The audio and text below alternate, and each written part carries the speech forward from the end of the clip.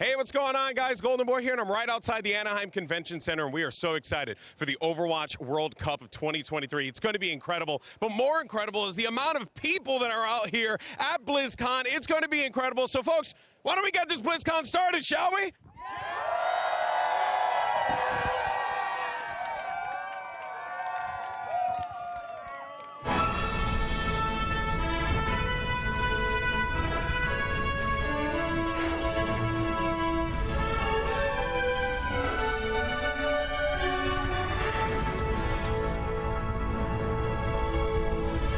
Hello and welcome to the 5th rendition of the Overwatch World Cup. Teams from around the world embarked on their journey to BlizzCon earlier this year, and after many months of qualifying matches, the top 16 teams went to Anaheim to play in the group stage, which just concluded this past week.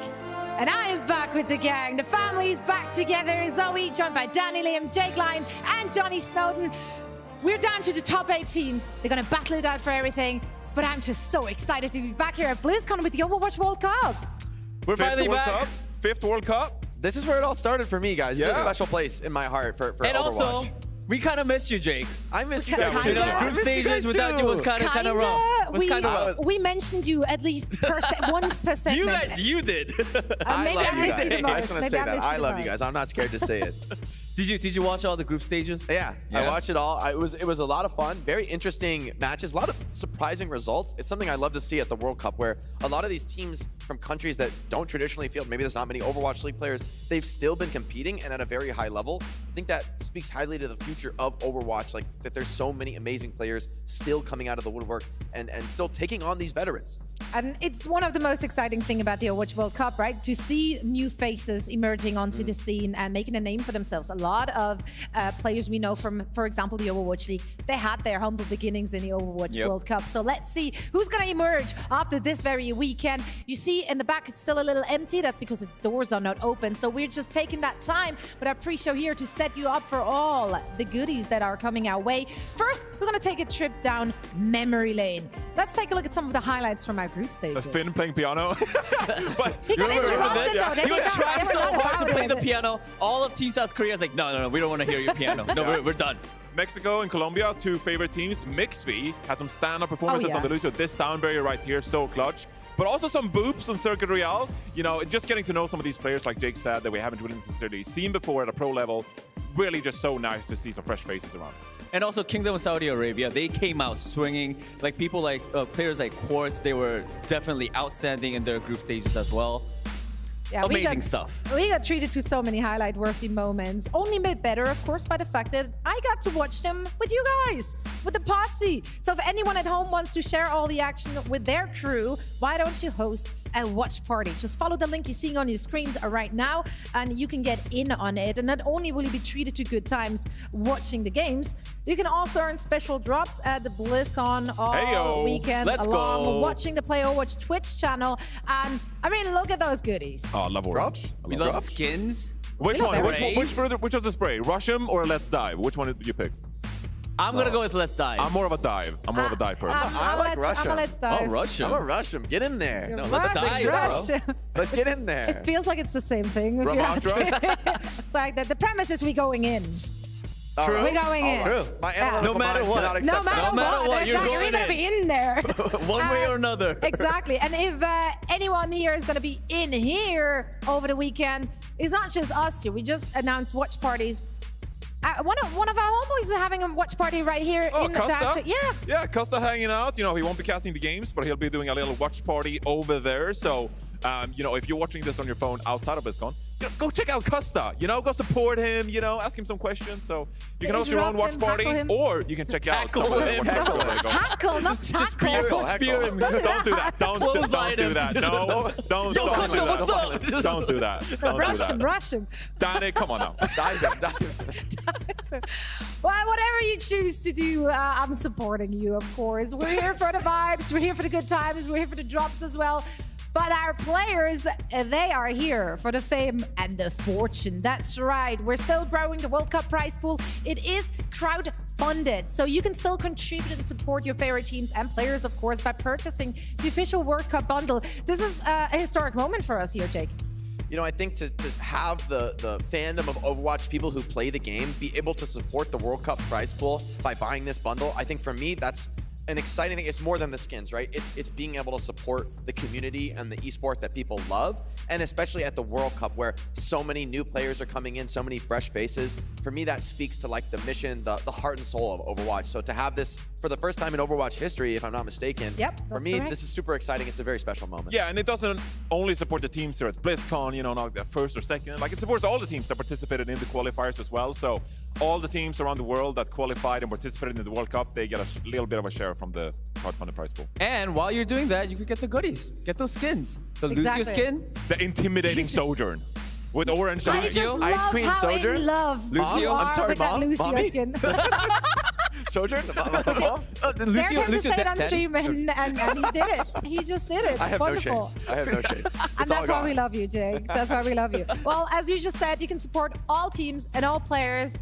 But of course, we're here at the venue to support the top 8 teams which made it through. Let's take a look at that bracket to see our quarterfinalists. These are all the matches that you're going to see today. We got Korea up against Canada, and then Team from China versus USA. That's going to be an interesting one. And of course, Great Britain going up against Finland. I feel like that is definitely the match to watch out for today, at least for me. And we're rounding out today with Kingdom of Saudi Arabia going up against Spain. And I think all of these matches are very important because these are going to be single elimination matches. So if you lose, you're out. That's done. You're done. It's just one life, Over. everything on the line. And I feel like looking at that bracket and looking back at the group stages, some teams certainly regret not coming first in their group, as they will be facing some real tough opponents in that quarterfinal. But maybe they play better with everything on the line, with their back against the wall. We'll find out very soon. First things first, let's take a look at a few of the teams which really impressed us. I want to start this off with Team Great Britain. They found themselves in a very difficult group, Group B. It looked very tough to predict. We had the Battle of Commonwealth there, of course. Canada, Australia, and Great Britain. Brazil found themselves in the crossfire there as well, unfortunately. And Great Britain came out swinging. They were not considered the favorite in all of those games, but on the back of those players and the coaching, they looked phenomenal.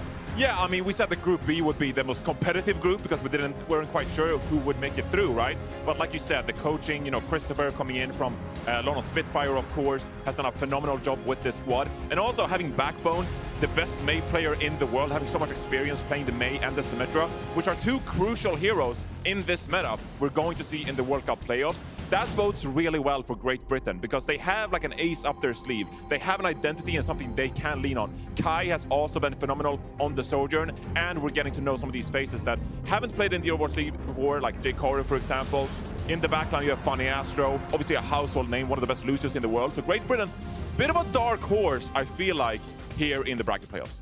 I think that main support role is going to be crucial with so much pressure and now like you single elimination. I think a lot of Lucio players, you're going to see them beating unnecessarily, overly safe plays, not getting in there, not getting in the mix aggressively enough. And I think having a veteran like Funny Astro, who I don't think is going to be phased at all by the pressure, I think that's going to really help them out. But it's going to be hard because we've seen Backbone and Maimon taking the flex support role alternately. I honestly think that's going to be their biggest challenge to overcome. I don't disagree with the coaching decision. I think I would do the same in Christopher's shoes.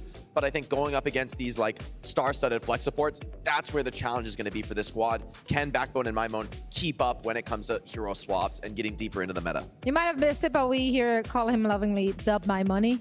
Dub My Money.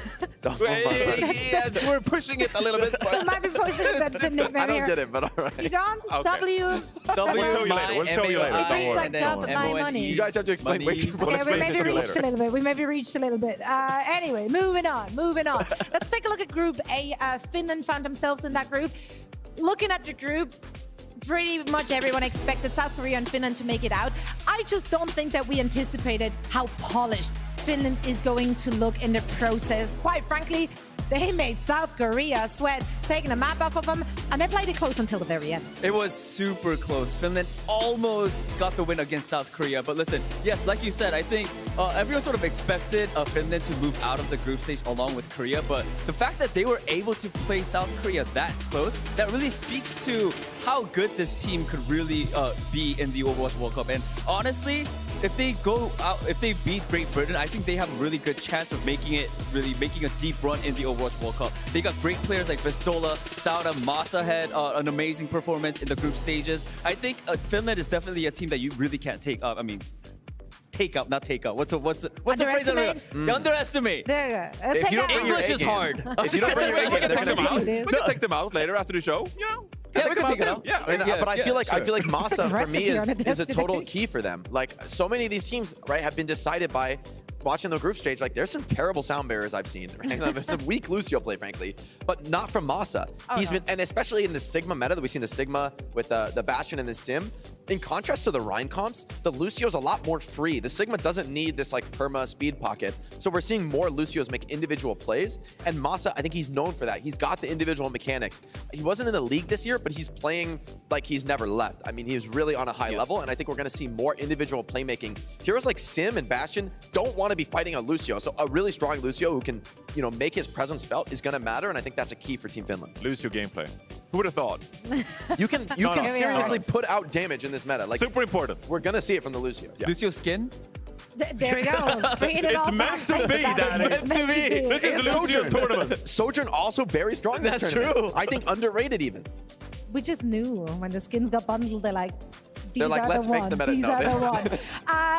Well, let's move on to another group, Group D. That one actually shaped up to be one of the most competitive groups due to France looking a little bit shaky. USA had a shaky start there as well, and then the unlucky heroes like Japan emerged, but also, of course, the Kingdom of Saudi Arabia. We all knew heading into the Overwatch World Cup group stages that, you know, that's going to be a really strong team. They have that pre-existing synergy, having played in contenders with each other and Twisted Mind for so very long. And they got Surma Jet from the Overwatch League bolstering their backline. And to no one's surprise, they performed on a really high level in their group. So let's chat a little bit at KSA. I was personally surprised to see them beat USA 2-0. Like, I thought they'd be good. I thought they would qualify out of the groups as the second seed. I didn't see them being 6-0 out of this group stage. And so I think the Kingdom of Saudi Arabia they've turned a lot of heads this squad. And to have someone like Surmajed bringing that Overwatch League experience and such an incredible level of individual mechanics on the flex support role, I think that's exactly what they needed to sort of take this contender squad to the next level. And so for the Kingdom of Saudi Arabia, now they're looking like one of the teams to beat. What I will say though is I feel like they could do better. I think USA is hungry for this rematch. If it comes, it would be a grand final. So Yeah. I think we're kind of underrating as well, like KSA, for example, been a really good Sigma player. All right, I mean, KSA as well, but we have to talk about their DPS lineup, like UB and Quartz. I think those two players are definitely the players that surprised me the most because they were fragging out. Oh yeah, they really were. They were in every single highlight reel that team put up. So yeah, it was very exciting to see. Now, if we're looking at that group though, with Kingdom Saudi Arabia snatching the first seeds, they left the reigning champion USA to fight for sloppy seconds there against Japan. It really came down to the wire. I dare say, even though the USA was one of the favorites heading into the group stages, after the group stages, some fans might be a little worried here. I think they have good reason to be worried because, frankly, this is, they're the reigning champion. They shouldn't be playing these teams too close. France taking a map off them, going down 0-2. However, I think we saw something in that game against Japan that is going to be very important, which is the lineup. I think Super coming in could be a really crucial element for Team USA. I think Kaluj is an amazing player. I think mechanically, heroes like Sigma, I think Kaluj is a stronger player, right, when it comes to pure mechanics. What I think Super brings to the squad and why I want to see him in more is I think World Cup is a very puggy style. It's very fast-paced and aggressive. You need a player who has that read on how to win and can lead the team to victory. I think Super is exactly that for the squad. And so I think him coming in a little bit more, maybe you sacrifice some like mechanical excellence on Sigma, but for me, that doesn't make nearly the impact that having like sort of this team leader attribute that Super brings. And so for me, I want to see Super, I want to see UV giving USA the flexibility to play anything they need, but more than that, I want to see that team play, that synergy, taking them to the next level. Yeah, and when it comes to USA as well, like just setting expectations, when you think back to 2019 when they actually won the Overwatch World Cup, that was a stacked roster. Like that was them putting together all the best pieces, from those years of the Overwatch League. Now though, like you just look at the players and like their achievements so far this year, they're not as like respectable compared to, for example, like the team from China and South Korea. So having someone like Super who can take this bunch of players and really like make them work together, that is going to be crucial for Team USA. Yeah, and of course also have a really stacked coaching staff to you know, support them and cheer them on and help with everything that needs to be helped with. We do want to hear from them, and we are just so lucky to have Golden Boy in the building together with Albert Year, the GM of Team USA. So let's see what he has to say. Thank you so much for that. So yes, they let me in the building. You're crazy, right? I was outside and somehow managed to force my way through. Here I am, of course, with Ye, joining us here for representing Team USA. Ye, obviously, it has been a journey for not just you know, throughout the year, but also here for the Overwatch World Cup. How does it feel to be here now and knowing that, like, we got another BlizzCon and we got another Overwatch World Cup? That's be exciting, right? Yeah, no, I'm super excited. I think it's been an incredible year for me professionally, like for our team in the league, and it'd be nice to cap it off with another win. Yeah. Well, speaking of that other win, this is an opportunity for Team USA to defend their title here. Look, the competition's as stiff as it's ever been. Is there a certain amount of pressure on these players to have to perform, to have to be, you know, the representatives? Obviously, they must be feeling it, but I want to see what it's like in the dugout. I think in the beginning, maybe there was some pressure, but after we lost, I think expectations are low, publicly speaking. So I think the pressure's off now. I think we can play freely. We have nothing to lose. Like, people think we should, you know, we're going to lose to China. We're going to lose to, you know, Korea if they make it out. Like, so I think the pressure's off now. I think it's just, we're just playing Overwatch now. Oh, that's fair, man. That's the way you want it to be. Speaking of that loss, though, that was, you know, again, a huge shout out to the Kingdom of Saudi Arabia for pulling that off. But also, it did feel like the USA squad certainly was licking their wounds a little bit there. What happened, and what did the team do after the fact to bounce back and get ready for this today? I think, honestly, we just underestimated Saudi and their strength. And after we took that loss on the chin, and then we went back, VOD reviewed, looked at everything, and we're like, okay, these guys are very well prepared. Like, we need to step up our game and our prep and be really focused for, you know, Japan, and we did that. So yeah, I think it really helped focus us, and it was just obvious that we couldn't just rest on our laurels. Like, yeah, we have a bunch of professional players. Doesn't mean it's going to be easy. Yeah, no. You got to put in the work. Yeah, totally fair. And last thing before I let you go, because, you know, you were talking about the professional players, it ain't going to be easy, and it ain't going to be easy. Your first match is against the team from China. So really a lot of pressure here, because this is a squad that could very well take the whole thing, and I think everyone's very fearful of them. How's the USA squad feeling? I think we're very confident. I think after the lineup changes and our recent scrim results and practice results, I think we're in a position to take it all. And I think for us, for some of it's more personal than others. We haven't beat the squad. At least the league, or my league team, hasn't beat the squad in 2 years. So, okay. a lot of history here. All right, I love that. Interweaving storylines, just the way we like it. Well, Albert, thank you so much for your time, my man. Always a pleasure to chat with you. Zoe, back over to you. Thank you so much, Golden Boy. So great to hear from Albert, getting that insight. Love the idea of a tactical loss to take the pressure off in the group stages. Why not? I'm running with this one. I love that. And we always, of course, indulge in making it personal and making it a grudge match. So you heard it here from Albert. Some people do want that dub very badly on the team. Yep. Definitely a match to be excited for. And we have a lot of those, actually. Let's take a look at the schedule so you know exactly what is coming your way in our quarterfinals today. That's right, we're gonna play all through the quarterfinals. So many great matches ahead. I am excited. We haven't talked enough about how stacked this bracket of. Like, we get treated to USA versus team from China in the very first round. Canada, we thought they topped the group. They have to face South Korea. Oh, we're in for a great day of quarterfinal matches. Yeah, that's right. And you might see here is a little gap time-wise as well. And that's because there's plenty of other things happening at BlizzCon that we want to show you by means of announcements and whatnot. So we make space for that. And generally, I mean, we're here at BlizzCon. There is so much to be excited for. 100%. What are we having our eyes on? Well, any rumblers in chat? Rumblers right here. Anyone rumbling out there? Yeah, there's one game in particular that stands out. We're all addicted. We've started our guild.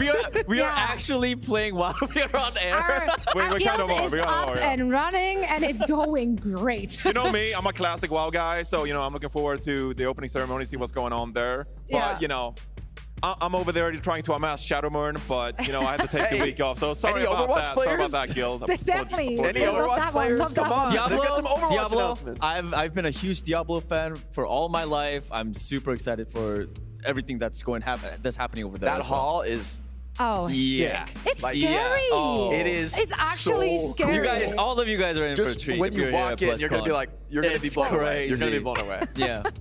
Yeah, there's just so much to see and so much to be excited about here at BlizzCon, such as the first match of the day here in the Overwatch World Cup. And that is, of course, Team Canada facing off against South Korea. Canada, that did have a tough match, like we knew that.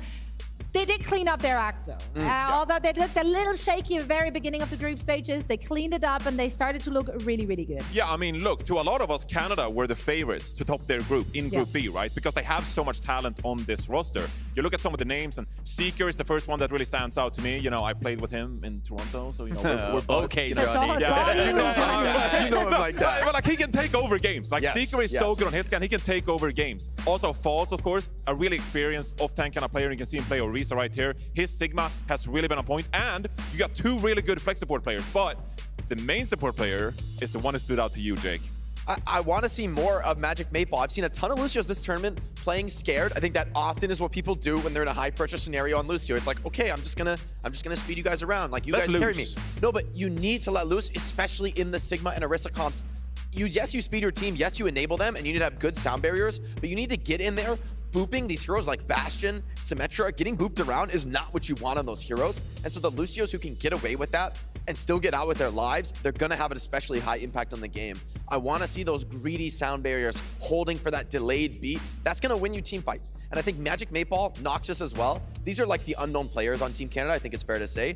Both of them looked great to me in the group stages, and I want to see more of what they can do here in the elimination bracket. Yeah, quite frankly, once Magic Maple got switched in, like, it was a game changer. I truly felt the tides shifting for them as soon as that change happened for Team Canada, and they rolled with it, and now they're out of the group stages and here on the big stage at BlizzCon. Of course, they're going up against Team South Korea. They topped their group, unsurprisingly, and they were having fun with it too, all right.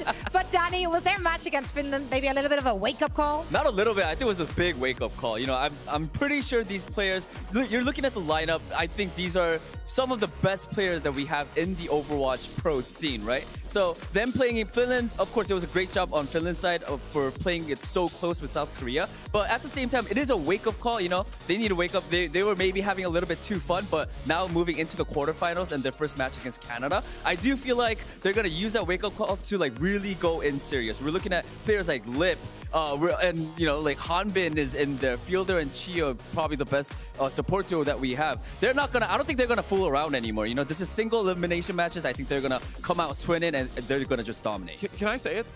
Can I say it? What? Say it. I don't think South Korea is like the big bad favorites that like we think they are. Well, I after think Finland, they're actually right? pretty evenly matched to like some of the other teams we're seeing around here. If you look at their roster, they haven't played that much when it comes to these Sigma Brawl compositions compared to some of the other, you know, Divier compositions we've seen from them this year. So yes, as much as I'm the first person to be like, I love watching Sparkle, Mei, Symmetra and all that, Hanbin Sigma, for example, they gotta play together. They gotta get that chemistry going. And I don't think they're the big favorites that we think they are. We could see some upsets here in the playoffs. It's not an individual carry meta, right? Like, that's what honestly the teams from South Korea, that's what they would want, is to have every individual player kind of on their own making solo plays. Because on a one-to-one level, that's what makes them such a scary team to go against. These individual players are monsters. But you put them in this rushed, team-focused composition. Yes, your individual play matters, but it's your synergy that's going to define the game, right? And it's that we need to see more of from Team South Korea.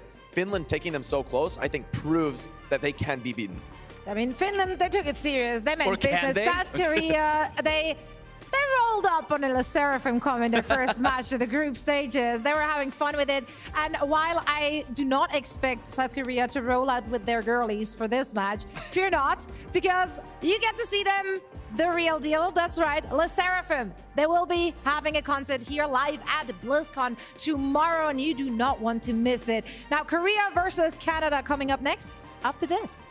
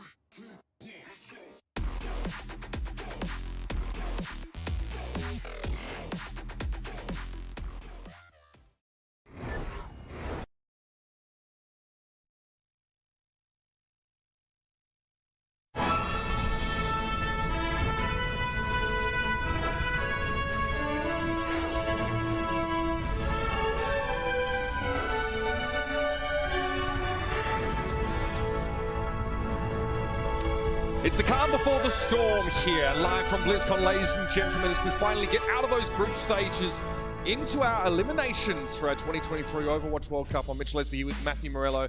We've had a lot of talk about this first matchup of the day, right? And the question is, are South Korea the juggernaut they have been all these years? Losing that map to Finland, now looking at the rest of the field, it's going to be a competitive day, to be sure. They're probably not the juggernaut that they once were, but probably good enough to get through this match. I think you'll see them be obviously tested, as we get through the bracket. I think, though, this match should be, pretty simple for Korea. A lot of talk about the compositions we might get to see from the South Korean lineup as well. I mean, we have Fearless and Hanbin right there. Obviously, is that flexibility, the element of the Dallas Fuel brought into this sort of team. And again, Johnny said we haven't seen a ton of these Sigma comps. They're not really playing a lot of these poke setups. It might just be, Matt, because they haven't had to. But if you have a look down the line here, Hanbin is starting for Team South Korea, and that obviously gives them the option to go for that Sigma, that Junker Queen if needed. A lot of options as we head into our first map. It's a 1-3 series, and Lijiang Tower will kick us off. Yeah, it's maybe a little bit of not an advantage, but good for Canada that this match happens before the doors open, right? Nobody's screaming. This would be like if there was like a Mitch Leslie concert. This would be the crowd. Hey yo! Shout out to the fans in the back. Put your hands up. You love me. Be 5 people doing the wave over there. Yo! That's what I'm talking about. That's real support, man. Hey, I went by Custa, and he had at least. Well, I was there. I was gonna say he had a fan there, and it was me. But you're adding yourself as a Custa fan, man. All right. Yeah. You need to have your morning coffee, I think. Yeah. It was paid for by Custa. Name of Custa fan. Yeah, hit that prime, man. Hit that prime. Lijiang Tower obviously first. And again, Team Canada, some doubt cast over them out of that group stage because, Team Great Britain definitely caused them some issues. We need to see them take a big step up here. Yeah, and I think they made a good point on the desk, right? Korea playing a lot of these like dive-centric comps, right? Let's see how they go with something more Sigma-oriented, which it looks like now that we're in the bracket stage, right? Single limb, you're going to take it a little bit more serious. The gloves are off here as we head out to Lijiang Tower. And it'll be Team South Korea with that little Symmetra TP play. Canada actually don't bother with it, so as a result, they're forced to play from the bridge. They stay with the sim as well, which I think is the more interesting thing, right? They don't actually use the TP, then switch to the Bastion. They're actually going to run this sim. Geo trying to make some moves here. It's tough to ship Seeker inside that assault configuration, but that'll do it. Magic Mabel's going to have to try and clamber back into the fight. He does. Now be playing from inside the dojo here. South Korea putting the pressure on, but it's going to be Sparkle falling first, and False hits a big accretion. It's Canada coming out on top out of the gates. Well, the sim, right? It is a glass cannon type of hero. Starts to ramp as fights go long. Lip probably felt like he had enough charge, let's say, on the sim beam to be able to go in and do some damage. But you're walking into a close quarter area against the Mei and a Bastion, right? And then False just putting down damage just by kind of throwing the Sigma primary fire, right? Bouncing off a wall, splash damage. You take out that sim pretty quick. Here comes South Korea here from White Room. Lip playing pretty far forward here, but Hanbin's already gone to pave the way and create a bit of space. The Mei Wall, though, will segment South Korea. They still get that immortality field in, and they'll be able to keep Hanbin in the fight. Field has done his job there. Crimson with that Amp Matrix. South Korea happy to take a beat before coming back. And now it's going to be a TP with an Amp Matrix, but a nice Mei Wall there from Noxious, being able to just kind of see that play coming from a little bit away. Very quickly, Team South Korea able to get around it though, and it makes it of their own. It's going to be Seeker going down first. Finally, blood drawn in his second fight. The immortality field for Crimson comes too late to keep the biggest source of damage in the fight. Losing Seeker early, that's going to hurt. Really nice plays there from Fielder, right? That Amp Matrix, it's a nice Mei Wall from Noxious, like I mentioned, but they're still able to get Seeker, on the outside of it. And then just being able to keep everybody up the immortality field there for that Gravitic Flux, which False ends up throwing in when they had like a few players down. South Korea come back in with some key abilities of their own. The Blizzard is definitely one to keep an eye on. How does Seeker have the space to line up? That ultimate, well, he's going to fire it off first here. South Korea give it a bit of ground here. Start to split. Sparkle going to throw an early Blizzard and actually dives into the fight. It's going to have to be an early ice block, but does the Blizzard catch on? Noxious reciprocates with one of his own, and the sound barrier comes from both sides. Lip now with the only Symmetra on the field, throws out the wall. Seek a little bit low. The boop to knock Canada out of the way. And here comes South Korea. running them off the map here as they approach the bridge. I mean, that was a sick Rabbinic flux there from Hanbin. Connects with like 3 or 4 players. You just saw everybody's health bar just get chunked down there. Then the rest of the team, South Korea, just runs right through Canada. Canada in a world of hurt now, Mitch. I mean, only this Ant Matrix, Korea is going to take the lead here in a really rough spot. Up against Lucio, Matt, you've got no other choice but to come at the fight from White Room to Bridge. Here's a TP. Fielder going to throw that Ant Matrix up here. Canada mostly avoiding the damage here, but it could be nasty in the next couple of seconds. False is trying to bully his way forward. Seekor's in that assault configuration for a time. It's going to be an Ant Matrix from Canada now. Maywall to try and keep South Korea under the thumb, and it works. Fielder falls foul of the tactical grenade, and Harmin's in trouble. Here comes Seeker now with the damage amp and falls, but he's still standing, and he's ditching the deeps. I mean, the Bash just does so much damage now, where it feels like a bit of a miss if you're just not gonna play him. Like, it feels like he is one of the staple characters of the meta, right? To not run him. Now, the grenade still does tons of damage. Inside of the Wheels mode, you're able to pump out tons of damage as well. And Korea does take the lead, but Canada in a prime position to at least tie it up. South Korea TP across the gap. Bisect the point with the wall, and Sparkle wants to push up on the left side of it. That Blizzard's available. He throws it in straight away. False couldn't hit it with the kinetic grasp because he goes up for a gravitic flux. Here's the beat from Chio. He went a little bit low here. The rest of South Korea now galvanized to put this pressure down on False. It's just Noxious and Magic Mayfall, and they will fall soon too. South Korea going to lock it up with Lucio being the last elimination of that fight. There's no chance to touch. Yeah, it's just a support play from Korea that is so strong. I mean, it's not a surprise, right, with Fielder and Chio, but the beat comes through from Chio at the perfect time or right after Canada uses theirs. He's able to just kind of hold on a little bit longer, then ends up using the beat. Keeps everybody alive. You mentioned how sometimes not bringing the Bastion into these fights feels like a little bit of a miss. Still though, that key wall from Lip allows South Korea to push aggressively up behind it and kind of close the gap on a very dangerous Bastion.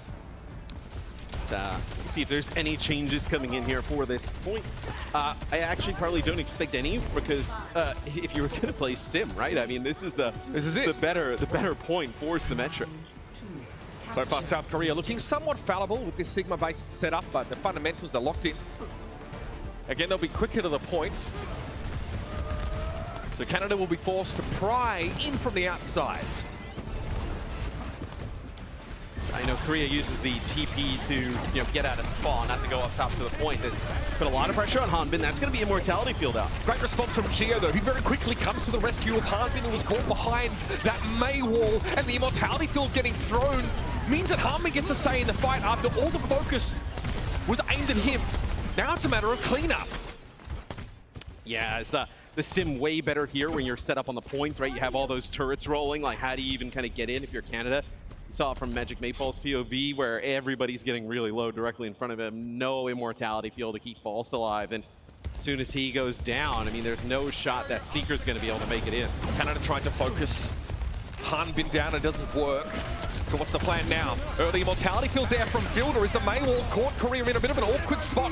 Fielder though might go for an Ant Matrix from the back of the point, but not before Hanbin gets picked off, and False deals with Fielder from behind the Ant Matrix. Much better look for Canada. Yeah. That early Maywall really throws South Korea off kilter. Yeah, a few nice Maywalls from Noxious so far, right? He had a few on that first no point, ends up losing for Canada, but still some pretty good plays. And the Maywall definitely split players off, got Hanbin really low. That Immortality Field out so early. I mean, you talk about that ability, it's almost like the equivalent of like an ultimate with how good it is, right? To be able to get it out early in a fight, I mean, that is massive. Here it is. Water strikes from Seeker, trying to put some pressure on the back line here. Not a lot of mobility in field, almost gets caught out by it. A TPD for South Korea, looking to at least fame aggression, but they're going to go through the front door instead. The Blizzard, though, is a good one. It catches Magic Mayfall just after the sound barrier comes down, but their Lucio ultimate's not enough to keep False in the fight. Now Chio's still hunting. Just Magic Mayfall and Crimson left to play with. South Korea get their pick of targets as they're all frozen stiff. Yeah, that was so bizarre. Like, Canada ends up using their beat, but then, like, they walk into the Blizzard, like, walk back into the Blizzard. Maybe it's just trying to protect False a little bit. Maybe you see if you get a boop, knock some players away, but he's still going to take, fatal damage there. Hanbin now wants to play close here. Look at the line of scrimmage set so far forward. Crimzo's 2D Slink keeps Magic Mayball in the fight after Gravitic Flux came through, but that is an early immortality field now gone. Accretion doesn't connect. That opportunity to punish Hanbin goes begging, and Lit comes through. Very charged up, very lethal, and absolutely looking to punish. I mean, that Maywall from Sparkle was sick, right? Knows that the Immortality field is out. It knows that the Baptiste is obviously the largest source of healing. There is that Maywall right in the mix. And Canada is able to get that Maywall out with everybody alive, but still it's just so much damage to try and heal up through. And then the Lip and the rest of the crew come on in. Early Flux, just Hanbin. He'll be unbothered by this one. Not even the Immortality field has to be used there. Seeker, though, has to shelter onto it, and it ends up being a trade for the Mayan Bastion. False, though, deals with Chio. Now South Korea rely on Fielder, but who better to put your hopes in? Symmetrical thrown up to cut the map and allows Hanbin to have position. It's going to be a 2 versus 2. Canada have no choice but to go for this, but they're in a compromising spot. Magic Mayball is so low, and there's no way South Korea are going to offer themselves up to a boost, so here comes a sound barrier. But Fielder just vaults over the accretion. False now low, and here come the reinforcements. Sparkle first on the scene, and False cannot hang on. Seeker slides across the point. Suzu already got used there by Crimzo, and now it's a recall for Noxious just to try and keep the stall alive. 44% is all Canada can manage, and South Korea take a commanding lead. They take map number 1 with relative ease there. Canada made some nice plays, but man, I mean, the support line of this team with Chio and Fielder is just so strong. Feels like they rarely have ever make a mistake. There were a couple of instances where Canada were able to take the initiative, set up a good Maywall Noxious. Yeah. Really impressed us, I think. And you can see when there's an early immortality field teased out of South Korea at the start of those fights. It normally bodes well for Canada as they try and put the pressure on, but that early Flux from Hanbin, fighting off the point, the Maywall from Sparkle, that's a fight you can't afford to lose when you're behind. And also, I mean, the Flux is so big, right? It forces out like a lot of the healing cooldowns and whatnot. False, he uses that Flux at the end, it only connects with Hanbin. Like, they don't even need to use Immortality Field, right? After he's got his shield up, he's got Kinetic Grasp, like, there's no resources like low value. Yeah, extremely low value, so have to get better value out of some of those ultimates if you're Canada. But it's the kind of map and matchup compositioning that's going to test those fundamentals. Let's have a look back here, Matt. This is a big Flux. Behind the sim wall, you sort of suggested Bastion might be the better play here, but Lip makes the sim work. Yeah, and the sim wall is actually quite effective against like the Ant Matrix and whatnot, right? Instead of the Maywall, gives you the Maywall to be able to kind of keep splitting players off from the point. As you see here, I mean, once this sim starts to get charged up, right, doesn't even care about the Kinetic Grasp, right? Just does the damage right on through. Nothing you can do to mitigate that here, of course, Chio. This was a pivotal fight mid-round. Another sim wall gives South Korea a really safe staging ground to flank Canada and push into them. From that point on, Canada are behind, and it's Hanbin starting an early fight here. Look at this Maywall from Sparkle. This is after the fact, I think. Nothing they could really do about it. Yeah, I mean, you see just everybody on Canada health bar at like 50% and lower, and they have nothing left. No Immortality Field, no Regenerative Burst, Lucio healing's not enough there. I mean, eventually you're gonna crumble, especially off of the ramping damage that comes with the sim. So Canada map pick coming in here. We'll see what they decide to do on Hybrid. I don't think we'll see Circuit. I think it'll probably be a different map. Probably wouldn't want to go there, especially with how good Hanbin is on the Sigma. So it'll be Blizzard World here for map number 2. And this may provoke a substitution from Team South Korea. There might be a map that they want to actually use Fearless in here. See a couple of players just stepping down from the stage, so we'll have to see what the setup is going to be. We'll be back, everybody. That's map 1 in our first quarter-final between Canada and Team South Korea here at the 2023 Overwatch World Cup, live from BlizzCon.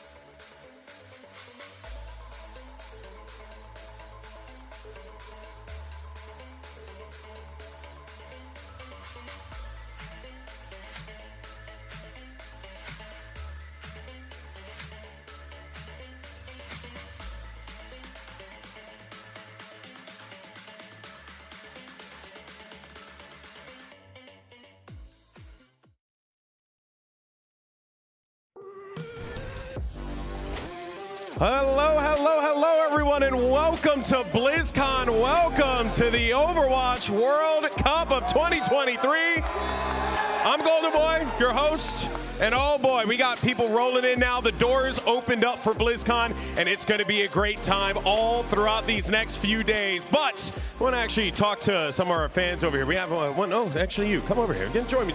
Well, what's your name? What's your name? Where are you from? Kiev. I'm from Dallas. All right, Kiev from Dallas. Okay, obviously. Now, what are you most excited for this year's BlizzCon? Overwatch World Cup. Oh, Overwatch World Cup. Well, you know what? I like that. You're here to support any player in particular? Sparkle. Okay, so I think a lot of people like Sparkle as well. What is about Sparkle that's, well, you know, it makes him your favorite player? I love Sparkle's Genji. I'm a Genji player. Okay. And he's a really fun player to watch. He's always really excited and has a fun attitude. Awesome. Well, I think we all love that as well. Thank you so much for your time. I really appreciate it, guys. Thank you so much. Now, folks, we're going to send it back over to the casters. Get us into this next game. Mitch and Matt, over to you. Thank you very much, Golden Boy. Wouldn't it be a treat to get to see a little bit more of that Sparkle Genji? There are some instances where it's possible. Maybe like a Genji on like a Circuit Royal. He should just do it for the fans. Exactly. It's World Cup. It's a Do it for the celebration. fans. Do you know what I mean? That's worth Yeah. celebrating. I guess if you're a Team Canada fan, you're probably not really in the mood to throw up those hands just yet. A little bit of a tough round for them on Lijiang Tower, but they make a decent start. And it looks like their win conditions or understanding of how to win the fight with these Sigma compositions is pretty solid. They just get caught off guard on a couple of occasions. But his early gravitic flux from Hanville. We've got some subs here. Cal in for Magic Mate Ball. Yes, Cal will come in for Canada. You got some subs for Korea as well as when we go over to their side. You'll have Fearless coming into the game and you'll have Finn. So some really interesting stuff here is there's a look at Fearless. There's your protagonist. For Blizzard World, this makes a ton of sense, right? They're going to play aggressive. They're going to play like a dive style. Put him on the Doomfist, put him on Winston, right? And get him into the backline. As young Finn there as well, coming in for Chio, which makes us think straight away, double flex support looks, obviously Chio really piloting the Lucio and at times the Brig, but I think we're headed to potentially a Baptiste Iliari setup. Something a little bit more spicy. You have Ana in here as well, potentially, if you really want to set Fearless up in that way. If we get a dive tank from him, I'm expecting Doomfist. I think maybe even like Kuriko here. Okay. For Korea, play aggressive with that Doom, right? Break on in is this is the Canada map pick, right? So Canada, they see the Sigma mirror. Maybe they don't want to kind of keep going that route. Now we'll go this way. Maybe they feel like they can bait them into playing some Doom and dive, and then think their Sigma comp can win out.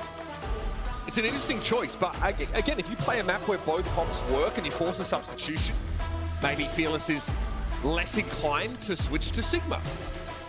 In that case, maybe you have an opportunity.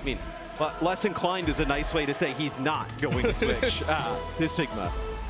Well, that's, again, the question is still if you can actually punish that at all, or if you just lose to whatever comp that Fearless wants to play.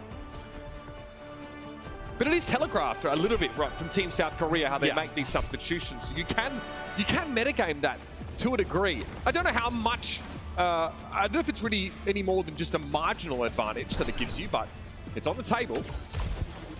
Okay, so they will play the Ilariana backline here.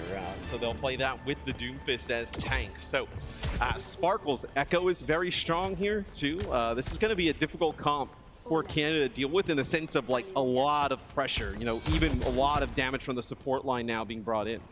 And again, we can see our Iliari players, Cal as well, can kind of range solo to some degree and be a legitimate damage dealing threat on their own. And that's what makes it very volatile. If we get Hanzo, I'd say even more so than that.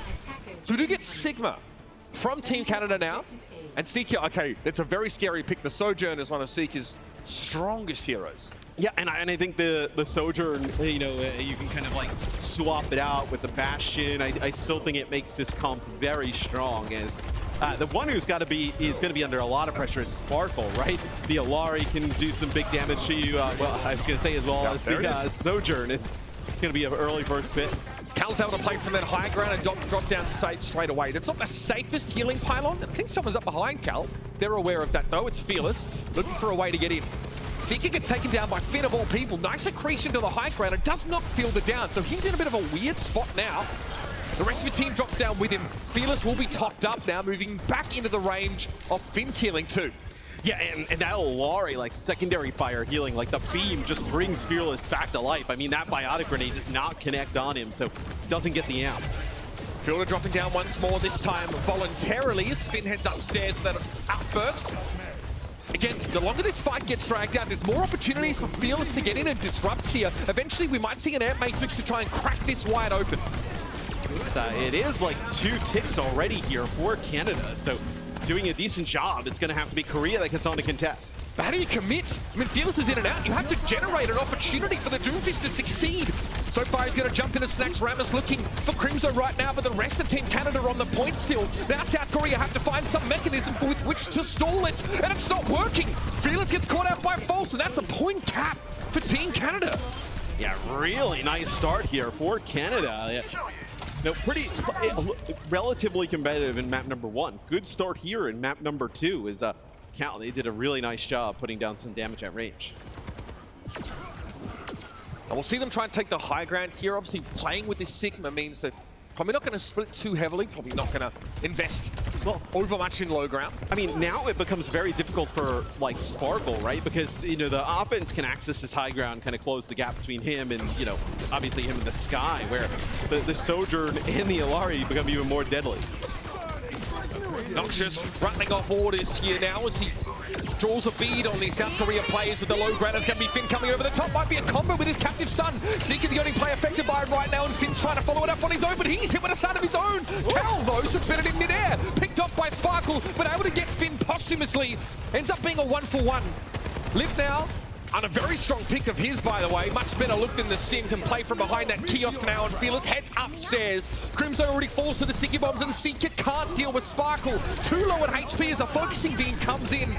Fearless now can bide his time to a degree, but False takes him down with an accretion, countering out the power block, but there's still the threat of Sparkle. He had a duplicate, but he gets taken down in midair. What a shot from Noxious. Yeah, I think he's just decided not to use it. I mean, you already have the Olari back here for Canada's Cal. They get back in the fight. It's going to force Fearless to switch to the Winston already, so you can tell Canada's bothered by this. I mean, the Korean team is bothered by this. Photo with Nano here. Fearless now, a better Nano candidate. We've seen a couple of teams mix the Winston in at times here. Buyback to the low ground, that hits False as well. It's going to be a tough one for the Sig to stay around. The Immortality Field not required though. Overclock for Seeker, but Fearless finds him with a zap. False is able to get Fielder inside that Gravitic Flux at the very least here. An accretion hits Fearless as he tries to move into this room, and he gets caught out. Crimzo brings him down, and Team Canada have this second checkpoint. Wow, I mean, did not have this one, dialed up for map number 2 is Canada. I mean, 4 minutes plus here to complete the map. I mean, this is a really fast time, as I know Korea's like, they're fully, like, with this lineup, you're fully committed to this too, right? They baited the substitution now, trying to exploit maybe that lack of flexibility for Team South Korea. Cal here might be in a position to flank with a captive son. Seeker though catches Finn already. That's huge. The tactical grenade, and Cal finds Fielder. Oh my lord, Team Canada. What do they eat this morning? 3 minutes and 36 to play for still. I mean, was it what? Korea will come out of the spawn. They'll still have this duplicate, right? You're still playing around this. You'll have Primal Rage to stall things out. But man, they're gonna, like, Canada's almost gonna get to this, like, final corner with the payload. Crimzo can pop an air matrix here. That's scary once a tactical grenade comes flying through that. Here it is. They want this kill into Fearless. Fearless is low. Yeah. He gets hit by the accretion. It's an easy kill. Sparkle goes for the duplicated mid-air and tries to make another tank materialize. Seeker's hit by the captive son. The issue of the flanking lip does have to be addressed here, but the cart still wants to push up. Sparkle holds his ground for a good deal of time, eventually bringing Noxious down, but Cal now is on the scene. The Gravitic Flux comes out from the Doom Sparkle, but False just gets to drop down safely as the duplication ends. There it is, 2:52 on the clock. My word, Team Canada came to play. Yeah, Canada speed run through Blizzard World on offense. So, you would actually, what I really love there is their commitment to getting Fearless. They knew that he was coming up on Primal, right? You're just kind of like tracking some of those ultimates. And then if he gets Primal there, he ends up like stalling it out. It becomes very difficult. They get him really low and then drop an Amp Matrix and just fully like all in on him. and they end up killing him. He's like 98%. And then he actually switches over to the Doom to get back, like, because it's desperation. So they don't even end up getting a use of the Primal. The duplicate that Sparkle's holding on to forever, that goes for nothing. I mean, really nice stuff from Canada. But this is simply an extension of our conversation of the last week or so about how powerful Sigma is up against both the Doomfist and the Winston. The disruptive potential of Accretion constantly giving Canada a window to flatten Fearless before he can disrupt himself. Let's take a look here from Cal's POV. Really nice shots. Oh, Finn, you're dead. That's absolutely nasty. Just better aim. Oh my goodness. The substitution of Cal here. See, previously playing at the top level in the Overwatch world this year. Great to see them back here now on the Iliari and actually putting real pressure down on Team South Korea. Sparkle Genji, we might be getting it. Yeah, and I thought like this is kind of what they would do with the support line. Like I thought you would see Fielder on the Ana and then Finn come in and play the Rico here. Sparkle playing the Genji. So now you're just like, oh, well, let's just go even faster, right? I think the Genji is a much safer pick here though than the Echo. Another great nano target too, right? And you want to exploit maybe the immobility of Team Canada's backline to some degree. The deflect in front of the Bastion for a quick punish. If Seeker falls into the trap. I mean, there's also no big support ultimate, right? So a Dragon Blade, especially in the hands of Sparkle here, gets that same value. Huge kunai. Noxious taken down before he had a chance to go for the ice block. And this is where things can unravel.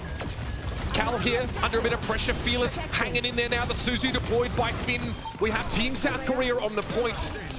Because it's not just Sparkle they flank with, right? The Kiriko of Finn, like you mentioned earlier, a great little 1-2 punch from the rear. Just sick mobility, right? Being able to get like half of the team into the backline, like straight away, get on the flank. Canada, they make the decision to actually just kind of like push on through and they take out Lip because Lip is just standing there on the 76, like pretty much like the stationary target. Fielder can play from afar away. But now Canada, they'll actually make a change. So yeah, we had a Cassidy swap here. Again, the hindrance, I think, of Mag Grenade could be very powerful against someone like Sparkle. I don't know if we consider it a hard counter per se. And it's a pick that only Seeker really would go for. Seen that from him at times this year as well. Yeah, so that grenade will be pretty strong. Like if Sparkle gets right in his face, even on the Kiriko, right? Like, you know, limiting the TP and being able to take out that hero. Like a few different options here as Kiana picking up some kills, playing close. Yeah, Noxious does well here. Credit to Canada for really playing around that choke. They understand just how much more powerful their composition is. Playing through that slim opening. For Noxious to be able to line up a couple of those headshots. It also gives Seeker a ton of space. Yeah, well, Seeker can control that high ground, right? I mean, that is ideal. I don't know how you get through this, though. If you're Canada, you're farming up a Nano Blade here for Sparkle, and here it comes. Yeah. Sparkle with the Nano Blade now, looking for the front line by the looks of things. Captive Sudden maybe just to get Cal out of arm's reach. Oh my goodness! Sparkle thought about the deflect. He's going to be hit with the debuff, and Cal eventually gets kill credit for that. South Korea by no means, they're by no means winning here. They're still going to push in. Cal, though, in a vulnerable spot. The punch is good, and Seeker can't roll away. Still, for Canada, right, you hold on to some ultimates, you hold on to the blocks, you got a Deadeye to combo with it. It's like a rank play combo. But Korea did have to use the Nano and the Blade to get through that. It wasn't exactly super clean. Canada put up a pretty strong fight there. Noxious here with a Blizzard in hand. It's going to be a Kitsune rush to start a fight. And who's the tip of the spear but Fearless? Does hit the rocket punch, but no follow-up. Great wall here, though, to block the tack visor entirely. Lip is utterly stymied. Cal in the corner hit with a Bionade, and Fearless was able to get in there and follow up. So that's no Iliari. Seeker really wants to buy a bit of time, I think, with this Deadeye. No kill. Fearless going to pull on out here, and Sparkle avoids the Mag Grenade for now. They're going to go in once more. They see Crimzo, who couldn't get out of the Meteor Strike, and Seeker's eyebrows at risk of disappearing into his hairline there. It had no idea what happened. And South Korea will clean Canada up again. I don't know if the Cassie's the pick. I mean, maybe go to the Sojourn here. Yeah, Bastion will be the swap where, yeah, it does not seem like you're getting much value out of the grenade. I think the Tracer's quite interesting too, right? Put some pressure onto Lip and Fielder. You know, make it difficult for them. Not allow, you know, Lip to just sit in the back line and just get free damage done.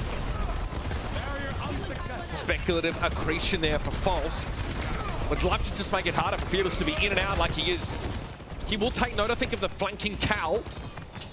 I mean, they're in a spot as well, Korea, to set an even better time, right? That is not out of the realm of possibility here. Here he goes.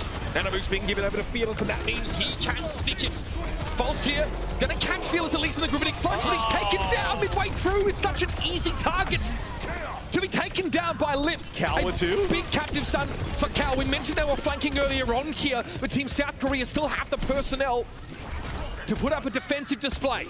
Man, Cal, they've had a fantastic map thus far. Like, picking up 2 kills there, just nobody else alive able to make a play. And obviously no like sound barrier transcendence here available for Canada. So like this blade, there's really nothing you can do against it. Really like immortality build to be attacked by is just to get everybody weak, back them up. No Mei here. There is of course that Sigma protection from the barrier and kinetic grasp. So Lip just pops it maybe to force a couple of cooldowns.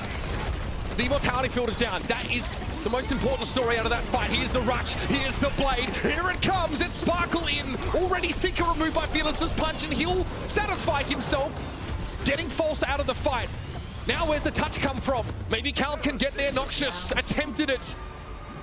And after all that, Team Canada still have a slightly bigger time bank to play with. What, 7 seconds, right? In terms of a difference here, yes, 7 seconds. I mean, it is a bigger time bank, but really, I mean, it's not a huge difference as Korea, they clutch up, they bring this one back. Canada, they probably felt like they had all the momentum in the world, like we got this, and then now all of a sudden they find themselves pretty much in an even game going into OT. How optimal do you think the Soldier 76 and Genji DPS duo is here with this Doomfist comp? Like, I mean, what are you trying to say? Going up, or at least going up against the Sigma setup. Like, is that going to be the answer here? I actually think the Genji is like a really good pick. This will actually be quite interesting, bringing in like this is just fully committing to like a dive style, right? Bringing in Reaper, just getting into the back line, right? I like the consistent damage of the 76. It's a fairly easy ultimate to get some value out of, like whether it's cooldowns or space or whatnot. Reaper's ultimate feels like hey, very powerful. Probably gonna die here. Okay. Yeah, so I like get this your order. affairs in order. Yep. Guys, I'm going in to get He's hit by an it. accretion I told and you die. he wasn't playing it. I wouldn't hate it though. So pedestrian. Wouldn't hate it. In the current year? Yeah. Cuss is a big Reaper guy. Oh yeah, that's what I heard. He likes those ultimates he can just throw in there, Not have to think about it. He did that on support, so I don't think it matters much if he did on Reaper. So I like that. I put it down, you pick it up. That's how we work. All right, Cal here. I think they are aware of the wrap again for Team South Korea. They went for it on their last attack not so long ago. Sparkle will be a threat, and nuisance for Fielder goes low. And Seeker gets the extra damage. That was likely just the explosion radius of the tactical grenade, but it kills the kill, and now South Korea are down to just 5th. And I like how Canada, and they did this the last time, it's just they didn't do it enough times in a row. They're able to identify like who is the target off on their own and really capitalize on that. Right there, it was a nice Mei wall from Noxious. Gets right behind Fielder. Fielder not able to back up. They take him out. Like in the previous defense, right, they were able to get Lip early on. So I think Canada doing a nice job adjusting to, okay, who is the target that's alone? Who can, they don't have a speed boost, right? So they have to use that Mei wall to really kind of trap them and be able to do that and take those players out. 46 seconds left to play for Team South Korea. This time maybe not opting to go for as artful a flank. Playing more as a unit as they approach. That's the healing pylon down. They might have the high ground here, and here comes Fearless. Crim's already gone. And Seeker follows not long after. Even the Amp Matrix deployed there to try and get them out of trouble. They get torn to shreds by the anime protagonist.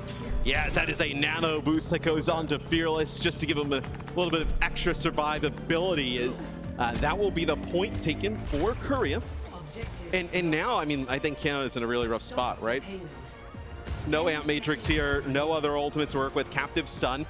You're going to get Blade here for Korea, and you're going to have the Visor. You could even like have Fearless play hyper aggressive and Meteor strike out. Like a lot of options here. Damage control is the name of the game here now for Team Canada. They must limit South Korea as they approach through this phase of the map. Where the Kitsune rush to start the fight for Cal. They're looking for a solo flank. They come up with very little, but may want to go there again. It's going to be a captive son up close. Who is caught by it? Lip now in the flux. He'll get taken down as he touches the ground. It's a 1-for-1 trade. It's going to be Cal standing up yet again. One more would be brilliant, but maybe it's not even needed. Sparkle goes in, the dash gets the job done. Fearless looking very low on the point. Cal will have that extra kill. And Canada puts that push to bed. So Canada keeps themselves alive, right? So they do give up the point, so they're going to have to at least get a point cap and then probably one fight after. I think a lot of this is going to come down to this first fight, right? If Canada can win this first fight, they give themselves a great opportunity, right? They may even give themselves a second fight, now with how close the spawn will be to the cart. They just need to have a good start. These are the kind of games where Lip's impact can actually be a little bit more subtle and hard to track. He's not playing a Sombra where you have this large team fight ending ultimate, this really powerful solo flanking ability. He's often out there just trying to add consistent damage on a bit of an off angle. Yeah, this is what I'm interested. Are you going to play the Echo or the Genji here on defense? So it'll be the Echo, where I actually kind of understand. Like, I feel like the Genji is a little bit more all in, like where on defense it's a bit harder to kind of get value, where like the Echo you can be a little bit more choosy, right? Like, you can kind of like sit in the background, put down some damage, stickies, then decide to collapse, right? The Genji you would only really get value going in, where I think at this moment 2:07 on the clock, there's no reason to risk it, so to speak. Well, right? It also means, is it really just the Genji that goes in? Well, like, does the Kiriko have to follow? And the thing is, if you die here, let's say if you're Sparkle, right? You can switch to the Genji for where the payload is at the end, right? So I kind of like the Echo start here. The main here is a big pick. Can cut off one of those sides of the point, prevent flanking or catch someone out. That's the attempt on Fearless. It just gets away. It was close. But Fielder, though, he was the one that kept Fearless around. He had to play out of a safe zone and therefore gets caught by Seeker. You've lost your Ana. Sparkle now needs to come to the rescue. Cal is first on the menu now, 4 versus 4. Yeah, but you can't lose Fielder like that. I mean, he is just out in the open. That is an easy shot for Seeker. But Seeker's not in a great spot to do much right now. He's trying to charge the railgun, but there's no targets, and that gives Sparkle some time. 3 kills for Sparkle in the fight. And because Canada, they slow things down for about 10 seconds there. They lose the advantage for that first pick. Well, they lose Cal, who, they've been a huge source of like damage. Feels like every clutch that Canada's need, they've come up with. You do get 1 tick, but I think losing that first fight is just absolutely brutal, especially after you get Fielder first. Like, you draw first blood and then still end up losing. Sparkle can stay hidden as well. Stay out of Seeker's sight lines, and then strike when he sees it's safe to do so. For example, when Seeker's just chilling inside that Snacks Ramus building and not peeking out, not playing aggressively. Finn here from medium to long range. Kitsune Rush here would be a game changer if they can get it. They are wrapping around slowly, starting to encircle Team Canada. Right, they're going to collapse on them. They have no problem with, like, forcing them into this close area. That duplicate of the Sojourn here. Sparkle could have finished the job there with a focusing beam, but it would have been too risky. Still, Lip finds the kill on False. That's your Sigma now gone. It's traded for Sparkle, but he still have the Doomfist to work with. Noxious goes for a Blizzard. Finn trying to climb the walls to get out of there, and it's no good. Finn with the Nano, it's not enough to keep him alive.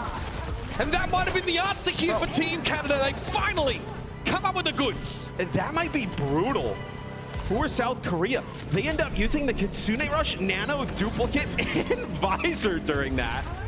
Just because, like, they probably feel like that's their opportunity to win it. They end up blowing it. Now, I know, like, Cal will come back with the Captive Sun. This could be cleansed, right? So it's not big, the hugest deal, but like Seeker with the overclock, like you're in a situation where Canada can clutch up. In that last fight, it was Noxious. He did his job. Now it's time for Seeker to step up, already trying to assume a bit of an off angle, but Crimson gets plucked out straight away. It's going to be a Captive Sun. Again, speculative. Cal hoping for something. Going to be going over the wall there with the outburst, but Fearless gets picked off. That's a trade. These spawns are going to be so close for Canada, though. A long walk back for South Korea. Conversely, Matt, that's the scary prospect. Accretion whizzes past Sparkle in midair now. Fault's going to be down briefly by a Vianate, but claims off straight away. Asleep, all the CC for the Sigma, but he picks himself back up and gets on with the job. Now we've got ourselves a game. As Canada ties it up 1-1 here to start the day. And with the, Korea used too many ultimates to try and just clutch up and hold that first point. And then where the payload is, like the spawns are so close for Canada.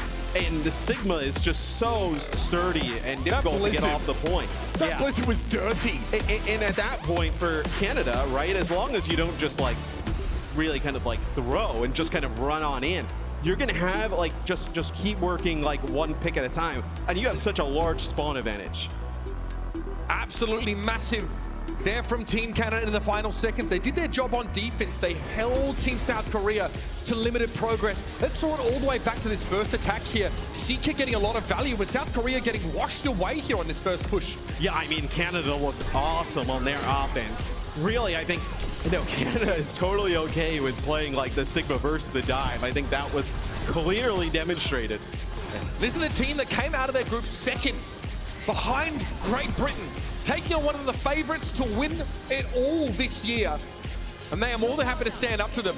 Again, we sort of talked about the metagaming, right? Getting fearless in the server by picking a map that can be conducive to dive compositions and then just playing Sigma anyway.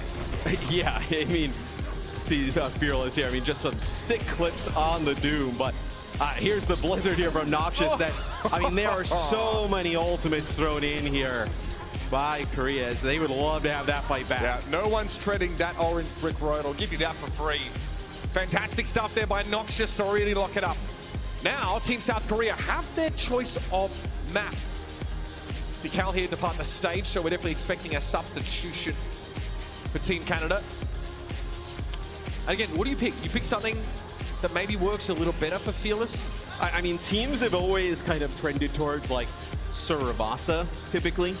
But now, New Junk City comes in here for South Korea. So, interesting map selection.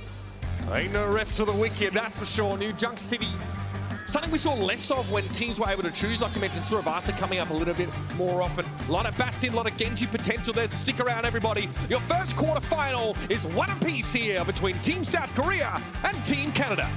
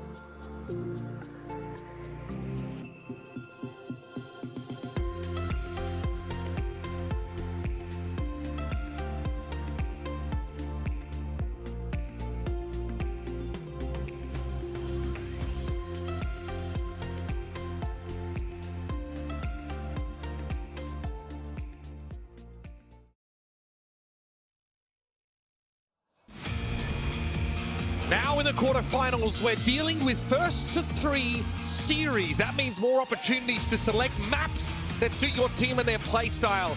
And Team Canada do exactly that. They decided to go to Blizzard World in their second map after dropping the first, and their Sigma comp is squeaky clean.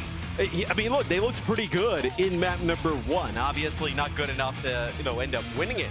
But if you're Korea, I mean, you feel like you have a large problem on your hand, right? Because even if you win this, they have the ability to go to maps that could like maybe try and bait you into playing that dive. I think if you're South Korea, you probably consider not going back to that throughout the series. This Hanbin and Fearless duo story, they're world champions in their own right. But whichever one you bring in kind of gives you an indication as to where Team South Korea are going to go. Speaking of substitutions, Magic 8 is back in the roster here for Team Canada. Cal, though, with an incredible game on Iliari. Cal is fantastic. This is a like Lucio sub, right? New Junk City. I mean, Flashpoint in general, Lucio is just like essential. So Hanbin comes in here for South Korea as well, which tells you they're probably done playing some of that dive. They're going to go back to the Sigma. the way this map has evolved, we saw a lot of rush compositions. It was Ramatra picked first on the time we saw New Junk City. Now we've definitely evolved through a lot of those brawl comps to something that resembles Sigma a bit more closely. And a lot like how I mentioned on the Canada side, like Lucio is essential. It makes sense for Chio to come back in here for South Korea. So, look, Flashpoint, large maps, a lot of area to traverse. If somebody can give the entire team just AoE speed, you probably want that hero. So it makes a lot of sense. I mean, I think you're going to see Lucio insta-lock on these maps, as long as they keep coming out with the same size. What do we get from Lip? More Soldier 76, more wide flanks. Many teams attempted this year. At the top levels of Overwatch. Hydron, I think, is a great example of someone who would take the Soldier and go for these extremely elaborate, these wide flanks, and it wouldn't always pay off. And when it didn't, it hurt you doubly because he spent so far away from the rest of his team. It's been hard to see where Lip's had value. Those tac visors often getting shut down by Maywall, Sigma Shields, or Kinetic Grasps, or even just people playing out of line of sight. I mean, Team South Korea need Lip, I think, to go big to really take this over. Possibly the Sojourn.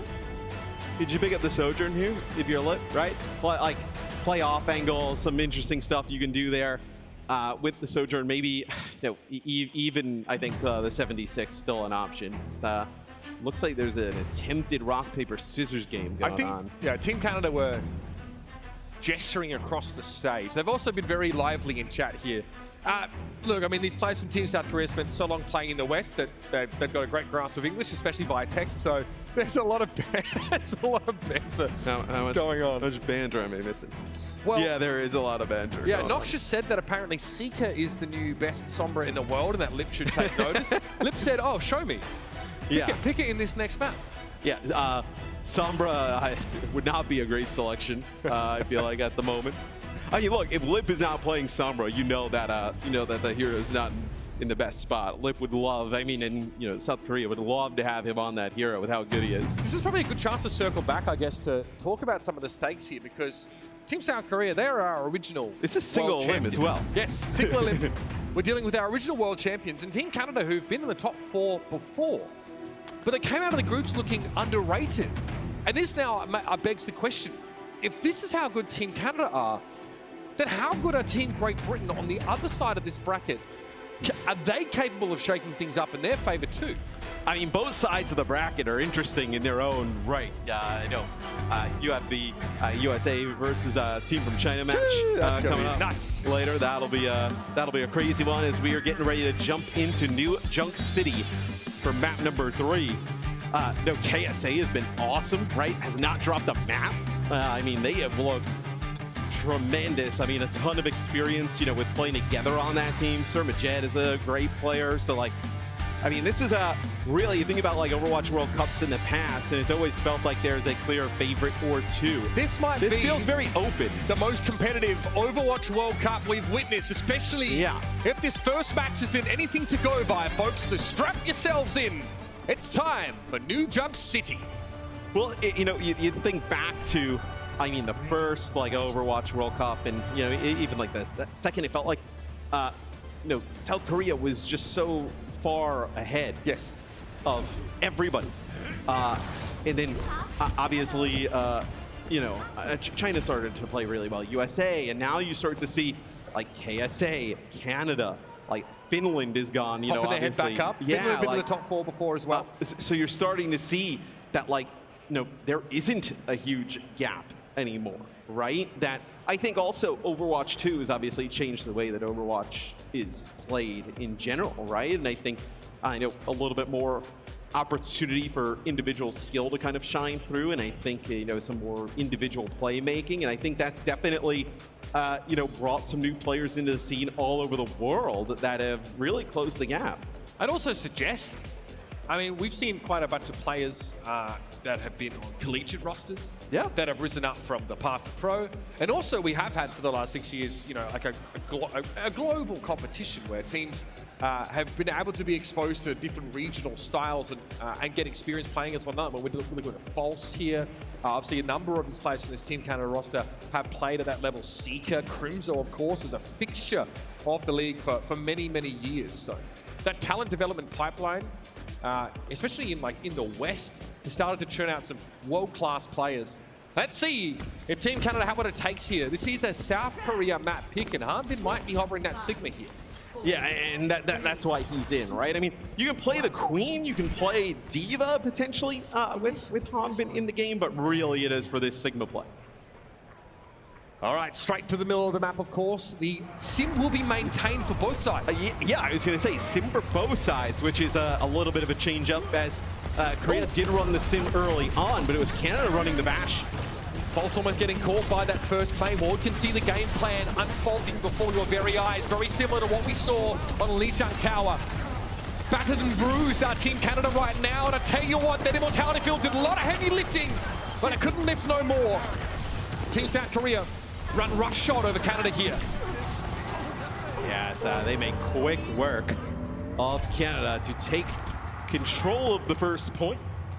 So the sim look is a little bit interesting, right? It's about getting those cooldowns, keeping the sim up, letting the sim start to ramp, and then once you get like a slight advantage in that regard, then use your speed and put the sim in position to start just beaming players down. Here's why the Lucio was so important. Team Canada want to get back to the scene of the crime as quickly as possible. The creature there from False maybe attempting to catch Hanbin. Sparkle able to wrap around another good May wall here from South Korea. This one might be an open and shut book at this rate. Kill conditions absolutely secured immediately for Korea. Yeah, and the reason you run Lucio, and the reason that everybody does, like, you pretty much get an extra fight on the point with the speed. Like, if you didn't have the Lucio, you're looking at, like, 2, maybe 3 attempts. Like, with the Lucio, you get a good third fight, potentially even a fourth. So, the way, though, Canada is being pushed back, they may not get a great last fight. I like the sim wall, the TP here for Lip. They're going to go try and wrap around. It's going to be Sparkle getting caught out first. Griffithing Flux, 2 players caught on that one, and Noxious is in deep trouble. Is there an ice block available? His Blizzard might be too late. Harbin just about able to get out of it, but the sound barrier for Chio was all they needed. Yes, Canada can flip the point back here, but they're going to be at a play at a disadvantage as South Korea comes thundering back to their territory. Yeah, and it's their tank, right, who would have ended up having this Gravitic Flux. So Noxious is trying to live here on the point inside a block. It's going to be the sound barrier. Why not commit that here? Team Canada need to buy time, but Magic Mayfall isn't bringing his allies back into the fight. He's here on the point, so it's going to be a player disadvantage for quite some time for Canada. They're never going to have everybody in the fight. Sparkle there is able to go for the ice block as Seeker was looking to bring him down. And okay, 45% for Canada, but really you have to wonder, maybe better off just standing and fighting outside? Yeah, a little bit closer actually than I thought, you know, there towards the end in that last fight, right, where Canada almost kept it going. I like this switch for Canada though. Going away from the sim, don't mirror this. Try and punish it instead, right? Playing the Sojourn. The Sojourn, you can like pick this sim off at range, right? With these rails, pretty easy, and Seeker has fantastic aim to do so. False looking to wrap here. All of Canada with him right now. That barrier's already gone, so here's the rotation of cooldowns. Harbin doesn't look to exploit that with an accretion. False is trying to give his team a staging ground here, but it's not a great sight line. Look at where Korea are playing. Seeker has to try and wrap around on this right-hand side. And a little bit of pressure being put down, but South Korea get the point to start with. Now, eventually, Canada has got to go up a gear. Yeah, and I think you're maybe looking for when you get a flux, but Lucio's traded out on both sides. Crimso so clean there. Not only securing the kill on Chio, but make sure Noxious stays in the fight, where the pressure's now happening at the front line. And Crimso, he might not have an angle to play from there. The main wall means he can only heal through a keyhole. And that's not what Baptiste is looking for. No, and that's Ant Matrix and Flux there used by Canada. So you don't have that for these next fights. Is you know, Korea, they'll have their Gravitic Flux, so look for them to try and get some, you know, really get that Immortality Field out, put down some damage, and then use Hanbin's ult pretty aggressively. South Korea don't opt to push off the point here. Definitely a little bit safer to play on it. Because there's so many little flanking angles that the rest of these DPS can take. Harbin here, okay, just trying to make sure he can see if there's a flanking Seeker. There is. There's a contingent of Canadian players trying to wrap around. So Harbin now goes for the Flux. He catches 2. That's pretty decent. Ice block going to be forced early as well as the Immortality Field, but they've already lost Chio, and things are falling apart for South Korea. Great boot. Sparkle now is out of the fight for the next couple of seconds, and that leaves Harbin all alone. And Canada leap upon it. Yes, Canada, I mean, they clutch up. That is actually a pretty nice flux there from Hanbin. Noxious with a good ice block, right? Prevents all of that. They're able to keep False alive, though. That's the big difference here for Canada. I'm curious, do they decide to, no, they're not going to push up. They're going to play a little bit further back towards the point, so give Korea some space, which could be, I mean, Korea, if you want to, right, you can sound barrier and engage They just need one off fight. of that. Yeah. Just one fight. I think South Korea don't have as effective flanking DPS as Team Canada, so they might just have to bully their way onto the point. Hanbin has got a lot of work to do to mitigate this oncoming damage. That's the Mayball, though. That's a big one from Sparkle. That's going to let them at least get a seat at the table, but now, which piece of fancy cutlery do you pick up first? Sparkle here, Ice Block able to avoid some of the damage from Seeker, who will be forced away from the point, even inside that overclock here. Eventually, Sparkle will fall. Look at that Maywall. Fantastic stuff there from Noxious. It kept Field around in the fight, but it wasn't for long enough, apparently. South Korea able to push back in, and Crimzo, the last one standing as the dust settled. And that'll be that point locked up by Team South Korea as well. And another close fight as Canada. I mean, they're hanging with South Korea in this one. Take a look here from Lip's POV. See, I mean, just once he starts to get rolling, I mean, there is nothing you can do, right? You let him cook. Never let him cook, man. I mean, the damage ramps, you just keep getting ammo. Like, there's nothing you can do against that. So the only challenge for Sim is how to get started. Lip able to clamber back up there, almost an environmental. Good response from Magic Mayball, and it was enough to break the South Korean formation up. Just the one kill here for Korea, so Canada are in a great spot to start in control. I think Canada is like, this is going to sound odd, but like I think they're almost giving them like a little bit too much respect, right? Like playing further back on the point, like they can play closer up, right? Push out of this. Don't let them just kind of walk on in, get their positioning, and start the fight on their terms, right? I think if you're Canada, like you've proven you can get aggressive and win these fights. There's no reason to sit back. Already a solid 29% here. An early flux, maybe just to catch Hanbin. Noxious adding the wall to that effect as well, but is forced to go for an ice block. The sim wall was a nice play from Lip. Good little defensive pivot now, and Noxious gets caught out by a turret of all things. Lip gets them set up before the fight really breaks down, and South Korea eventually outmass Canada. Because you give up this space, right? That allows you to like get the sim turrets in the point. That allows you to get the TP set up for like mobility plays and whatnot. Like if you kind of like push up the pace, they TP behind you, that's great. Just use your speed and just take out the remaining players, right? Or at least you have them hightailing backwards towards the point. Like you're in a spot where you can maybe force an advantage. 35 and counting now. Noxious wants to get good value out of the Blizzard, but the Maywall might have actually made it harder. They catch Hanbin. Great wall, though. Thrown up by Sparkle. It's not enough to protect the Sigma, and Seeker already has a nasty little off angle, and he's lining him up. 2 down to the overclock. Lip able to stand up, though. 3 players for the Sim taken out of the fight. Chio, can he get here quickly enough to give Lip an opportunity? I think he's just going to get out. Yeah, so it looks like, I mean, is he Wait like a minute. fully? I mean, Sparkle's here. Yeah, you have Sparkle back. You can find this. It's just false. Where's his healers? Crimzo is on the wrong side of the wall. Nice immortality field. That's huge. King's False alive. Now can you exploit this window? Speaking of which, Ant Matrix thrown up as a sound barrier here for South Korea. Lip is nowhere near the action right now. We got picked off in that engagement. False force back, trying to hang in there. All the durability in the world doesn't keep him standing. Despite Magic Mayball's best efforts, he turns around trying to find Sparkle, but it's going to be an ice block here for the Magic Mayball. See Sparkle still low, tantalizingly just out of reach. Now the turret's getting set up in that corridor for Lip, denying that route over egress for Canada. And South Korea get a chance to breathe, and as a result, they'll take the fight. Yeah, look, I mean, they push up, they get this kill on a Seeker. So now we're at 90% here for Korea. It's going to be False going over to the Wrecking Ball just to try and get a touch. Hanbin here, waiting for the Wrecking Ball to come, but Team South Korea get it done here on New Junk City. Yes, they put themselves 1 map away from taking this series. That is a Canada map pick. Canada probably has to go back to the drawing board. Probably the pick there is interesting, right? It's a South Korea map pick. Surabasa, you can play like, some other different kind of like compositions, maybe like maybe want to play dive a little bit more in Surabasa with how some of the points are, right? But here on New Jung City, you can play way slower. So they did.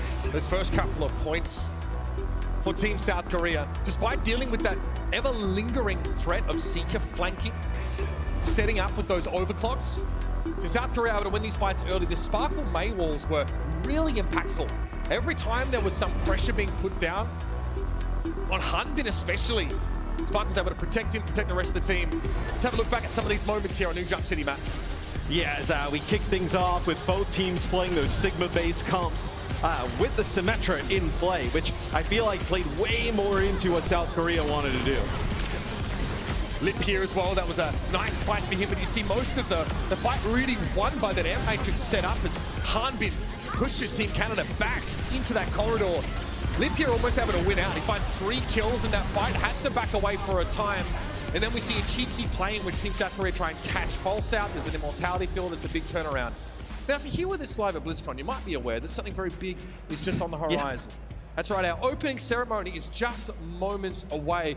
So we're gonna take a quick break, we're gonna head to that. This match will continue off air. We'll come back, of course, with more Overwatch World Cup right after our opening ceremony, so strap yourselves in. It's gonna be quite the extravaganza. Oh yeah.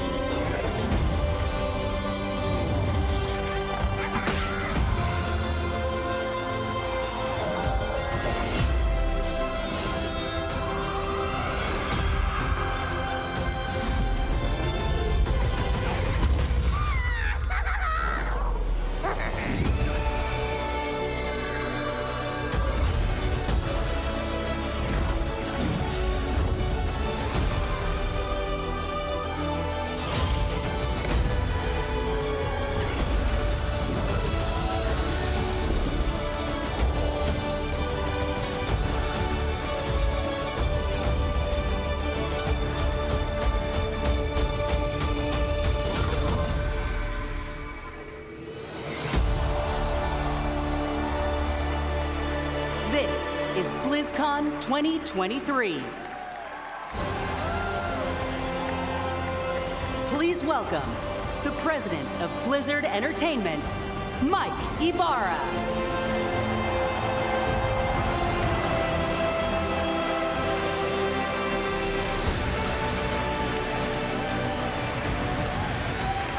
Let's go!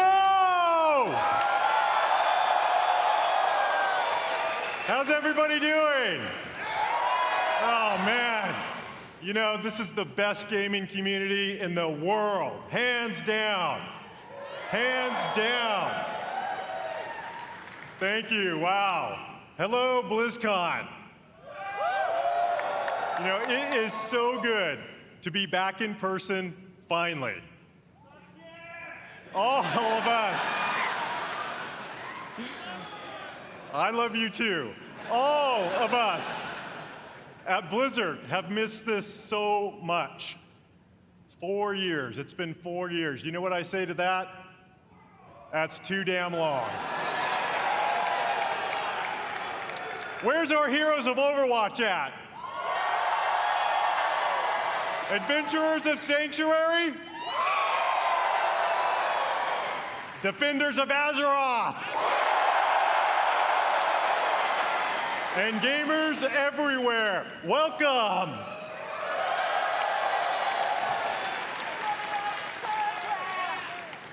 We love sharing what we're working on all the time. But to share it in person with all of you and to hear your stories, it cannot be matched. Meeting you all face to face inspires us.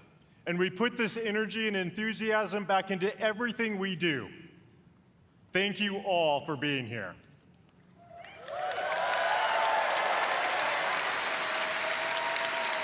In fact, we have tens of thousands of you here in Anaheim, California today. And we hope you enjoy the immersive experience we've created here at the show. We also have millions of people watching right now on stream. BlizzCon, please help me welcome everyone watching from around the world.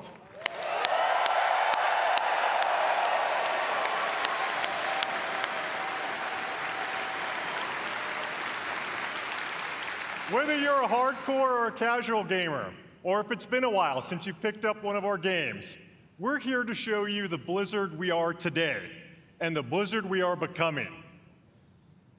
But BlizzCon isn't just about the latest updates from Blizzard. It's all about you. Players are at the forefront of everything we do, and we're devoted to supporting these incredible communities, communities you can be proud of to be part of. All of us, gamers, developers, and fans, we all are united in our shared love for gaming. The person sitting next to you or watching online and chat with you could be your next guildmate, teammate, or lifelong friend. We all have this in common. I've always felt Blizzard brings players together a little differently. Our players have made connections that span continents, languages, and generations. We all have that one story, that incredible play of the game, that clutch card draw, or that raid encounter that your guild barely survived. I know, I've been there too. I know many of us have friends we've met in one of our games. A friend who began just as someone we hung out with in game, but who was there for us to celebrate our real life wins or to support us during a difficult time. That's certainly been true for me. Thanks to my experience playing Blizzard games over the last 25 years, I've met most of my best friends from all over. And I'm so grateful that some of them are here today. Gus, Pika, Nick, Scoodles, and of course Billy and Kaylee, who put up with my raid wipes all too often. I always know that no matter what is going on in real life, they will be there. No matter what game we're playing, these friends are a constant I can always rely on. And I know many of you share that feeling. BlizzCon truly is about all of us as players, as equals, as friends. As we bring these amazing experiences to more places, build technology that allows more gamers to experience our worlds, and create characters and stories more players can relate to, the Blizzard community grows. And more importantly, our friendships grow. All of us are so grateful to be part of this community. And in everything we do, we are in service to you. We know we don't do everything perfectly, but thanks to your feedback, we never stop striving to do it right.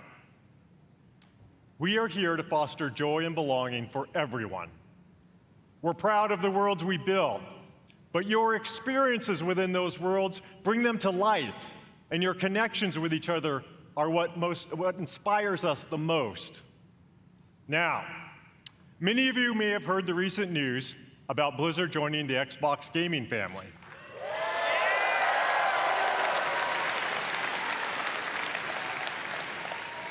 Both Blizzard and Xbox believe that gaming is a unifier, that we should all be able to play anywhere and any way we want to play. That when the creativity of some of the best developers, artists, and storytellers in the world is fearlessly unleashed, everyone wins. With that in mind, someone is here backstage who'd like to say hello.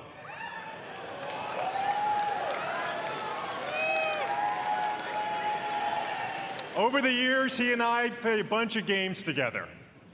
Please join me in welcoming my friend, our friend, the CEO of Microsoft Gaming, Phil Spencer.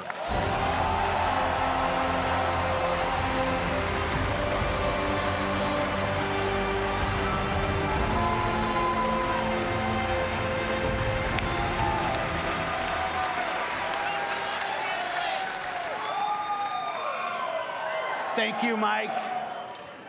And hello, everybody, BlizzCon. This is my first BlizzCon ever. And it's great to feel the energy in the room. You are the reason we make games. Your love for these games truly is inspiring. I recently have spent so much time playing Diablo 4 with my friends. Season 2 is awesome, and I can tell you that I can't wait for you to see what the team has planned for that game. It's going to be awesome. Blizzard occupies a special place in the gaming industry, for me as well.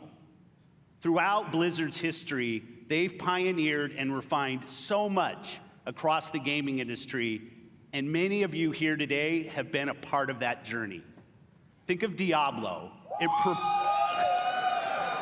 It propelled the action RPG genre forward. StarCraft spawned the foundation of what esports would eventually become. And with StarCraft 2, it was a major catalyst for the evolution of games as live entertainment. World of Warcraft changed not only how people developed and supported games, but really it introduced a much wider audience to the concept of online communities. And Overwatch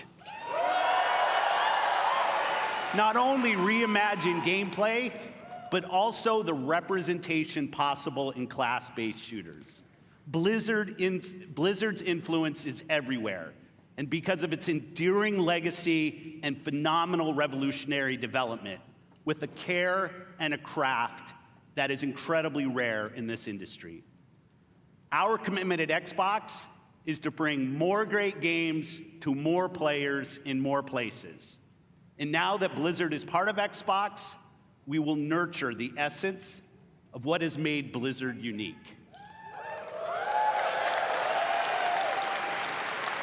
We're going to empower our new colleagues in a culture of trust, inclusion, and collaboration to continue what they do best, redefining existing genres, creating new, never-before-seen experiences, and uniting players globally in new ways, in Azeroth, in Sanctuary, in near-future Earth, and beyond.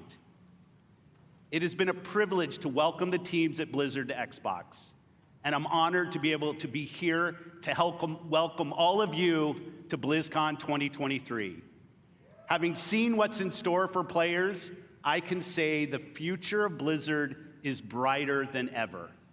And you all have so much to look forward to in this show.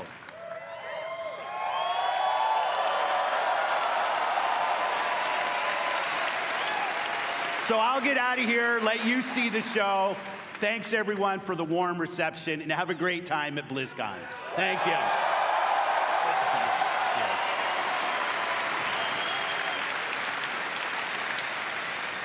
How about that? You know, part of what makes this such an exciting time for Blizzard is that we've never been more empowered, free, and dedicated to holding true to what makes Blizzard unique than we are today. We are accountable for creating this next chapter of Blizzard with all of you. We take this responsibility very seriously as we learn, grow, and get better every day. This is the start of a new era. So much more is possible, and you'll see some of that over the next couple days. Coming up, you'll hear from some new friends and some old friends who are returning to the BlizzCon stage to show more about the games and the worlds we all love. Before I go, I want to take a moment to thank our Blizzard team. You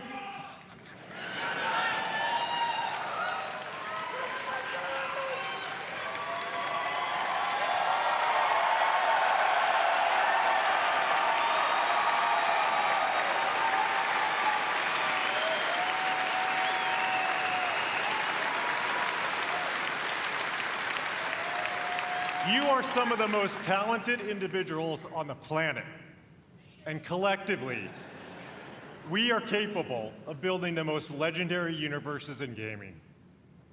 Our future, our creative freedom, our path forward is truly our own.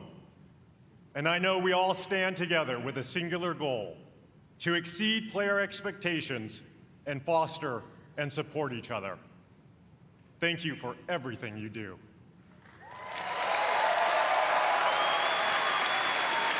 BlizzCon, many of the Blizzard team are here today in Anaheim, working hard to ensure you enjoy your time here. We all love talking to players, so please don't be shy. Come up and chat with us. Finally, on behalf of everyone at Blizzard, we want to say thank you, thank you, thank you, from the bottom of my heart to our players, past, present, and future. Thank you for your passion and your honesty. And most importantly, thank you for being part of our communities. This is what BlizzCon is all about.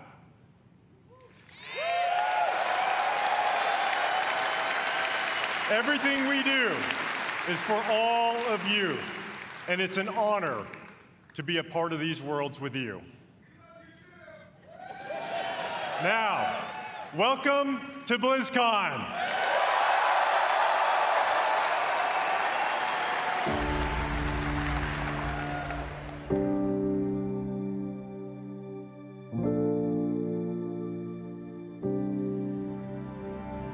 You wanted to see if there was more out there. Well, see for yourself.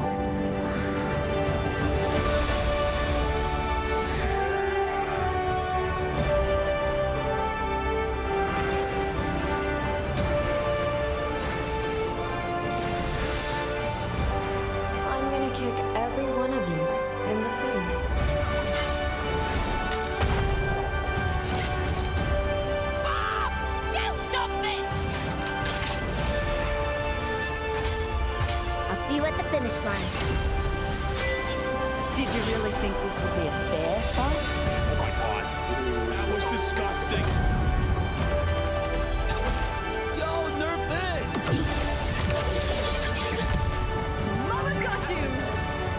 I am him! I'm in my Widow era now. Wow.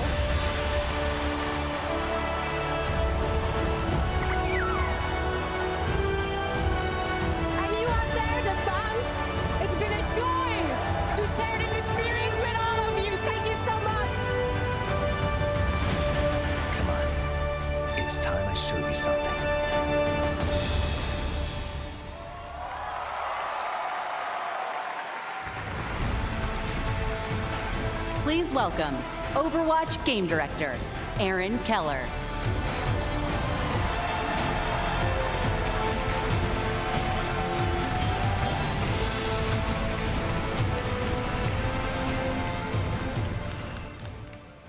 Hello, BlizzCon! Ever since we first revealed Overwatch in 2014, you have grown this universe into something truly unique and beautiful. Every single day, we see millions of players jumping into matches, forging new friendships, and showing off their skills. We launched Overwatch 2 last October, and it has been such an incredible year. Since then, you've been crushed by Diva's mech over 26 million times, had more than 79 million lives saved by Baptiste, and played 65 years worth of prop hunt. I love prop hunt. The development of Overwatch is first and foremost focused on you, our players. We want our game to represent this global community. From the release of our Samoa map, to our celebration of Pride, to our first tie-in Peruvian heroes, Lifeweaver and Alari. We also want Overwatch to recognize those focused on achievement and prowess, and released our new progression system and the first set of Hero Mastery courses this year. And for those that just want something a little different, we've run April Fools and released a dating sim, an actual dating sim, Loverwatch. Listening to your feedback is important to us, and it's driven the team to look at changes to some of the core systems of the game. We've been hard at work on an overhaul of our competitive system, and we'll get into that a bit today and a bunch more over the course of BlizzCon. And there is so much more to come. We'd like to give you all a glimpse at as much as we're able to show you coming next year. And boy, do we have some fun things to talk about. So let's get into it. To share our first big announcement, I am honored to introduce the art director of Overwatch, Dion Rogers.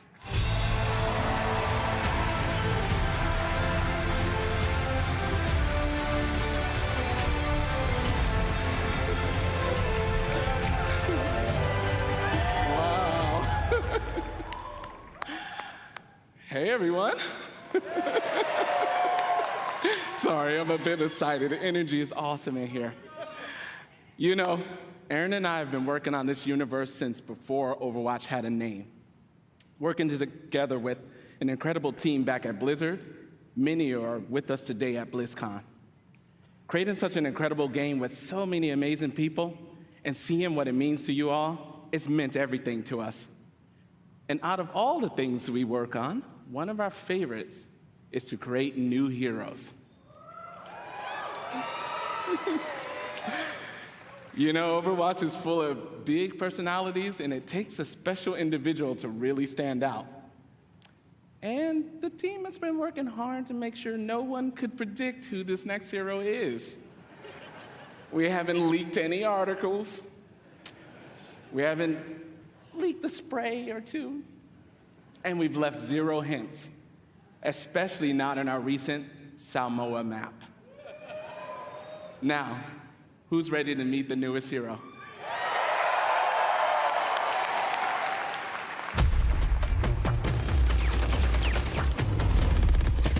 Sorry to keep you all waiting, but now that I'm here, let's have some fun. Yep, that's my name, all right. And this right here is Gunny, and she can light up the whole dance floor. And this one's Cha-Cha. He's a sensitive little fella, a real hothead. And when I fire them both, it's double trouble. Actual gameplay footage.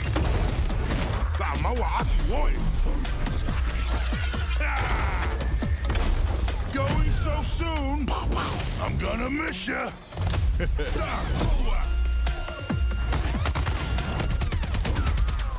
Don't tell me that's it. Both hearts pumping. I got your back. For now.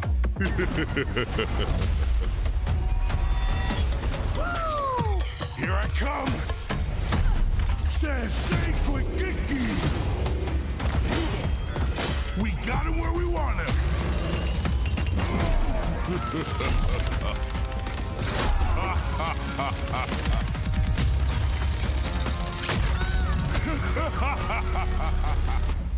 Unbelievable. So was I worth the wait?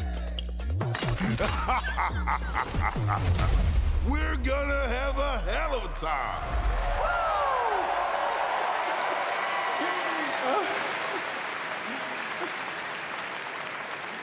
That's awesome. I love that trailer. We had a lot of fun working on it. It's amazing to finally announce Mauga. He was first introduced, you guys know, 4 years ago in a short story, and he's been the subject of a lot of fun theories. Ever since that first introduction, fans have been asking when he may become a playable hero.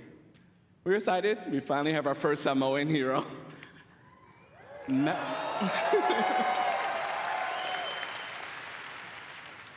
Mauga, his name, it means mountain in Samoan. He portrays himself as this big, loud brute. However, this is just a facade. He's a cunning tactician, always one step ahead of his enemies. One of the core goals whenever we make an Overwatch character is that people see themselves in our heroes. We're always striving for greater authenticity and representation with each hero. And with Mauga, we got a lot of help, actually. Even his tattoo was created by an amazing Samoan tattoo artist named C.E. Lufau. Mauga's super fun. Thank you. It was awesome. Mauga's super fun to play. He's easy to learn, hard to master, with what I like to call a brutal but cunning play style. We hope you love him as much as we do. Okay. Thank you. Okay. Join us later today for a Mauga Deep Dive panel taking place here at the BlizzCon Arena and online for people at home. We'll talk with the team that helped create Mauga and also how to best utilize his amazing abilities when he joins Overwatch in Season 8. Finally, we know Mauga's gonna be pretty awesome when he joins competitive play. But before then, some of the best players in the world are competing in this weekend's Overwatch World Cup. Let's check it out. Legacy. A legacy is forever. Dominance reaffirmed! Unbelievable! All year long, teams around the world have battled, chasing glory, hoping to etch their homeland in the history books. That is insane! He's still fragging like a madman! And it's a 5-man rampage! Oh, what? What? Oh, here we go! They've tasted victory, they've overcome defeat, and all along, the hopes of their fans have lifted them up. Absolutely beautiful! And now, at long last, the Overwatch World Cup finals are here. And for the first time in 4 years, we're all together once more, back to where it all began. Each team can see their name on the championship trophy. The community has rallied behind them, and the wait is finally over. I've missed you dearly! The Overwatch World Cup finals start now.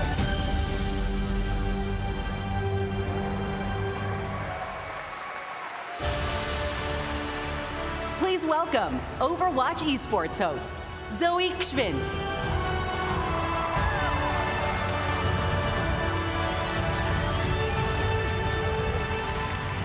Wow, fantastic to see all those memories on the big screen. And we're here to make some more. What's up, BlizzCon? It's so great to be back here after 4 years with the Overwatch World Cup. This event has always been such a special event because it truly serves as a worldwide tribute to the beautiful and diverse Overwatch community. This weekend, we get to celebrate teams and players from around the world, each with their unique takes on the playstyles, their different personalities. We're going to see different metas emerge even. It's just Very exciting to see familiar faces, big household names in the competitive Overwatch scene take the stage, form those star-studded lineups, Fearless, Super, Gushue, and the likes. But each year, we also get to witness new players emerging onto the scene, taking the spotlight. It truly is a special event for a special community, and I'm very honored and truly happy to be part of it all.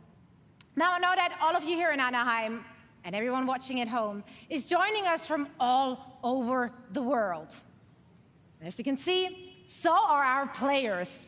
Among them, a former 3-time World Cup champions, Team South Korea, and the only team that managed thus far to stop their reign, and that is the United States of America.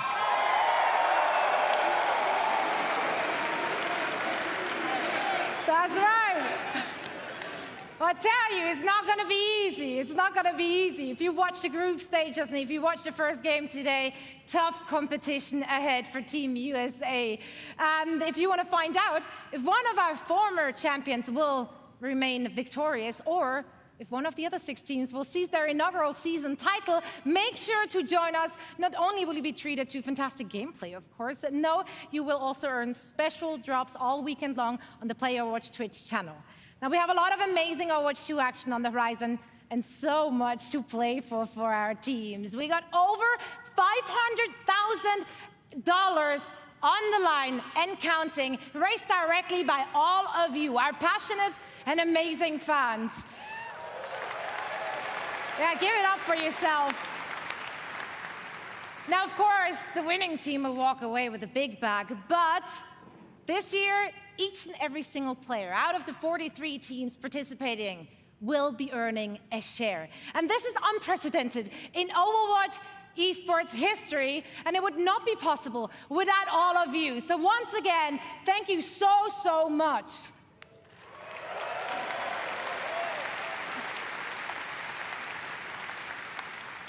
So, tomorrow night, we will be crowning the 2023 Overwatch World Cup champions, and you can catch all the matches and all the action live in Hall B, as well as, of course, on stream. I'm going to be there. I'm looking forward to seeing some of you as well. And now, please welcome back Aaron with a few more things to share on the game side. Thank you, Zoe. Mauga is awesome. And the World Cup matches all weekend will be so much fun. But Overwatch has another thing happening here at BlizzCon. Earlier this week, we launched a new limited-time game mode and special skins as part of an exciting collaboration with LE SSERAFIM, one of the biggest K-pop groups in the world. Everyone can jump in-game right now to take part, as well as check out their brand new music video for Perfect Night. And in honor of this collaboration, LE SSERAFIM will take the stage and perform in the arena tomorrow after the community night ends around 6 p.m. Pacific. Working on partnerships like this, or what we did with One Punch Man earlier this year, are incredibly fun. Yes. They provide us, both the dev team and you, the players, a chance to experience some of our favorite universes and artists through the unique style of Overwatch. And next year, we have even more of these for you all to geek out about. Sadly, we can't reveal what those are all just yet, but maybe there are some other things coming in 2024 that we could give you a hint about. The Overwatch team has never had such clarity of vision when it comes to the future. From direct feedback, we hear what you love and want us to focus on. So, who wants to see a few of the things we're working on for next year? We are creating a brand new core PvP game mode, Clash. In this new competitive mode, there are 5 points positioned in a row. The center point starts as the first objective, and the teams battle back and forth over the map, pushing into enemy territory or defending their own. Once a team captures all 5 points or reaches the maximum score, they win. Our initial Clash map is a tribute to a location we showed at Overwatch's first BlizzCon. And it's one of my personal favorites. They say cherry blossoms are a sign of rebirth and rejuvenation. And in 2024, a rebirth of one of the original Overwatch maps is in order. Within the Clash mode, we are returning to the home of the Shimada clan with the new Hanamura map, Hanaoka. Additionally, we are working on overhauls to some of our most important in-game systems. Overwatch is a highly competitive game, and in early 2024, we'll release a reworked version of our competitive system with all new competitive rewards.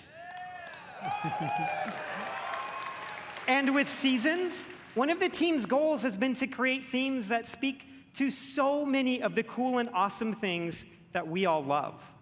Next year, you'll experience Eldritch Horror, Egyptian mythology, witches, and even a mirror universe where heroes become villains and villains become heroes.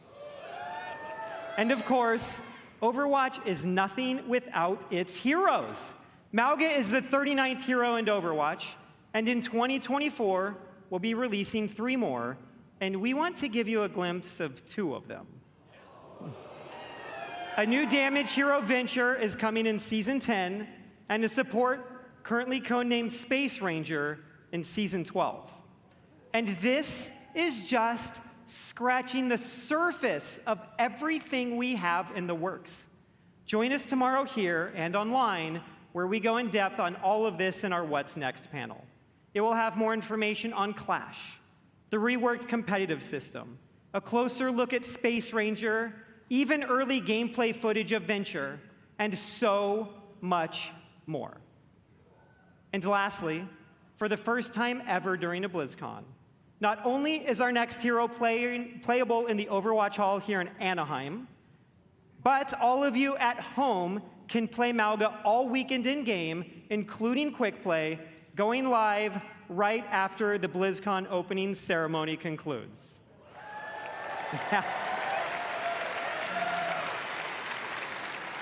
We know you'll love him just as much as we do.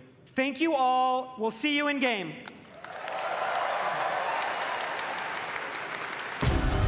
By the blood of the willing, we call thee home. Go! We took down a 100. Let's go, baby. High Priest! Kill the High Priest! Yes! Yes! Dude, I am shaking so hard. Congratulations! The game is out! Oh, I'm pumped for Diablo 4. I think it's gonna be the best. What if you guys play it right now? Hell yeah, really? Yeah. I will cry. That would be amazing. This is awesome. Oh my god. Oh my god, it's so pretty. Go! Run! We really are doubling down on this idea that you can look the way you want, you can play the way you want, you can really make your own fantasy in this game. She looks like me.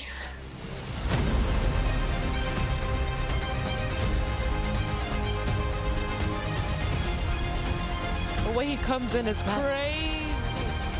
Oh my god, the butcher. Boy! Instantly died. They revived me!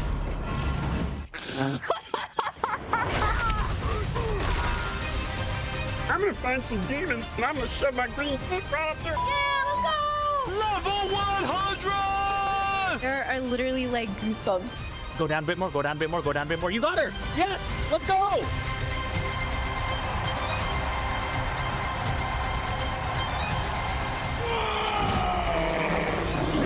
Will you fight the darkness? Break the chains and be beautiful in sin. Hail Lilith. Blessed Mother. You can pet the dogs, by the way.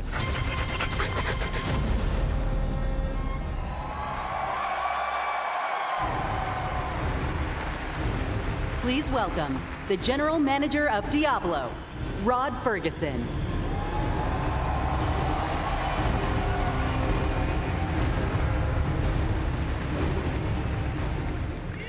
How's everybody doing? Having fun? This feels amazing. So glad you're here. And I'm so happy the people at home are here as well.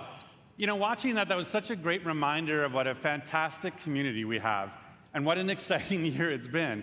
Now, you might have missed it, but in there was a clip of a blind gamer, Tylanif, defeating our hardest boss, Uber Lilith. Now, we strive to make Diablo as approachable and as accessible as possible, and watching clips like that make me and the team extremely proud. And of course, I love the tattoos. I still can't believe over 1,000 people got permanent Diablo tattoos at our Hell's Inc. events, including me. And so, Necro main for life.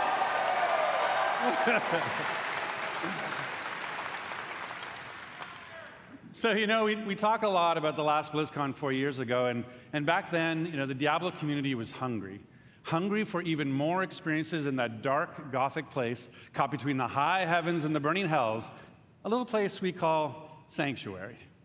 And in that time, I've been very fortunate to work with some of the best developers in the industry, people who love Diablo as much as the rest of us.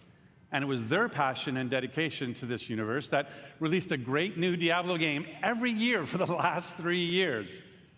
Diablo 2 Resurrected brought the return of the classic that helped define the genre. Remastered. I love Diablo 2.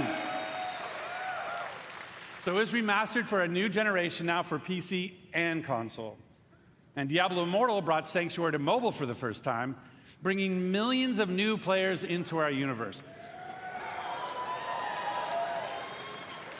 In fact, you might not know this, but 60% of Diablo Immortal players have never played a Diablo game before. So we really welcome them to our universe. And then, of course, there's Diablo 4. Now, it was that kind of excitement that made it the biggest launch in Blizzard's history. And it means so much to the team to see how you've embraced it.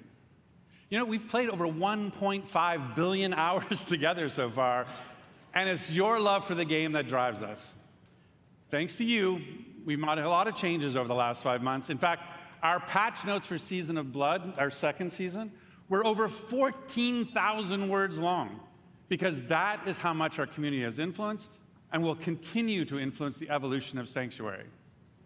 And if you haven't yet made that leap into the darkest Diablo story ever told, now is the perfect time to pick your class, build your character, join Phil Spencer, and see what the hell it's all about. And with that, I'd like to introduce Diablo 4's 2 production directors. They help lead the teams who are building everything we do today and everything moving forward. Please welcome Tiffany Watt and Chris Wilson.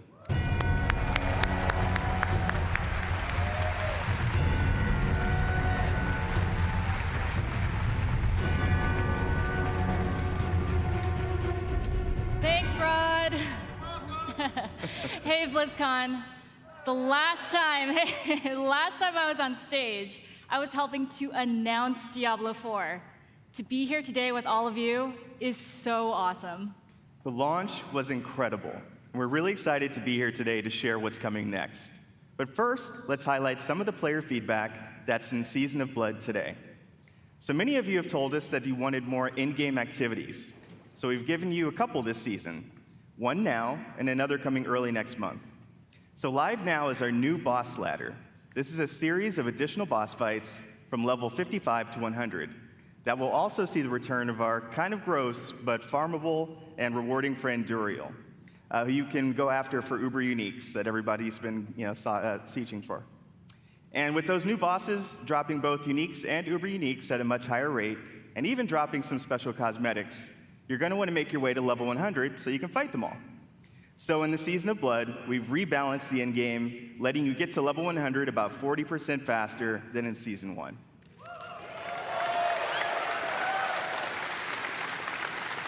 I know I've been taking advantage of that experience boost, and I have 2 characters in Season 2 already.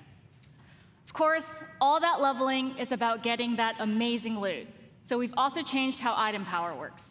We've raised the power cap, and it's now more closely tied to the level of monster you defeat to get it. The more challenging the fight, the better the loot. There's still lots of work to be done with reworking itemization. In fact, it's one of our highest priorities. But this, along with upgrades to some of our unique items, is a great first step. So please keep that feedback coming. Now let's talk about quality of life. Here's a few improvements that came directly from you. All of your renown rewards now carry over season to season and from the Eternal Realm. Additional character slots. We added 2 this season, so you can create even more characters and try different builds. A targeting dummy has been added to Kyovashad as you can test, so you can test those builds before you run into the butcher. Searching and filtering your stash is now possible, and your stash is now available in every town in Sanctuary. World bosses appear almost twice as often, so you can die almost twice as often. And we've also freed up some inventory space by making gems a crafting material to make even more room for those uber uniques. Those are just a few of the new additions already in the game, but we're not done with Season of Blood yet. In fact, starting next week, we'll introduce 5 unique class-specific rings that will let you relive some of the fun from Season of the Malignant. That's right, Necromancers. Once again, corpses will automatically do your bidding just by being in your presence. Then on December 5th, we'll also be adding an enchanting preview to the Occultist.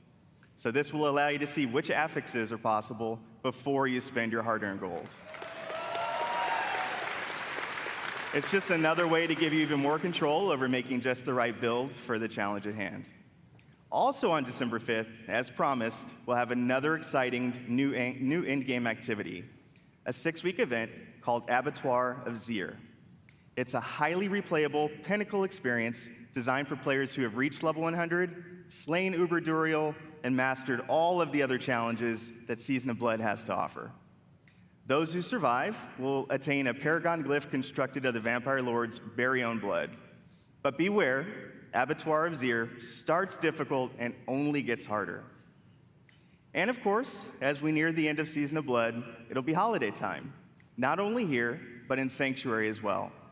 Our first ever holiday event, Midwinter Blight, starts on December 12th. For 3 weeks, we're going to transform the Fractured Peaks into a winter terror land, and it'll bring a whole new meaning to the word sleigh ride. Yeah. And be sure to keep your eyes peeled for a mysterious red-cloaked terror. Nothing is as terrifying as Chris's puns, but I will be sure to check out Midwinter Blight. From there, we are on to Season 3. We can't go into too much detail now, but with the endgame being so important, let's talk about leaderboards. We're creating a whole new type of weekly challenge dungeon called the Gauntlet, where the heroes of Sanctuary can compete for their class ranking against their friends, their clan, or anyone in the world. Watch out, Mike Ibarra, I am coming for you. At the end of each week, the heroes with the highest rank will be added to the Seasonal Hall of Ancients, where their name and build will live on. So, that's a quick look at where we are today. And while the live game is our #1 priority right now, we have a separate Diablo 4 team that's been working hard on our next chapter. So how about a little teaser?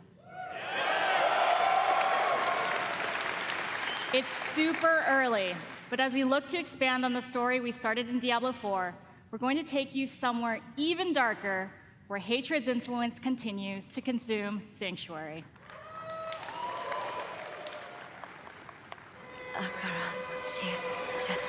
We have each played a part in what has happened here. You abdicated your choice to this child. And with every step she takes, I grow stronger. There will be no salvation in the light.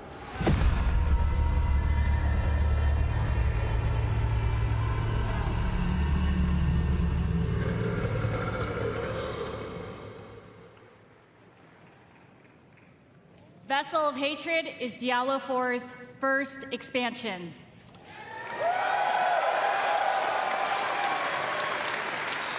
Its campaign will continue the dark tale that began in Diablo 4 as we learn the fate of the prime evil Mephisto and his demonic plans for Sanctuary. To do that, we'll be visiting a region new to Diablo 4 and a fan favorite from Diablo 2.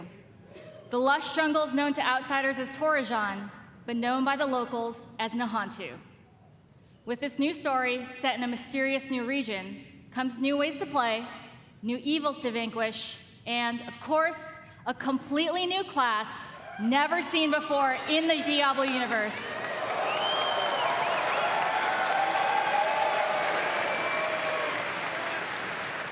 Vessel of Hatred releases late next year, and we cannot wait to share more about it this summer. Now, before we leave, we want you to know that it's your passion that drives us. Your feedback will continue to help us evolve and improve the Diablo 4 experience for years to come. We couldn't be more excited about our future, and we hope that you are too. Our team has put in a lot of hard work, and we love seeing your love for this game. So please join us tomorrow. We have a special Diablo 4 campfire panel where we'll be sharing more details about the expansion, deeper dive on some of the upcoming game changes, and we'll also have a special Q&A session to close it out. So enjoy the rest of the show. Thank you, and we'll see you in Sanctuary.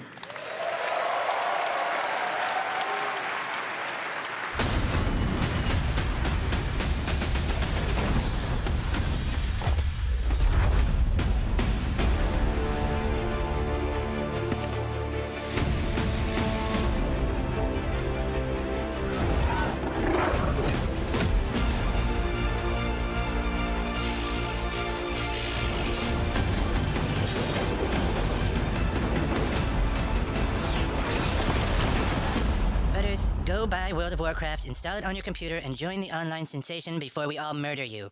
All right then.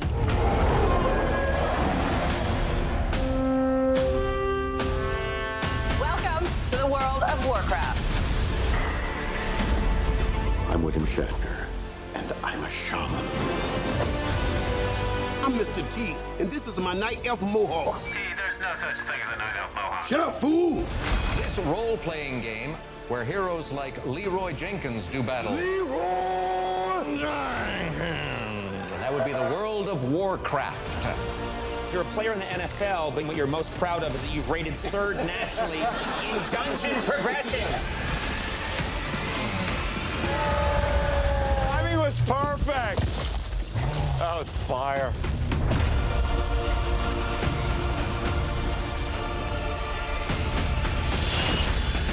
For the Alliance! For the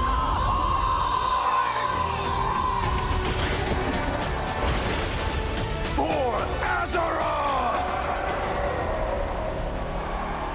Ready to work.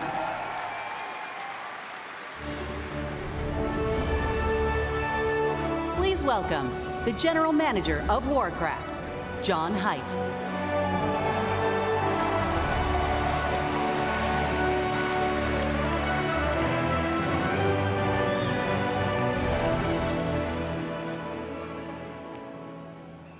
And thank you. And we are ready to work. Anybody here for Warcraft today? Yeah! Big shout out to the Warcraft teams. They are so happy to be here today. We have so much cool stuff to show you. So give it up for my Warcraft teams.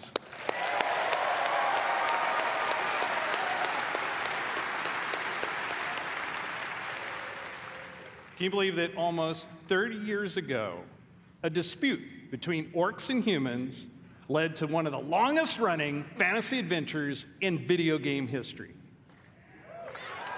Right?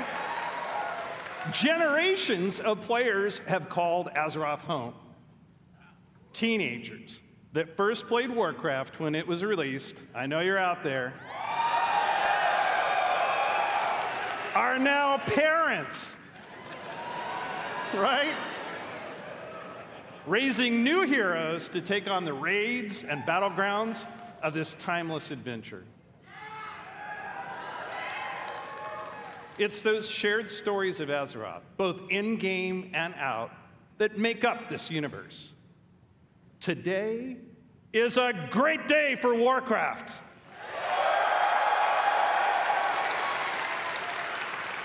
This is the beginning of a bold new chapter that will take us through the next 3 decades and beyond. Oh yeah.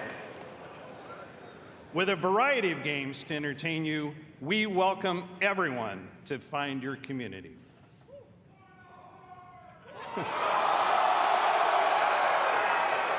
Okay, Alliance. Just practice. We're going to give you a chance to do it a little louder later. Throughout the taverns of Azeroth, tall tales of adventure are retold through the whimsical and clever card play of Hearthstone. Yeah. I like to imagine humans and orcs getting together, showing off their collections, and boasting of their deeds. But in the basements of those same taverns, they're playing a new game, Warcraft Rumble. Yeah.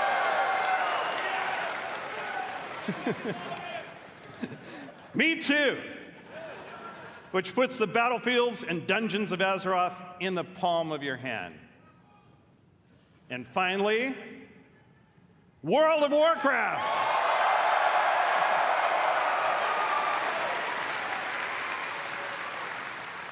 WoW immerses us into Azeroth, where we are the champions, fighting alongside each other in shared adventure. Almost 20 years ago, WoW revolutionized online communities and reimagined the enduring entertainment of massively multiplayer gaming. The very first BlizzCon was introduced our first expansion, so it's only fitting that we're here today to lay the foundation for WoW's future.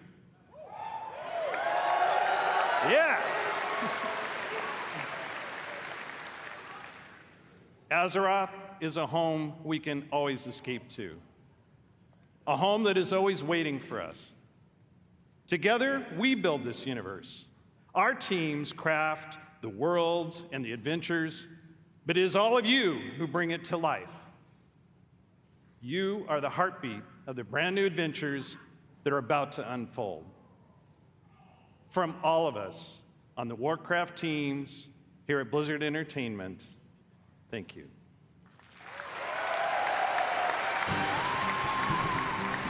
Please welcome from Hearthstone, lead designer Cora Georgiou.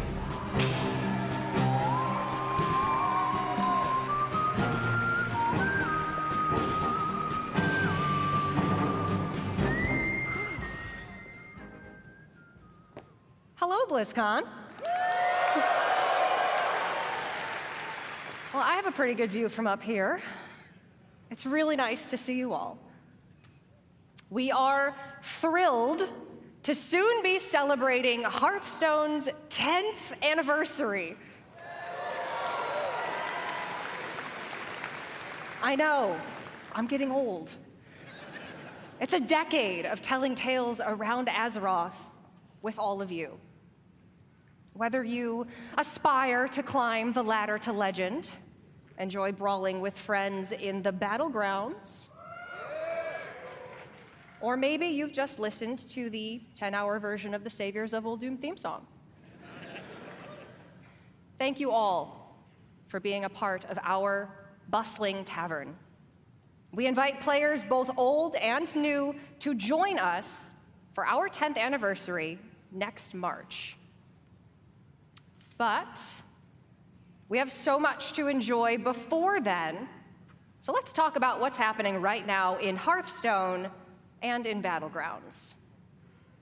We're setting the stage for a standoff in Hearthstone's upcoming expansion, Showdown in the Badlands, which takes place in Azeroth's Wild West.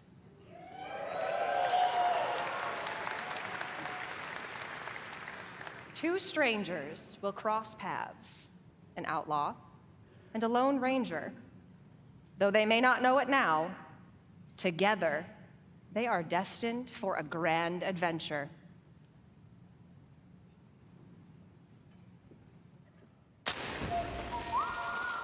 In the beginning, I was all alone, trying my best to do some good out there. But it didn't take long to realize that, with the right friends, everything would change. Step aside.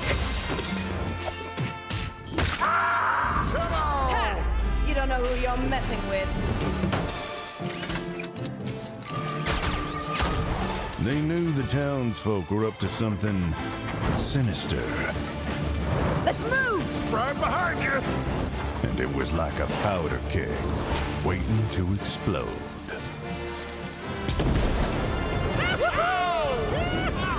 We did it! No. Oh, nuts. As it turned out, I had the right backup waiting for me, just when I needed it. Let's do this. You got it, partner.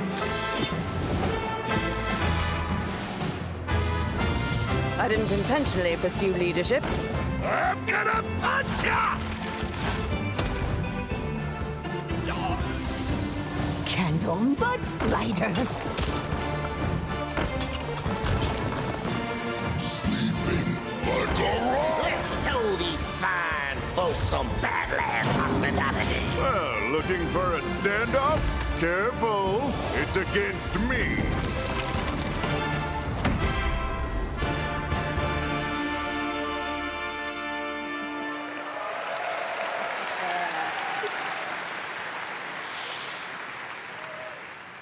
That's right.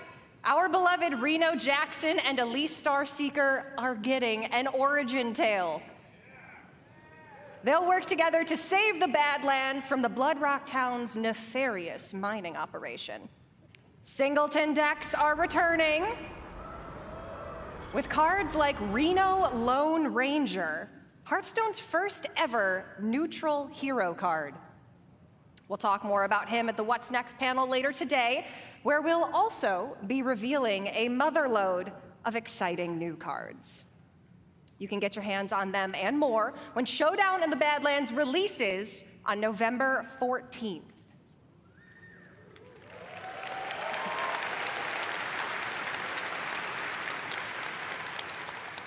Now, I know you may be thinking, a new expansion. That's a lot of new cards, on top of 5 sets that are already in the standard rotation. And if you're a new player or you're coming back after a break, that can be a little overwhelming. So we have been hard at work to make it easier than ever to join us. We're excited to announce catch-up packs. These are game-changing for getting your collection caught up. You see what we did there? Instead of the typical 5 cards you'd find in a regular Hearthstone card pack, you can get up to 50 cards from a single catch-up pack.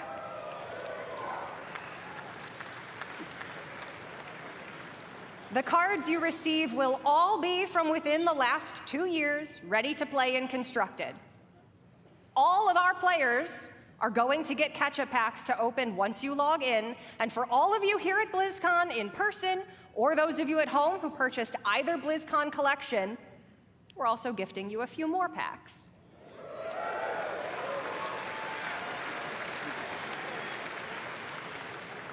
For anyone who's been away for a while, all of these packs can add up to hundreds of cards. We'll also be adding quite a few of them into pre-purchase bundles for Showdown in the Badlands.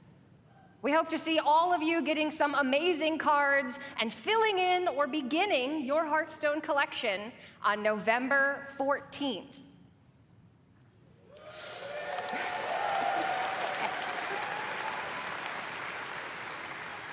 All right. I feel like we might have some Battlegrounds fans out here. Yeah.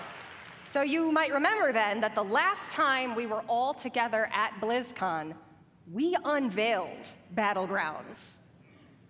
What started as an experiment became a huge part of the game and a fun way to play in the tavern.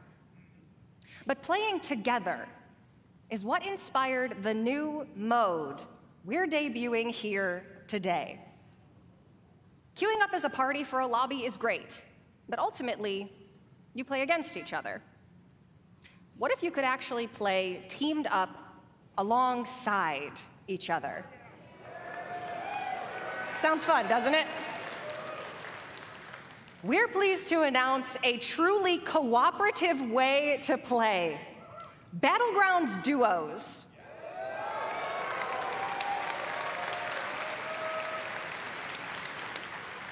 With a shared health pool, team combat, and sending cards back and forth between teammates, now you can fight with your friends instead of against them. We were inspired by the Battleground community's creativity, finding ways to team up and help each other achieve top 4. So now we're setting an official table for you and your partner to take the crown together. For those of you here in person, grab a friend or make a new one, because you can try Battlegrounds Duos here at BlizzCon right now at the Hearthstone demo area.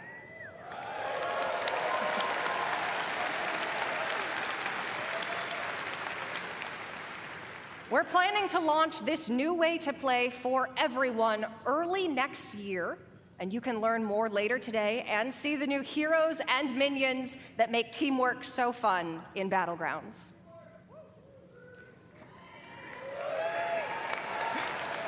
It makes the dream work. We love teamwork. If you're tuning in at home, please make sure to join us at the What's Next panel. And if you're here with us at BlizzCon, you can also join me and other members of the Hearthstone team in the tavern. For you worthy opponents out there, come duel a dev and challenge the Hearthstone team. Or, if you want to catch up after 4 years away, pull up a chair by the hearth. We'll see you in the tavern.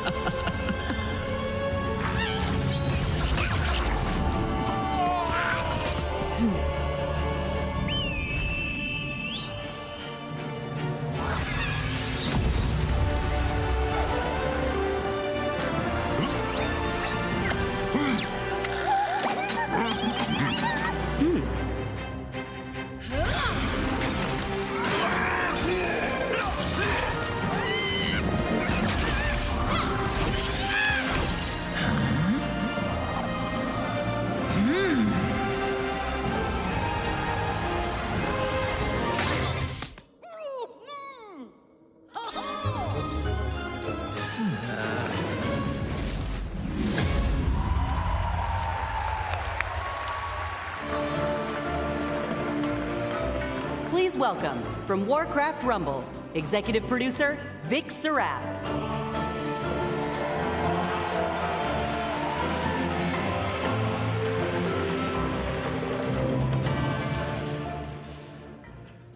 You gotta love Anixia. She didn't even use deep breath there. Hello, BlizzCon! Last year, the team and I announced we were working on a brand new Warcraft game. A way to bring Warcraft with you wherever you are and wherever you go. And as you just saw, we've had a ton of fun and poured a lot of love into making this game. Warcraft Rumble is an action strategy game with a deep PvE campaign, a dynamic PvP mode, and so much more. It's a game filled with familiar faces. You'll mix and match miniature versions of characters from the Warcraft universe to make your very own army as you take on opponents all over Azeroth. So, if you've ever wanted to see Jaina command an army of Murlocs, or Grom lead a horde of angry chickens, apparently, this is your opportunity. By combining leaders, troops, and spells from 5 families, Alliance, Horde, Beasts, Undead, and my personal favorite, Blackrock, you'll battle your way through maps inspired by some very familiar locations. You'll fight to control resources, capture towers, and eventually defeat the boss or player at the other end. Speaking of bosses, each one has their own unique mechanics, so you'll have to adapt your strategies to the threats you'll face as you battle through the campaign and beyond. Our goal was to give you everything you love about Warcraft, reimagined with a big dose of what our team calls joyful chaos. When we set out to make this game, we wanted to offer a variety of challenges no matter how you choose to play it, whether it's for 5 minutes at a time or hours on end. And that was something we especially focused on during the beta, to make sure you have something fun to do every time you open up the game. And for those of you that played the beta and gave us your feedback, thank you so much. It's because of your support and the hard work of our team that we feel we got something really, really special on our hands. Now, let's take a look at the result.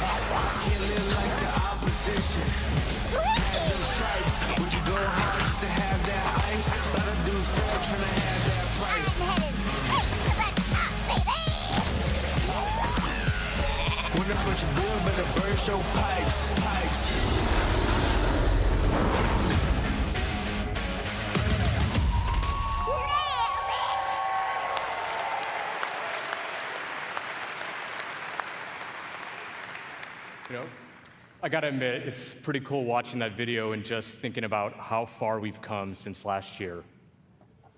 At this point, we just can't wait for all of you to hop in and play. And I mean, we literally can't wait. That's why we've made Warcraft Rumble available to download and play right now.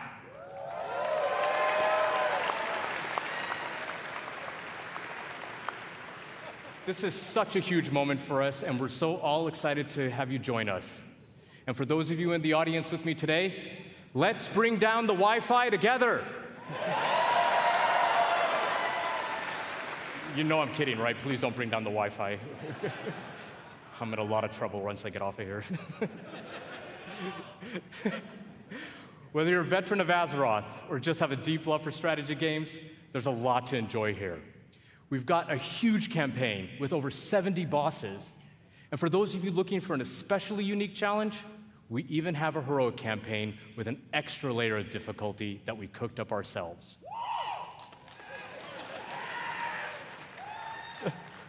We've got maps with verticality, capture points, resources, traps, and all kinds of other contraptions. Each map was lovingly handcrafted by our team and is its own unique puzzle. But how you choose to solve that puzzle is completely up to you. And when you're in the mood for a solo dungeon, we've got you covered there as well. Dungeons in Warcraft Rumble are intense, 3-mission gauntlets through places like Normagon and the Dead Mines, where you equip your armies with game-changing relics until your run is over. Or jump into PvP and duke it out with other players on maps inspired by some of the most legendary maps and battlegrounds found in World of Warcraft. You can even join a guild and work together with your friends towards some super special shared rewards. I can only say... Nice. But that's just what we have in the game right now. We have so much more coming. For starters, we're going to be releasing a new mini with each season. And that also starts right now. Season 1 of Warcraft Rumble is live, and the latest addition to our growing roster of minis is none other than the Banshee Queen herself, Sylvanas.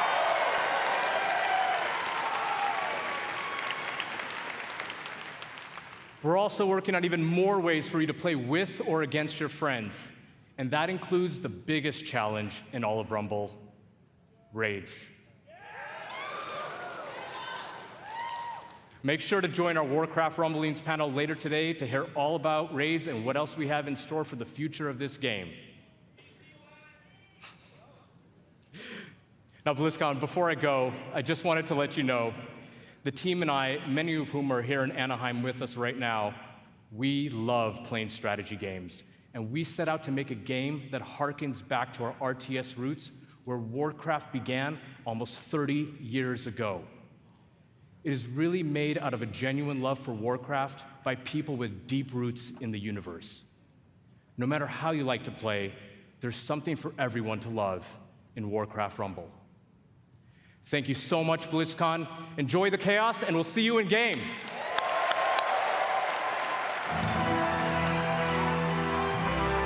Please welcome Executive Producer, World of Warcraft, Holly Longdale.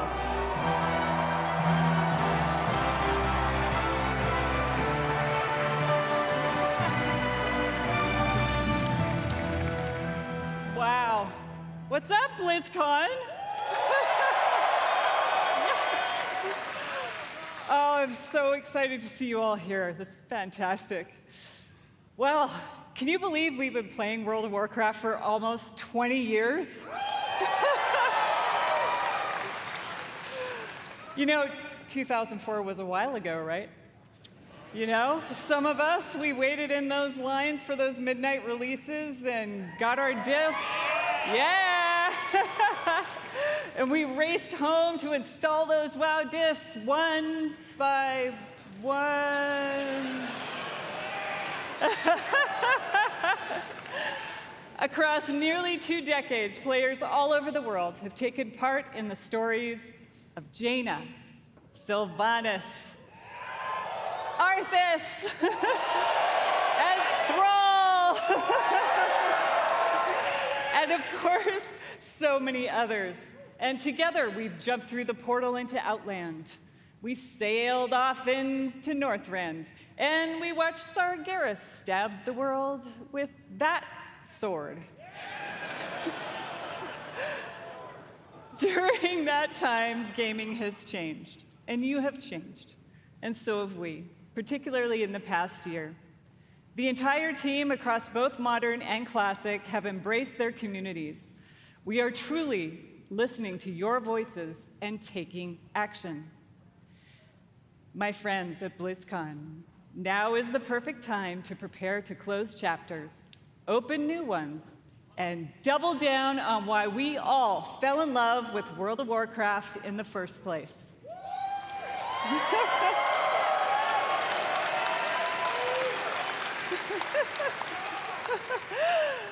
With that in mind, let's get to it.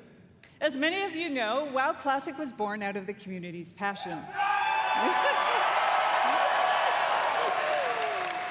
And of course, most of you know that still drives us today. Like just in August, inspired by our community, we released Classic Hardcore. So in Hardcore, you only get one life. And if you die, You may laugh, you may cry, you may have to replace a keyboard, but you go again. We've loved watching you take on the challenge or die trying. And because the hardcore community has asked, the team is planning to add a new way to play hardcore early next year. And last month in Wrath Classic, we released the Fall of the Lich King patch.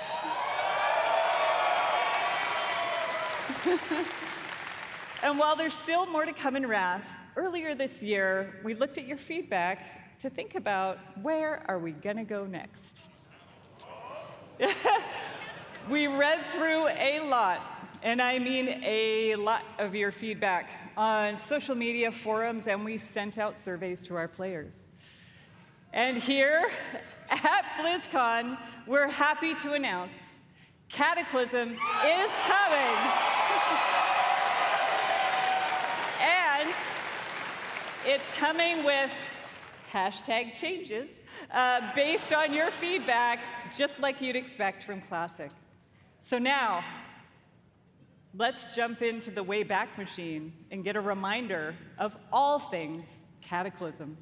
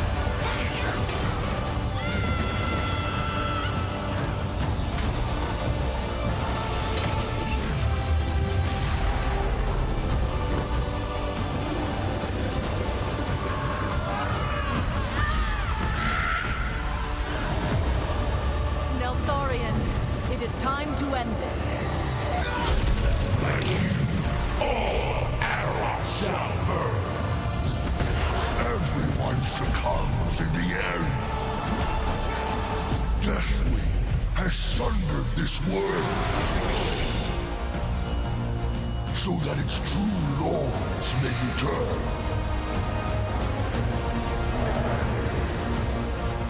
You dare trespassing in my domain? Die! This is my realm.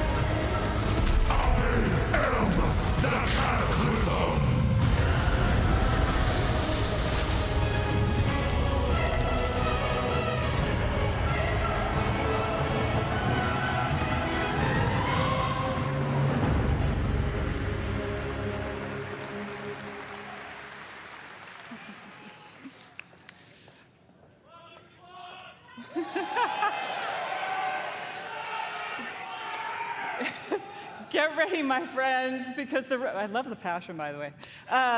Get ready, my friends, because the road to Deathwing's destruction is coming in the first half of next year.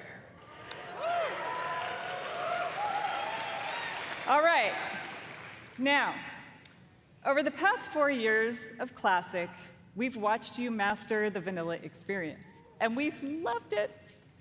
So much, in fact, that we thought we'd add some unique flavor with a seasonal note and a dash of discovery. Season of Discovery is vanilla wow with a spicy twist. You're going to discover new secrets as you scour the world and find class-altering abilities. Have you ever wondered what it might be like to be a tanking warlock? Or take on the role of a mage healer? In Season of Discovery, you can.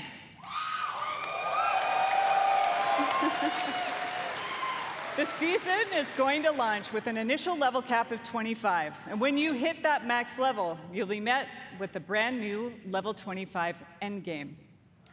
You'll discover a brand new 10-player Black Fathom Deeps raid with new and reimagined bosses, mechanics, and of course, rewards. Then, after a couple of months, we'll raise the level cap a bit. You'll find even more endgame content, and so it will go. If you're here at BlizzCon, you can play the Black Fathom Deeps raid in the Warcraft Hall.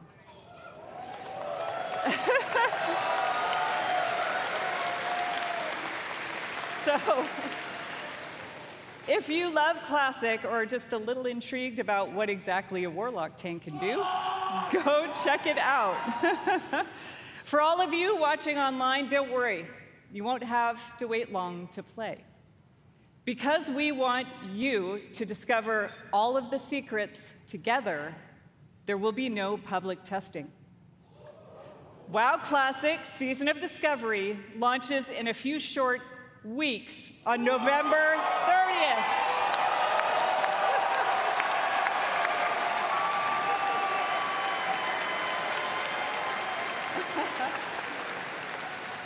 For more information on the Season of Discovery and Cataclysm, don't miss the Classic panel this afternoon.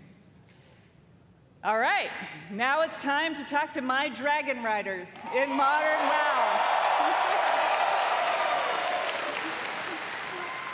Our team remains committed to giving you meaningful game updates about every 8 weeks with more content sprinkled in between. We really want Azeroth to feel alive and the home you want to come back to no matter how you play. Our next major update, Guardians of the Dream, is going live in just 5 days. I want to give a shout out to my elves. It is finally our time. 1 week later, Season 3 will start with the last raid of the expansion, Amirdrasil, the Dream's Hope. There we will have our final showdown with Farak and defend our new world tree. But fear not, that's not the end of our time in the Dragon Isles. There's a lot more to come in Dragonflight that will serve as both the epilogue of this story and the bridge to our next one. Like I said earlier, we are evolving. We are changing our approach to this big, beautiful game and how we look ahead to new chapters. BlizzCon, it's time for a new adventure, one that has grown from the very seeds of what captured our hearts when we first set foot in Azeroth. For veteran players, the last 20 years have led us to this. And for those who have yet to join us, now is the time. And who better to talk about the first step in this journey?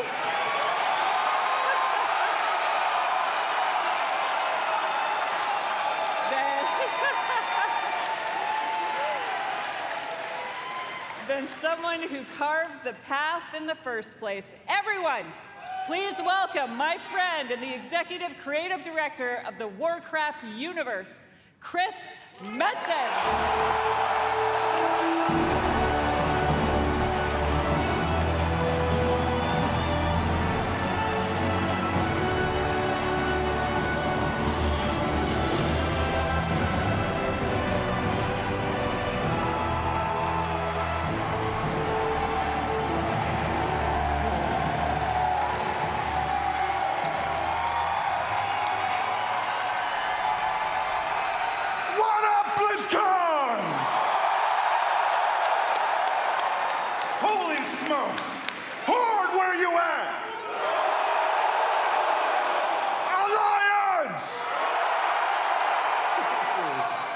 BlizzCon as one! Holy smokes, thank you, thank you. It is, thank you guys. It has been a long, strange trip to get back to this spot, I tell you that. It has been interesting this past year being back under the hood of World of Warcraft. It has reminded me of a few things. One, I love Warcraft. Number two, you know what? I really missed this work. And number three, on the real, it feels amazing to be back and part of this Blizzard family again.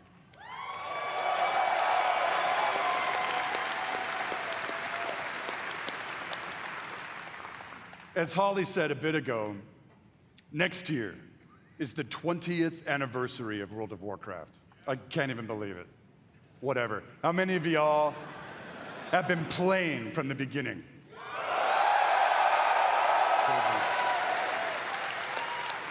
I love you. Crazy. So given that, what was that? Doesn't matter. We started thinking, so what next, right? What expansion hook, what single storyline could possibly match such a historic occasion? We started thinking about, well, I did, the good old days, right? And some of those early mythic ideas that kind of established the background of Warcraft. Started thinking about even some of the newer ideas that have played out more recently, but still in a way feel a little unresolved. And in the mix of all that stuff, in the mix of all those ideas, particular things like, what the hell has Magni actually been babbling about all these years? Was the thing that he came to warn us about in Battle for Azeroth, did it actually play out? Or is there potentially something darker still looming on the horizon? I don't know. Will there eventually be an apocalyptic confrontation between the forces of the light and the void? Talk to me, BlizzCon. I'll tell you what, for nothing, my pally Maine, I'm all in on that kind of thing if it happens. It's gonna happen. And really the big question for all the marbles, what have the Titans actually been doing since the dawn of civilization? What is the real purpose of all of their cute little installations slammed into the side of the planet? Do we know everything we need to know about their real intentions for our world? Just saying. BlizzCon, all of these hooks, and 100 more, 68, carry the 2, a bunch more, all cooking in the pot, started to reveal a storyline, something epic. How epic? Real epic. A storyline that in almost every way feels like the culmination of the first 20 years of our storytelling. A storyline provided we do our jobs, we do the thing that will vector us into the next 20 years of adventure.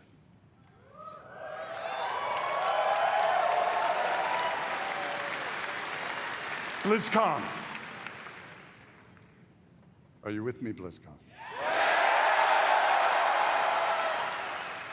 We call this storyline the World Soul Saga.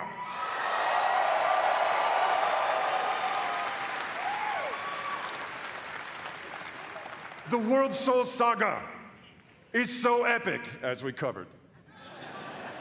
It cannot be contained within any single expansion.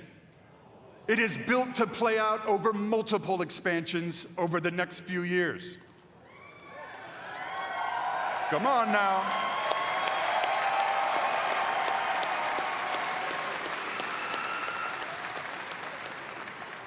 Having said that, we are working on multiple ways to deliver this adventure to you a little faster than you're used to. We're not going to get into it at this BlizzCon, forgive me. But keep your ears peeled. I assure you, we are moving with purpose. And the last thing we really want is for y'all to have your grandkids controlling your mouse and your keyboard trying to wrap this thing up. So, it's coming. Also, given the scale of this monster, we have decided to change it up today. Here we go. Dun, dun, dun, dun, dun. Instead of just debuting your next expansion all on its lonesome, we have decided to give you a glimpse at your next 3 expansion sets.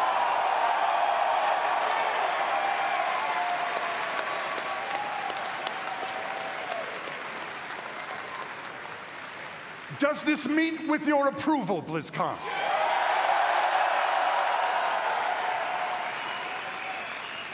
My friends, I'm going to warn you, there may be mild spoilers ahead. Actually, I'm just kidding. They ain't mild. Buckle up. Are you ready, BlizzCon?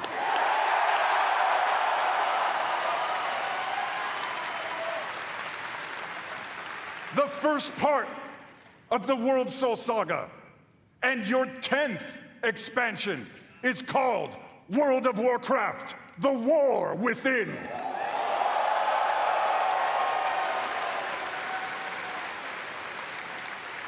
In this chapter, you will be descending into the heart of Azeroth itself, exploring new subterranean kingdoms and engaging with ancient cultures like the Earthen and the terrifying Nerubians of Azj-Kahet.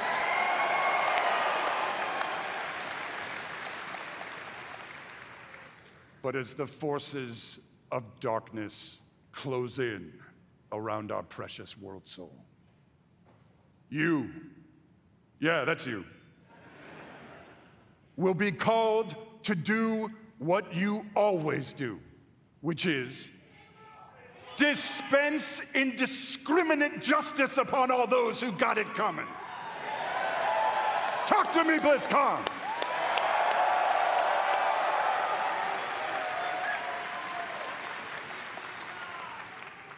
The second part of the World Soul Saga is called World of Warcraft: Midnight.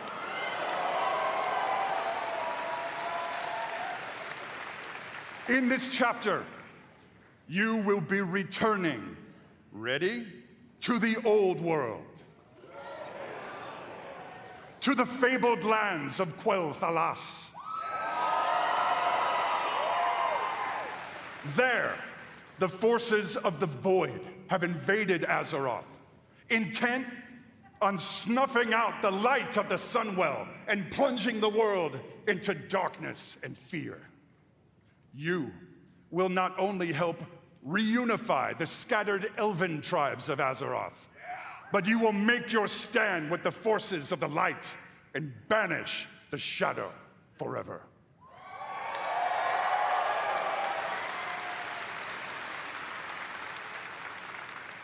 Of course, BlizzCon, it is Azeroth. Things may not go to plan. things may just spiral wildly out of control, leading us to the third part of the World Soul Saga.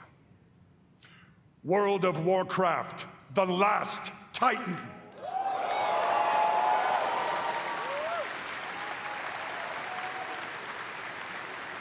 In this chapter, you will again be returning to the old world, this time to the wintry lands of Northrend. And there, at Ulduar, you will bear witness to the return of the Titans to Azeroth. And there, you will uncover a vast conspiracy, one that stretches throughout the history of the world, one that will challenge everything you think you know about the Titans, their intentions, and the true nature of Azeroth itself. In time, my friend, in time. And it's called Silithus. There you go.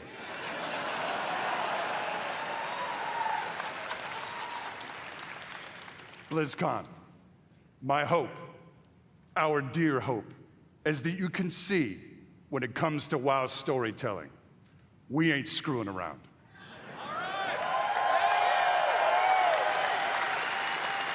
We are playing for all the marbles. We are working to establish a thundering heartbeat for this franchise. Now.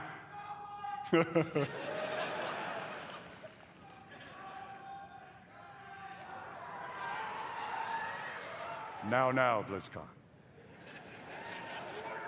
Hearken to me. Always wanted to say that. Thank you. Whether you are a current player, and I'm going to bet that most of you are, or maybe you jumped off the WoW train a few expansions ago, now is the time to come home.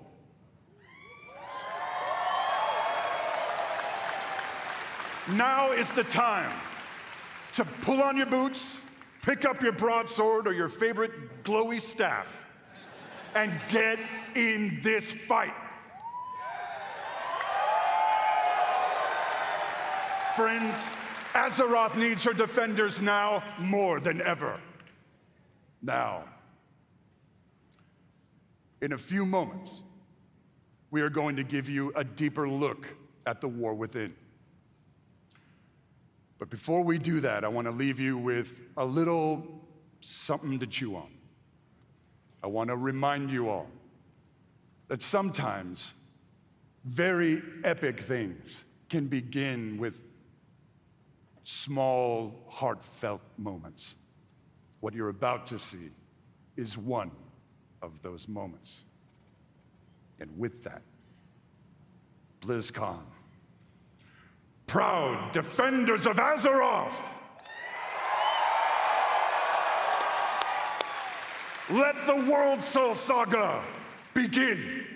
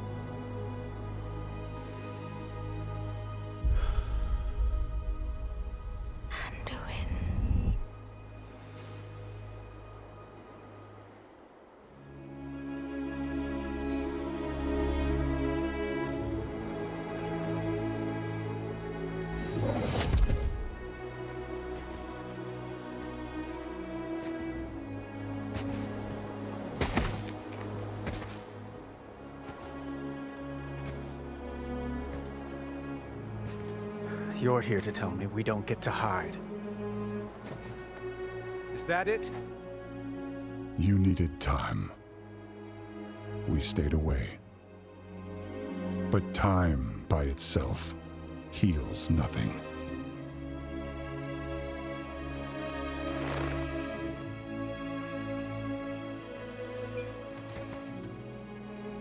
You didn't just come here for me. It's the visions. You've seen them. I suspect many have lately.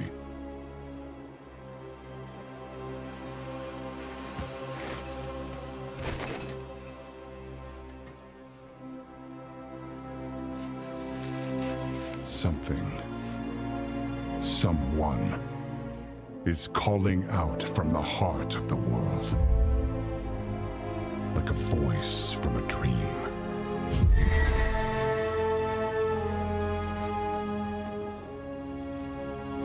Something dark is coming, Anduin. The world needs your light again. My son.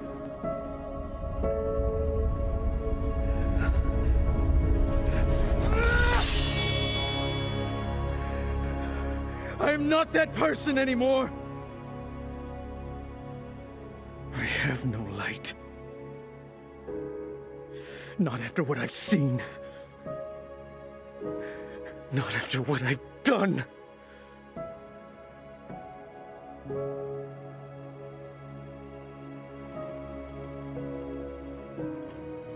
You are not your past, Anduin.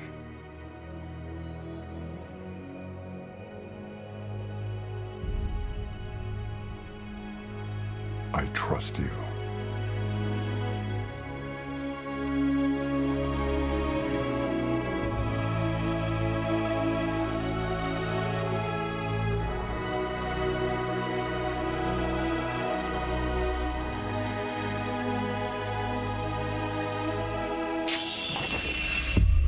Hear me.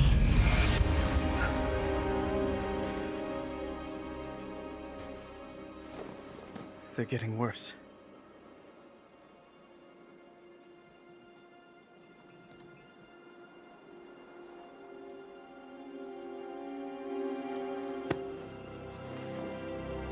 Look, whatever's coming, I'll stand with you.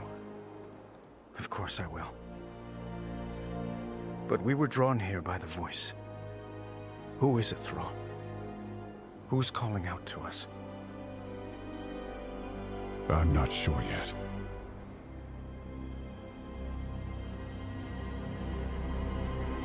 But that sword was aimed at someone.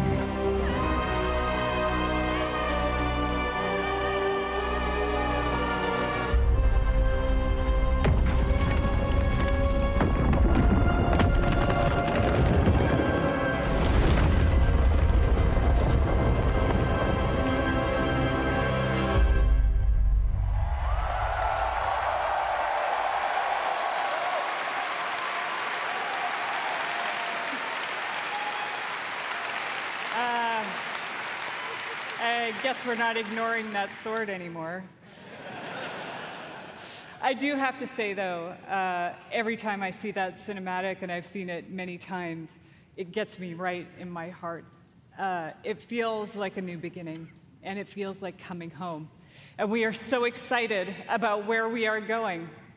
And now that you've seen or heard the overview for the World So Saga, let's talk about the war within. As we all gather and explore beneath the surface, we'll find an ancient Nerubian civilization. They will be led by someone we were first introduced to in Legion, Xal'atath, a harbinger of the Void. The Void brings destruction and darkness that threatens all light in our world. The last time we saw Xal'atath, she promised we would meet again, and it turns out she was right. And while Anduin, Thrall, and others share the same visions emanating from the heart of the world, some are seeing something quite different.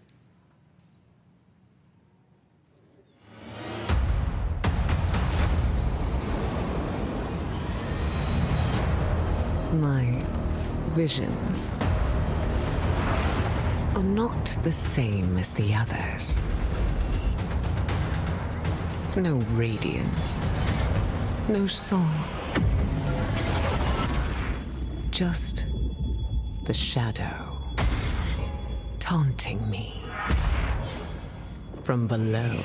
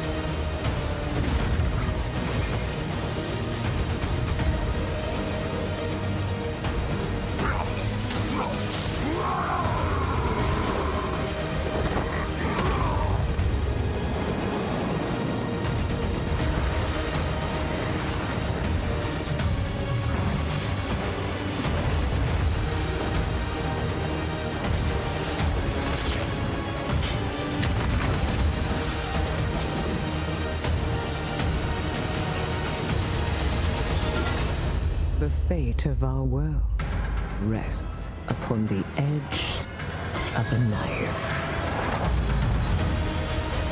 And our battle lies deep within.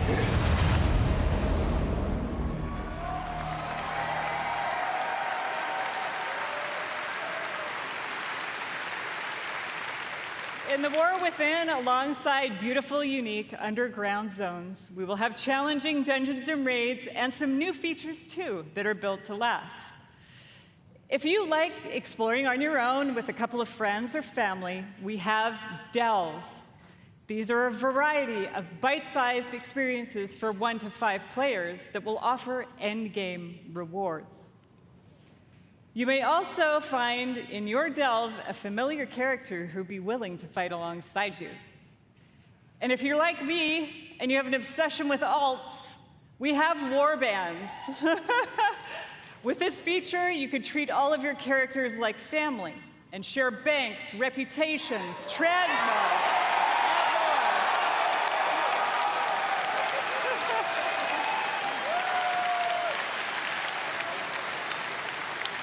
We're also introducing a new layer of customization for your class specs with hero talents. You might want to take your character down the path of a Dark Ranger, let's say, or a Farseer, and more.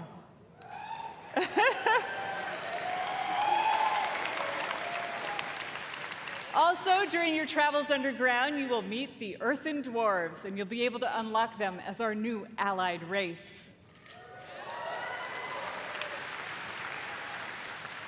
I mean, who doesn't love a dwarf? The facial hair options are spectacular. There's so much more to talk about, so please join the What Next panel that's coming up right after the opening ceremony right here.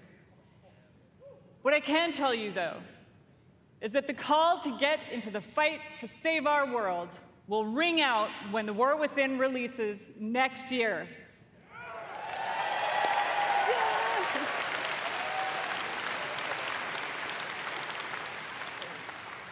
And lastly, I sincerely want to say, we are so excited to begin this new journey with you.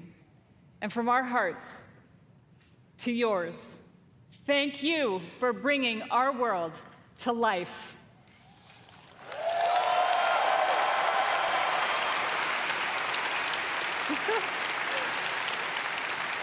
And now, with his own note of thanks, Mike Ibarra. Thank you to all the teams who presented today. There really is so much to look forward over the next 2 days. And this is only the beginning. I can't wait to walk the halls of all of Anaheim with all of you. It is truly a joy to be here with the Blizzard team and our players. BlizzCon, be great to each other and enjoy the show.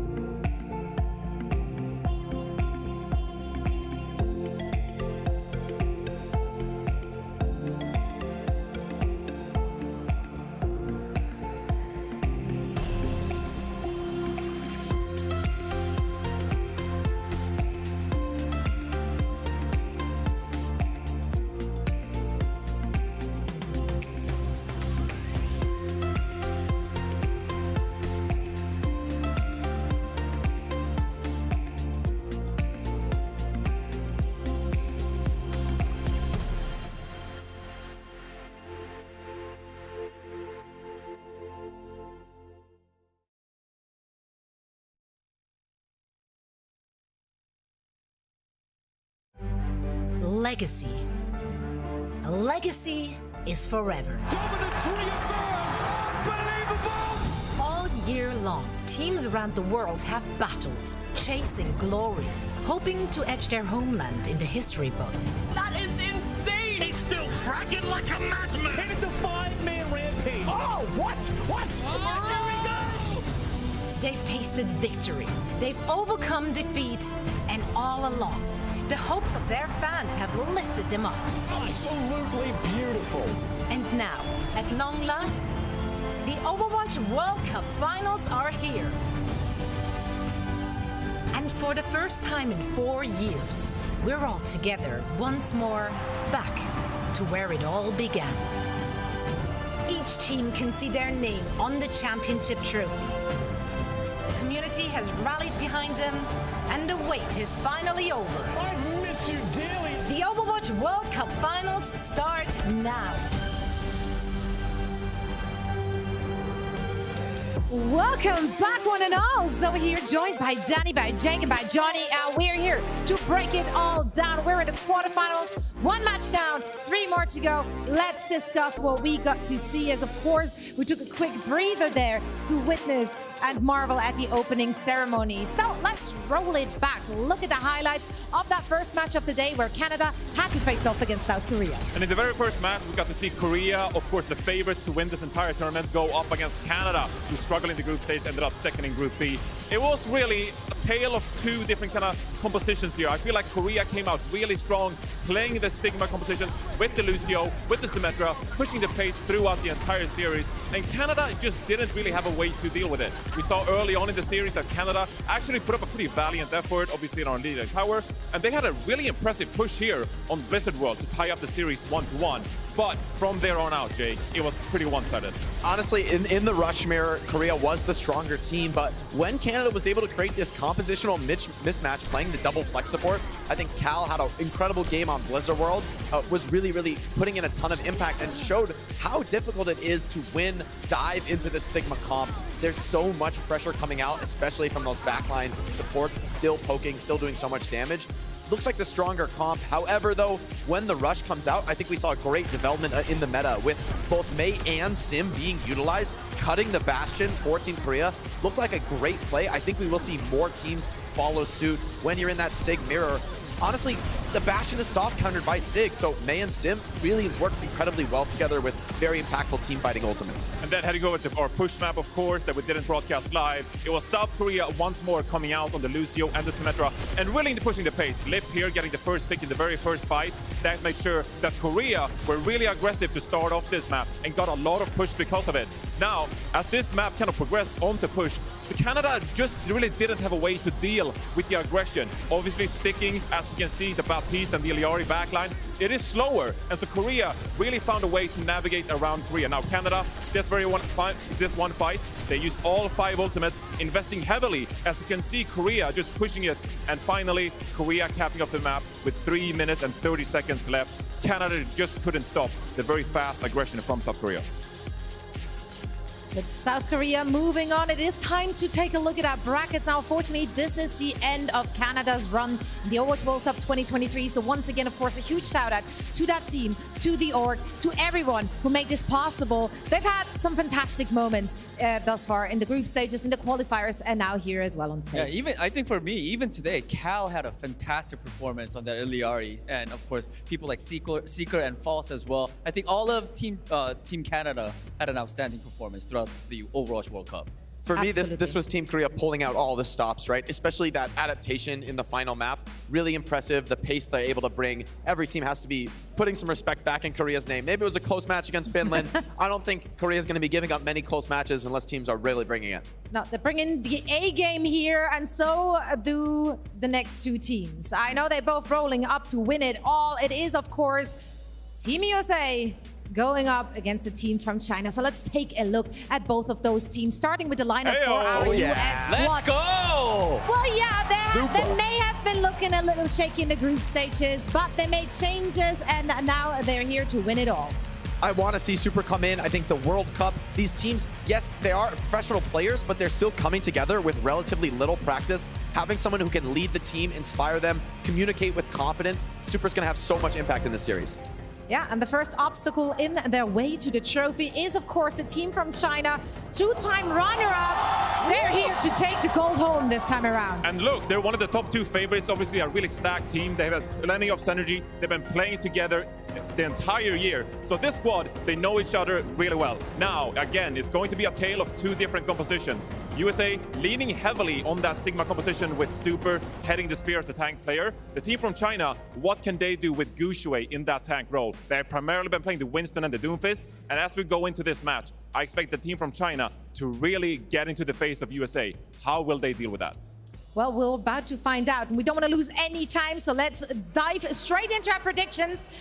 I'm a little scared about this one because I'm so sorry, home team. I went with the team from China. I'm not gonna get. That's my corner. That's my corner. That's my corner. They got lots of fans here. I'm good because they're really close to the stage, so I'm safer for now. I had to give it to the team from China. Yes, they only ran with the Doomfist composition. Yeah, we might see that again. But they are so good. Those players are so good. They are definitely, I think, one of the best dive teams that we've seen. But we just saw how challenging it was for Korea with the dive composition against the Sigma composition. I'm going USA! Of course. USA! USA! Let's go! I couldn't have said it better myself, Danny. I got my start in professional Overwatch as a part of Team USA, and so I'm happy to pred them here. I think with these roster changes, with Super coming in, I think they really could go all the way. I think this is the right ingredient to bring the squad to the top level. And I feel like it's going to be really hard for the team from China to make this Doomfist work against the incredible mechanical skill. Sugar Free can come out on the Echo. Ultraviolet can go back to the Iliari to deal with the enemy Echo. I think that's going to put them in great position. The pressure, though, is going to be on Super to survive these dives and still put out a ton of damage for his team. You're looking at me, Zoe, like I'm gonna team up with you there. I don't know. My hope dies lost, I guess. Is it happening? I'm sorry, Zoe. As much as I think the team from China is the better team with better players, just don't think this is the meta for them. I do think that USA with Super really pulling the team together, that is going to be the difference in this match, and I got USA winning it. That's fair. That's fair. I personally believe in the Primal Fist. Let's see if we can make it work on the stage. It is time to meet the team, so let's send it down to Golden Boy. Let's welcome to the stage your first squad, Team USA!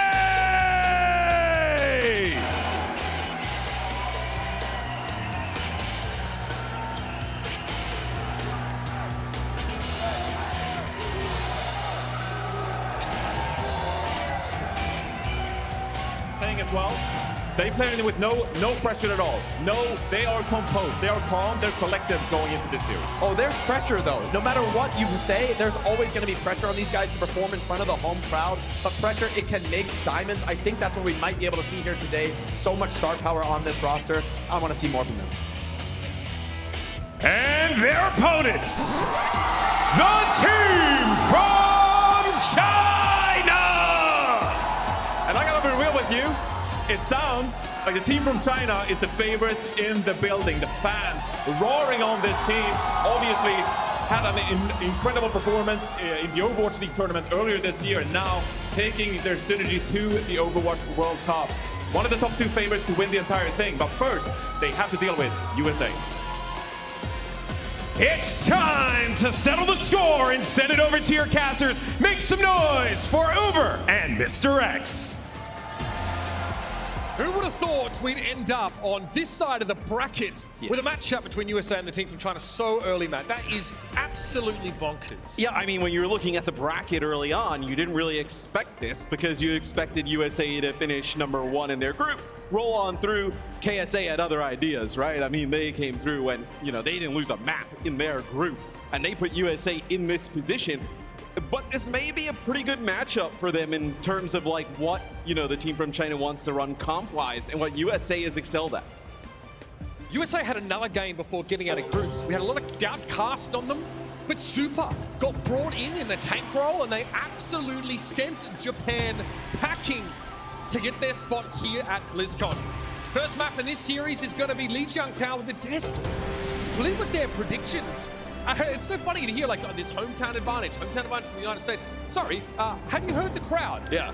The turnout for the team from China is absolutely ridiculous here. So it's anyone's game in that regard. An important match considering who sits on the other side of this bracket. South Korea waiting for the victor of this series. It all starts on Lijiangtao. And I think having players like Super in the lineup are a huge addition, right? It's a player who has won before. He knows how to win. Yeah, you know, they usually say, at least like boxing per se, when somebody becomes a champion, they become 20, 30% better, right? You know, once you know you can get over that hump, you become better, and I think you can kind of give that confidence to the rest of the team. Buckle up, nerds. We got a game to play. BlizzCon, make some noise. I mean, this is going to be what we expected comp-wise, right? Guxue on the Doomfist, Super on the Sigma. That is going to be the battle that ends up probably deciding this series. There's such a contrast in compositions, Matt. All the way down to the DPS. Tracer for Sugar Free here. And already Lenny's decided to head over the gap, putting some pressure on Monk. Gets into about face and draws a biotic grenade out of him here. So Monk has to wait for healing here. Lengsa can't expend a heal pack on the Ana right now. And that's the first kill. It's Lengsa down. Sugar Free's able to find the break. And I like this little adjustment here from Team USA. You know, playing the Tracer in the mix, right? Tracer is phenomenal, obviously, at putting pressure on the backline. Great against the Echo, which Leave is like so good on that hero, where he's going to switch off of it straight away. Genji for Leave, another legendary pick in his hands. But the USA able to settle into this to a degree. Guxue yet to really find a way in these fights in time. Before at least the USA go to work on their backline. Now the team from China going to start this off first. A lot of pressure on Sugar Free. He recalls already. Here comes Wheels mode, but Leave is there with the deflect, and Hydron very quickly has to stop. He's slipped by Monk, and that's Sugar Free out of the picture. It's a trade though. Lex is down and Leave has to dash away here. Air Matrix for USA. They've got control now. They have the advantage, but that's done. That was nasty. Guxue comes in of nowhere and gets behind that Air Matrix.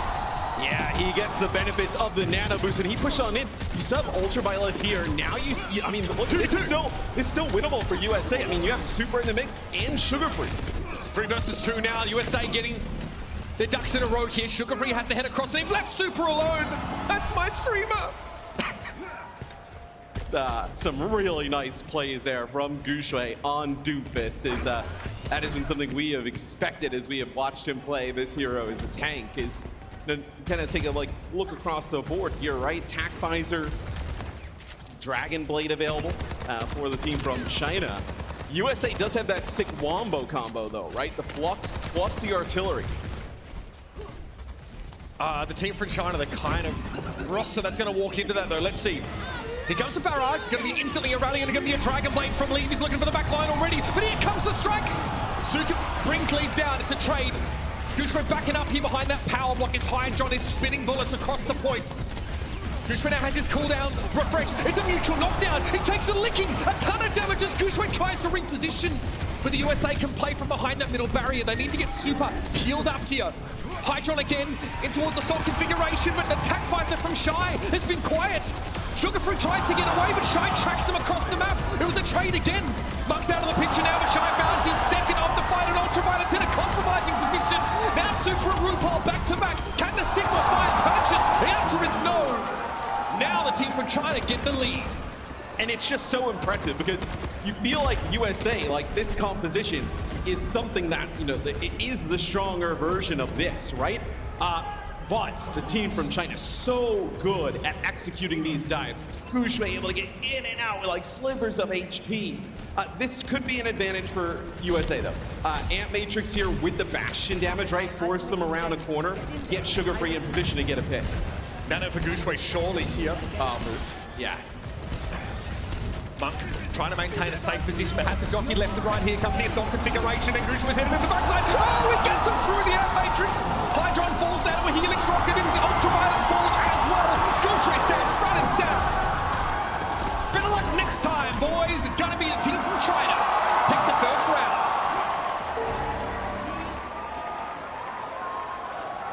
Some really impressive movement there on the Doom. They set up that Ant Matrix with the Bastion behind it, and then even like an Immortality Field, but Gushue lands that huge rocket punch and knocks them right out of that, pushes them so far past the Ant Matrix, they can't get any value, and then there's no way the supports on USA are gonna be able to heal those players. Some impressive Doom play. This USA composition is genuinely very positional.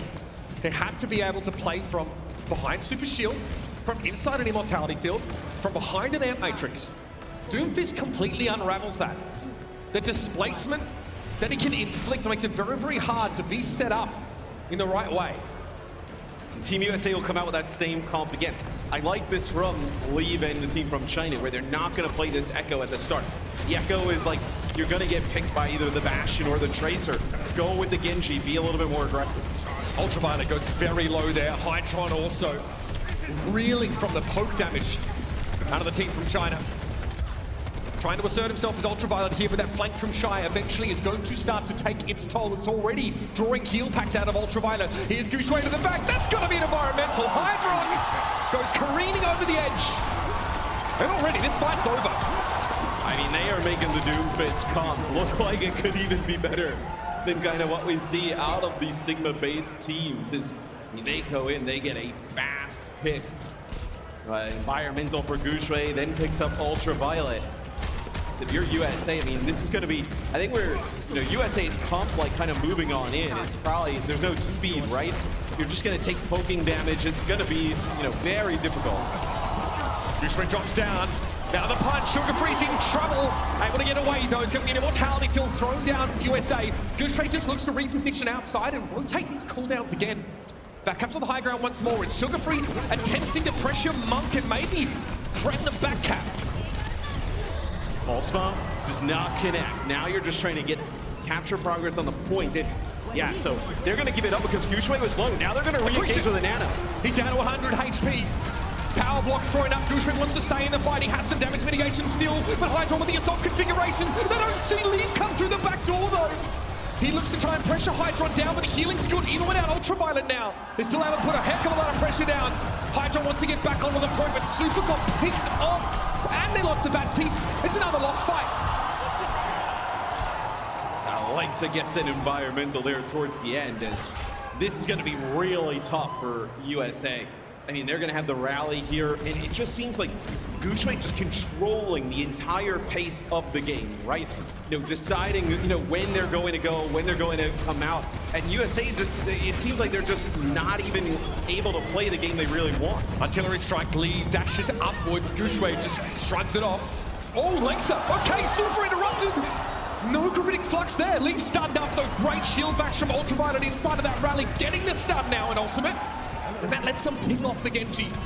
Both DPS now go off for the team from China. The USA have to win this fight. They need the point quick.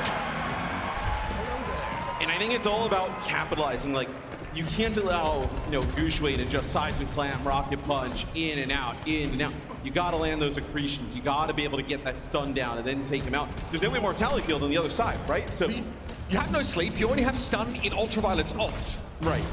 So, again, you can shield bash, of course, into that Doomfist, but it's tough.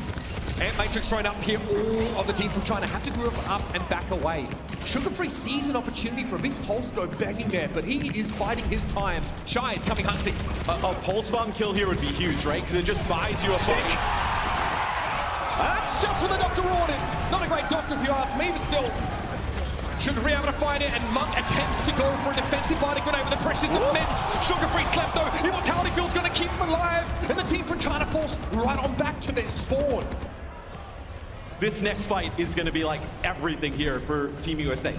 Nothing to work with in terms of ultimate. How do you win? Nano Blade available. There's no way. I mean, you think you have that somebody make a huge play. Nano Blade for Leave is hunting. Super the first target, but Monk goes down first. There's something here for the USA. They've lost Hydron, but they have the heal advantage in Sugar Free. It's a 3 versus 3. Leave no blade. Sugar Free gets the health pack. The deflect comes out, and Sugar Free can't back up onto the mini.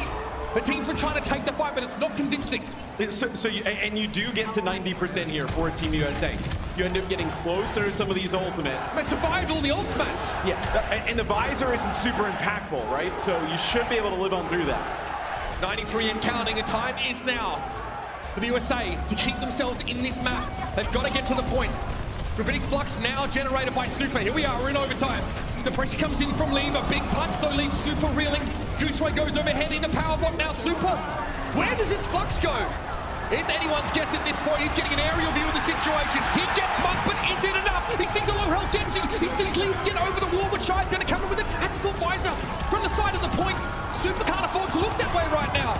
Shy's low, comes on in, and Super tries to force him back with that shield. USA Ultraviolet's going to be there, but Gooseway gets back into the fight, and now the pressure's on for the Brig. Shy trying to play from the periphery. Super still needs to deal with the Doofus, but there's a Sim turret slowing Gooseway down, and they get him! Gooseway falls, now Shy on the menu. What a rally stun coming in though. Immediately Lengster is on the scene. Super's forced to play back inside the point now, but Lengster's low. The rally, it's not enough! Team USA level the map. Oh, as they just muscle him off the point for a second. This is going to be a long series. I feel it, man. The sim switch from Hydron really pretty effective there towards the end. Got back to the point, slowed the Doom down a little bit, put down some damage. But you just see how difficult it is to dislodge Sigma. Like with the shield dancing and the kinetic grasp and, even just getting a little bit of healing. I mean, it is so difficult for these, damage dealers on the side of the team from China who want to burst targets down and get him down. It is so difficult. Symmetra pretty vulnerable in the front line, especially against a Genji setup. Do you play the Sim again? Yes, no, okay. No, play Tracer.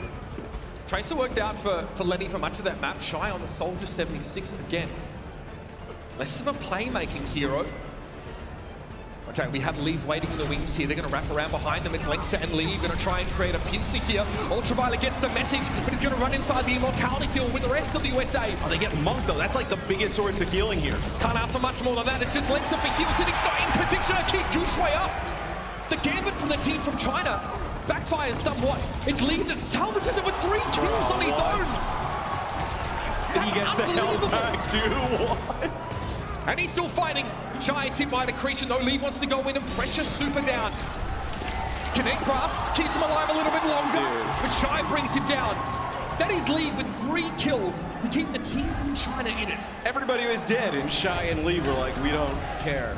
Like, we're just going to win the fight anyway, man. Leave somehow able to get the re and then escape, do some gymnastics to go get that health pack. And that is one that is brutal for Team USA. That's a fight they should have won. We're already at a 10 here, and it's map 1. Sugar Free getting close to that pulse bomb here again. Monk is on the menu. Getting topped up, Lengster spending heal packs on the arm, and now Lengster himself is low, and that's a stick! There's no Immortality field to save you from that! And Lenny comes up with 2. And that's what you have to do on the Tracer, right? Again! Dude. They refuse to go down! Dude, you get a pulse spot, and you get basically both the back line. You got both supports. And you're like, you know what, we're good. And then all of a sudden, Lee's like, nah, I'm not sure about that. Gooseway also gets 2 kills with a rocket punch. These guys are limit testing right now. Hey, and think about these 2 fights that have happened this far. 2 winnable fights for USA, and just some incredible plays from Lee that have turned this narrative. He's got like 60% of the point basically alone. It's fight time! Into the back line is Lee. RuPaul had an Immortality field, but that is far from enough to stop the fury of this individual. The team from China making this awful one-sided now. I mean, this has been just a Leave diff, this game. Like, this final round. You can point to basically the entire percentage that the team from China has gotten to plays that Leave has made. And I mean, he's put them in a position to just win this map. Okay, here's the artillery strike from Hydron. Ideally, this forces the team from China to position further back. Monk, though, a little too spry, even in that old age. Avoids those mortar shells. Here's the rally here. The USA hoping to bait Gooseway in, but he's unperturbed. It's Leave again. A headshot on RuPaul. Now the 5 versus 4 for the team from China. Every stun, every bit of CC, and it just isn't enough.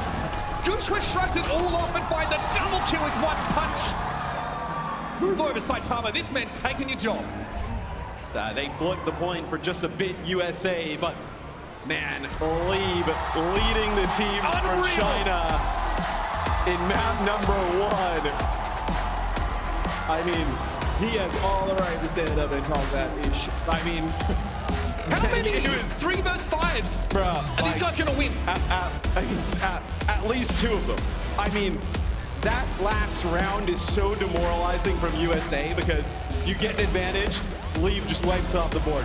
You get another advantage, the next fight, Leeb wipes off the board, comes back, Nano Blade, map over.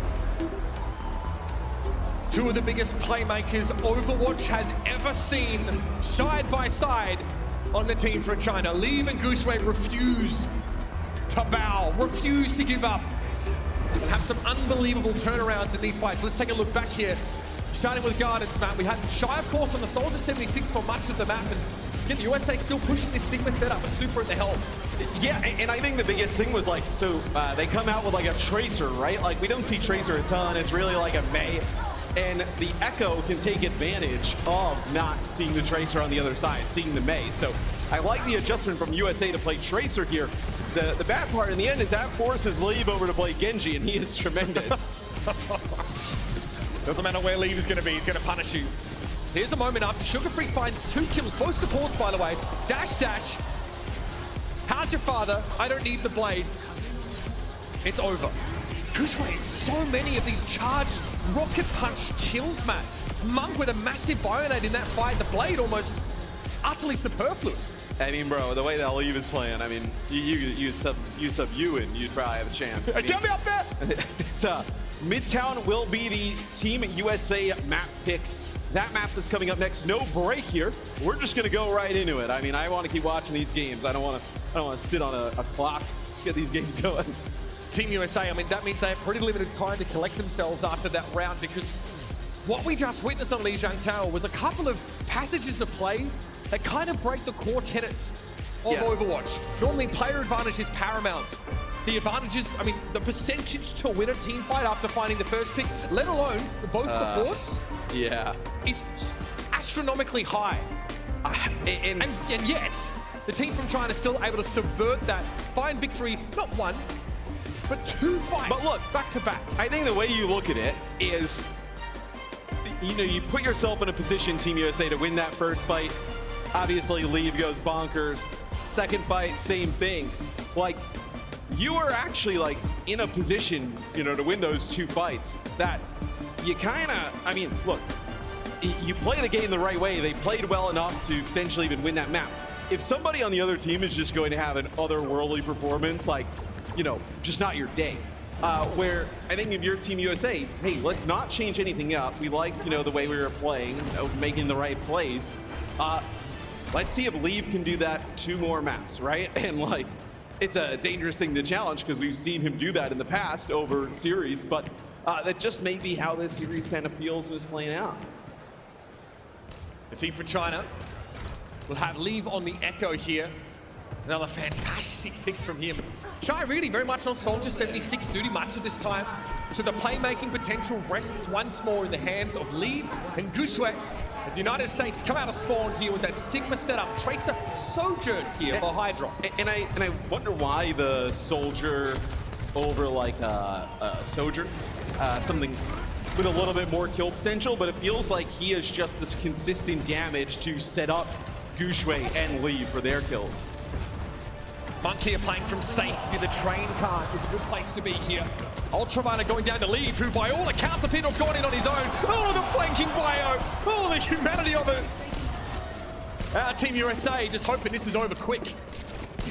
Yeah, that is, it's difficult to get through that choke in that area without the Lucio, right? Because it's so narrow. It's set up perfect for like, you know, Doomfist, the Biotic grenades to go on through there. Break can get a ton of value on both sides, but Leeb flies on in, focusing beam. I mean, a few players weak, you can get like 2 players with 1 beam. Once more, the USA going to wrap through this right-hand side. They might be feigning it. They may instead to try and thrust straight down the middle. Leeb spots Ultraviolet here. Again, dump his cooldowns, and it's an insta-kill Hydron. accosted on the second level of this building. I don't know what RuPaul is hoping to do here. Leave just gets out. And it's brutal here because like the team from China is okay with USA just lingering in here, right? Like, what are you doing from that spot if you're USA? It's a bloodbath, man. You're not making any plays from that position. So they're like, yeah, sure, you're already down a player. Sit up here and waste immortality field, waste these cooldowns. Guess what? We're gonna come right back in. We're gonna just burn even more time off the clock. I mean, at 40 has expired. We're about halfway through this first push timer in the United States. Don't look like they've come up with anything ironclad. Again, that position where Monk and Gushue are playing from is really hard to break. Leave is a loose end, is hard to keep tabs on, and Shy is ever so slippery on that soldier. And you have the nano for, I mean, Gushue is a target, Leave a target, Shy a target, I mean... Leave pre-fired that, by the way. Force a recall instantly. Railgun does connect here, but Hydron needs to do a little bit more than that. RuPaul's looking dangerous, looking like a tasty morsel, and Gushue. Oh, he dodges the flux. Super went to go flux, and he just dodged it. No connection on the flux there at all from Super, gets taken down. I think there's a bit of a gap going on here, Matt. Just quietly. Once more, USA. Slaughtered. Yeah. Let's go back to the desk for predictions. Super now will play the Orisa here, and Sugar Free on the Echo. So this gives you like a more, I guess, like stun move options here, like spear spin, right, to like just push Gushue into a corner. You can throw the spear, right, stun him into the wall. It feels like a concession. I'm just going to put it out there. USA realize they can't make the Sigma comp work, and this is a plan B. Let's see if it's good enough. Hydron sends a railgun up towards the train cart there as Monk is still safe. No one's contested that position whatsoever. Here's the rally now coming out from Lexa. Healing pylon gone and ultraviolet flying amongst the team from China here. Trying to pressure down. Leave also copying the Iliari as well, and Hydron adds forward. Oh, there's nothing here, Matt. It's a nothing burger. And it's getting rammed down the USA's throats. 25 seconds left on this attack. And they have absolutely nothing to work with. No speed to get to the point. Not even a percentage on the point. As this is a statement from the team from China. 10 seconds to play. No ultimates. Just a glimmer of hope here. The team from China are poised to snuff it and the USA out. No one has contested this position. Finally, Hydron looks over in Monk's direction. Gushue trying to push back against Super. He's hard to shift. It doesn't matter because in the meantime, the team from China ripped the backline to shreds. Are you good right now, USA? Y'all need a breather? Sometimes a breather won't be enough. They just got put into a spin cycle. Yeah, that was ugly. There's really, I mean, it's really not much to talk about on the USA side of things. I mean, they didn't really do much, right? They switched to the Orisa, right? They try and actually like push through the choke. I think it's a little bit, like you mentioned, a concession, but they might need a little bit more like CC, some extra damage to take out the Doom. And I mean, there's nothing to look at in the choke for Team USA. They walk up, Gushue might pop down briefly and just head back upstairs. Monk just does whatever he wants. There's no pressure. Okay, there's some pressure. Excuse me. Marginal amounts of it. RuPaul is done after getting bioed, and there's no one else on the USA that's dealing with this. I think Gushue is going to dodge it anyway, but... I mean, come on. That does not fly against a team like this. I mean... Not a Super, apparently. You watch this team from China, the way they play. I don't think they give a damn what a comp anybody else plays. They're just going to keep playing this. And Leave is going to play Genji or Echo, depending on if they have Tracer on the other side. And I don't know who beats this with the way they look right now. I mean, they are just so good. It's a great point. We might find out in the semis if they get there. So far, it's looking good. The team from China now wants the way on in. Ultraviolet, though, punishes Gushue. He takes a Bionade defensively, but it's not enough to keep him standing. Zen's an interesting pick here for the team from China, right? They want a little bit of extra damage here. The Discord you finish targets off even faster, right? And I think they probably feel like, hey, we get one pick, they'll just unravel. They may also have anticipated Orisa again. Yeah, that's also true. Oh, nicely done. Big sticky bomb connect there for Sugar Free. Gooseray with his second death. And that's going to be 3 for the young rookie. Lengsa? Getting staggered here, I think. Is that a vintage sideshow gaming play there on the stand? It's a little wrap around the outside as and we have a lot of fans here, to support the team from China. I mean, so loud, cheering them on. And you see why the expectation is sky high for the team from China's fans. Because they know what they're working with. They've got a team and a half here. And Matrix here, but for the most part, the team from China are able to fold away from this. Shy though got caught by the sticky bombs. No amp, by the way. Sugar Free just goes in and gets the job done. He's a player to watch now for the next couple of moments because he's making some serious plays. Like, do you just play for Nano Blade here if you are the team from China? Now I think the USA fans have woken up a little bit as now their team's starting to show some signs of life. It's reciprocal, that's for sure. Shy's under a lot of pressure and Sugar Free is hunting ready. What? Somebody gets it. With the Dupe Soldier 76 now, take some free damage. Won't get attack visor off this Dupe, but the kill, that's more than enough. 1:53 to play. So here's a huge test. The Nano, Meteor Strike, Blade. I think the team from China basically has just been toying around, saving up for all 5 ultimates. Everybody hit Q, go forward, win the game. And if this works, it looks amazing. The teams from China look like geniuses. If it doesn't, well, we'll have to have that conversation later. 1 for 1, Hydro gets taken down. Oh, wait a minute! They've let the teams from China get up on that high ground. It's going to be a transcendence now from Lengsa to keep everyone inside the flux safe. This is bad. Oh, this is bad for the USA. Shy now with the attack visor he was holding on to in Super. Has no defensive utility remaining. That'll be it.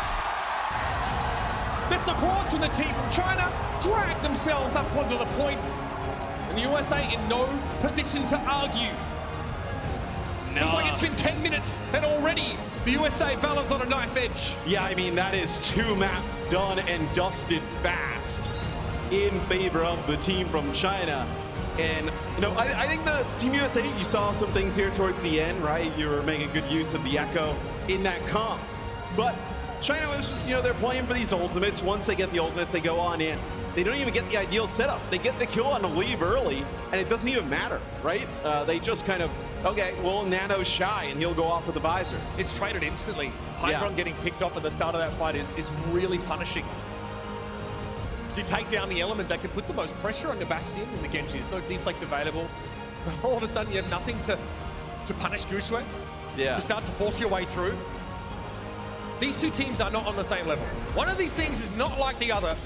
The team from China showing absolute prowess here on Midtown. Here's some moments, of course, from Leave, who, much like Sugar Free, had to make plays on that Echo. Like, these teams could, in theory, be on the same level if, the team from China was playing, like, Sigma-based compositions and whatnot. It's just this specific play style with them, whether Gushue is on Winston, Doom, Junker Queen, it's just a playstyle nobody else really replicates or can at this high a level, and they're just so good at this style of play that it almost doesn't matter.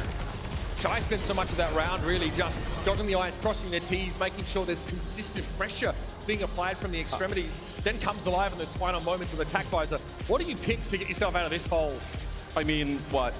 Like Surabasa or New Junk City, right? I mean, it looks like New Junk City potentially would be the pick. We've seen a lot of teams actually go, so New Junk City will be the pick. We actually saw, playoffs and finals, like Surabasa was like the go-to. Everybody picked that map. And now it has seemed to flip on its head, and now, New Junk City is the map. The Gallows, Beckham, Team USA on the very edge of elimination here, and it had to be a reverse sweep to stay alive in this second quarterfinal. Stick around, much more to come from your Overwatch World Cup 2023 live from BlizzCon.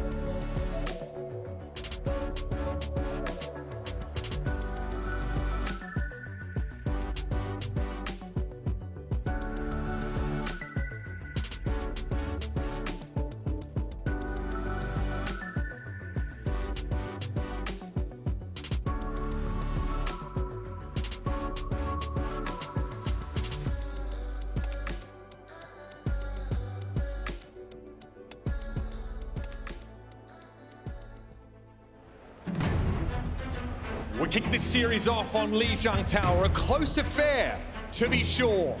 But as soon as we go over to Midtown, very quickly, a chasm erupted between USA and the team from China. And it was anything but close. This team are terrifying. I mean, they have just looked on another level here today in this match specifically. So I know that they have so much support here in the crowd. I think it's a home game as Team USA, they are rattled, but they got to bounce back. Super is a multi-world champion, not only in competitions like the World Cup, but also the top level of Overwatch. If it's going to be a win for the USA, it's going to have to be a reverse sweep. And New Junk City is where it's going to have to begin. I think that Team USA needs a bit of noise, a bit of support from the crowd. USA, let me hear you make some noise. Are we going all the way to 5? Or is this it?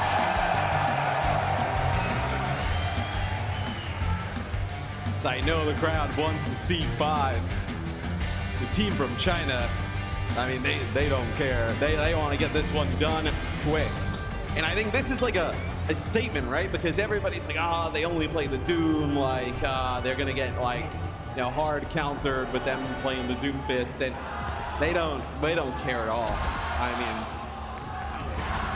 they're just about telling Team USA what we're gonna do, and then still running through them.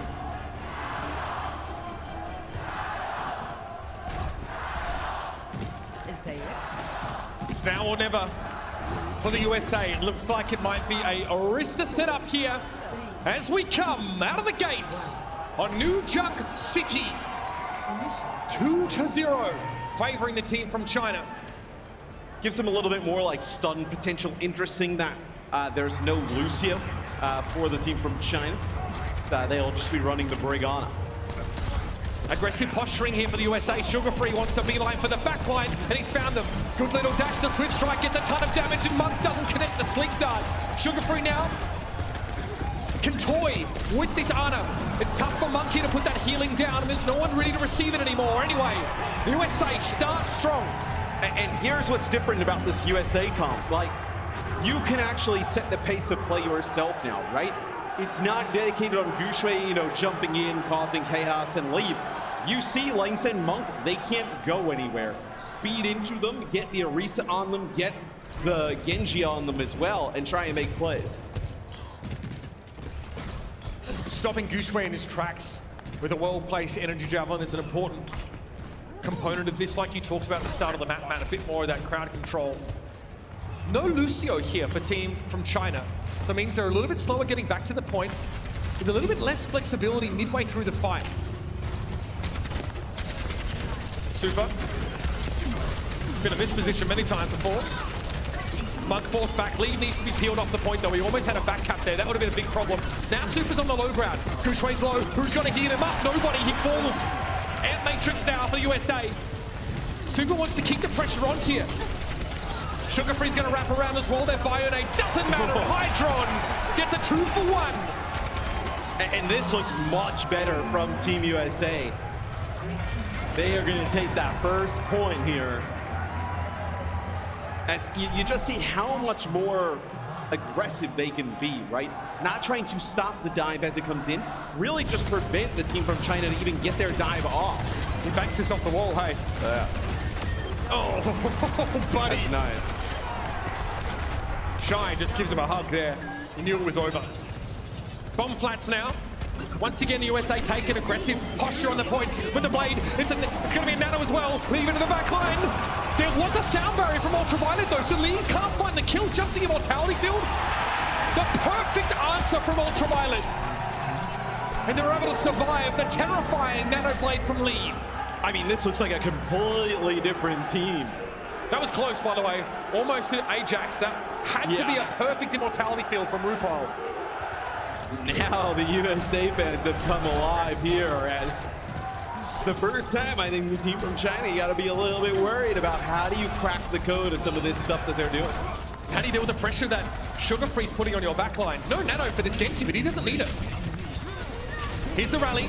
Tough for Genji to break in now, but it's going to go for it when the blade comes out, stunned instantly. Oh, it's not inside the immortality field. It's a 2-for-1 trade. Now for the USA, stall is the name of the game, but Ultraviolet's dead before he hits the ground, and RuPaul is shoved off the point. Yeah, and that was Lengsa with a really well-timed rally with the stun onto Sugar Free, and they're able to finish him off, and there's just not enough damage there to pick up some kills. The rally comes out before the blade. Right. And there's an immortality field thrown there, probably for Super. But Sugar Free plays outside of it because he's trying to dive, and he gets blown up with a stun.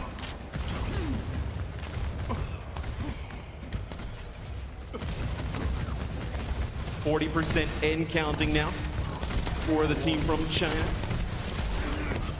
I think it'll be harder for USA to attack right now. Oh, wow, they catch Gushue out. They throw down the air matrix just as Gushue is his back turn. He used the power block, they ignore him, and then they blow him up. That's a trade. Leaving Sugar Free both down. But the USA have the point back now, and they are shoving the team from China away. Well, what I was going to say is it actually may be a little bit harder for USA because, like, Monk could have played a distance there, right? It's a large gap to close to put pressure on the supports, and they just run and get that kill on the Gushue. That is huge. This is a decent fight for the team from China. If they build a nano in the next few seconds, which they should, Gushue has a lot he can do here.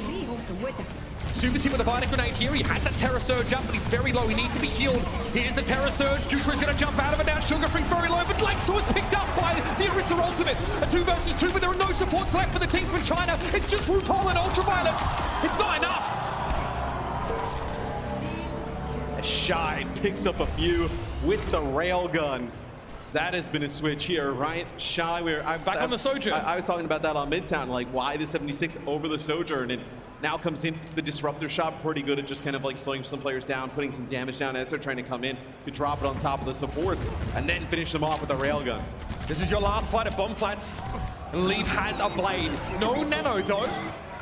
Start with the artillery strike. Shy able to slide away. Sugar Free first to the fight. Will duel with Leaf for the time being. Leaf goes in Super's direction, but finds little purchase there either. Immortality Field gets drawn out and blown up straight away. It's going to be a fortify now for the Orisa. Lengsa with the rally, into the back line, looks Leaf. And there it is, turns around, finds RuPaul, and that's two. It's just too easy for Leaf. And the team from China even it up here now. It's one apiece. Yeah, it seems like once USA lost control of the point, it was very difficult to push in, be aggressive with that comp, right? Once you can control the point, dictate when the fights are going to take place, that's when it looked like they excelled. The team from China, multiple silver medals in their past at the World Cup. This year, anything but gold would be unacceptable, I feel. Great way to get back now into the map.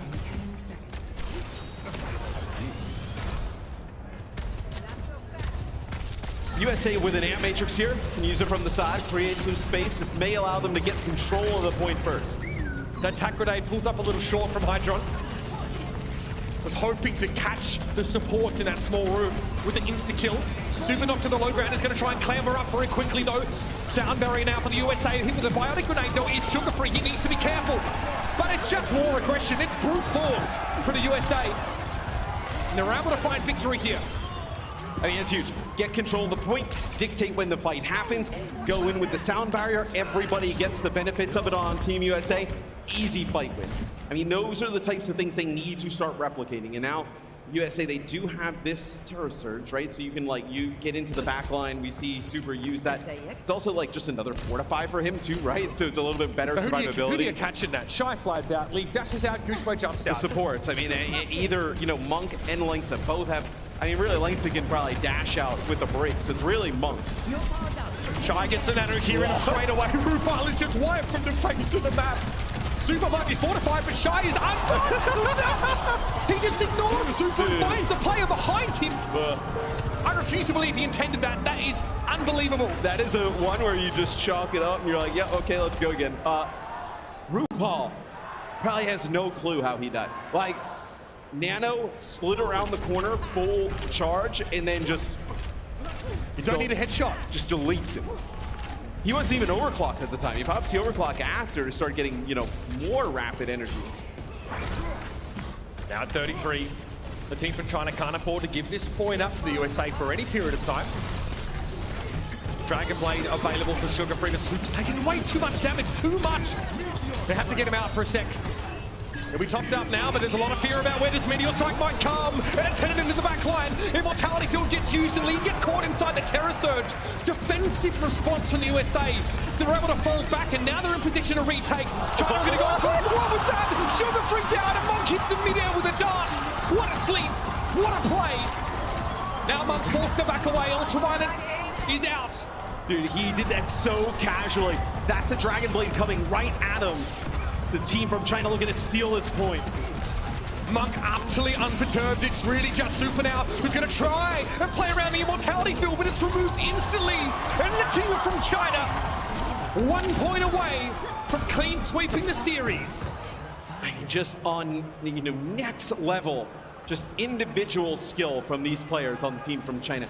I mean, that is, Monk is trying to heal 2-3 players in front of them. They're all weak.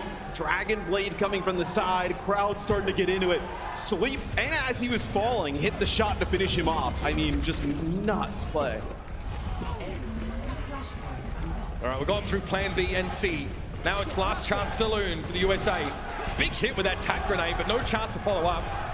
Hydron just building some ult. They get engaged with Sound Barrier again, USA. Here comes Super, fortifies prematurely, or I guess, in advance of this fight beginning.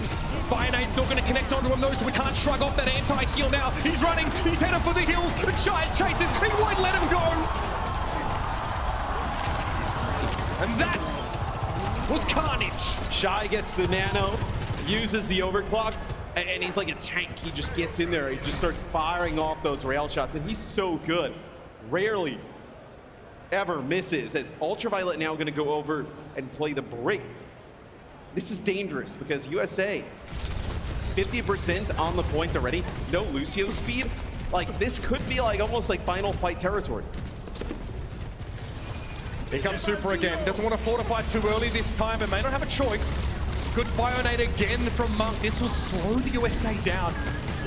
Hydron spots Monk, but he's so far away. Shy in a good off-angle position, but Hydron actually gets rid of Monk. He spots him and sends a tack grenade over there. Finally, the USA have a chance to breathe.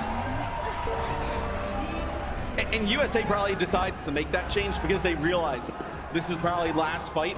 Like, Lucio's kit without the sound barrier isn't going to provide a ton there. You may as well play the brig, get a shield bash, whip shot, play a little bit more sturdy. So they decide to make that change, realizing they are on their last legs. Keep an eye on Sugar Free now. Because once again, that pulse bomb means there's insta-kill potential on a support.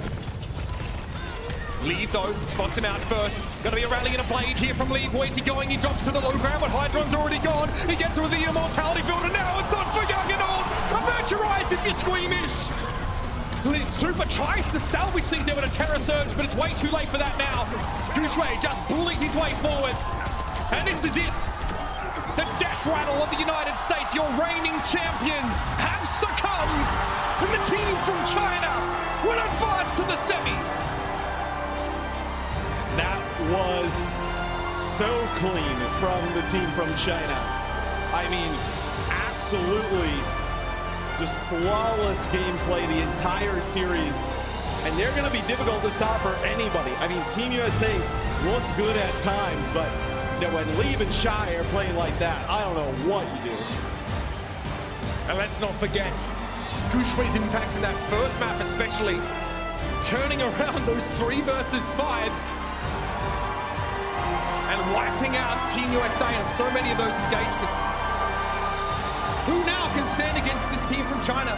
South Korea will be first. The other side of the bracket, I mean, Great Britain looks good. Kingdom of Saudi Arabia also looks like a solid team. There are contenders, but right now we've seen the strongest performance in our World Cup matches so far.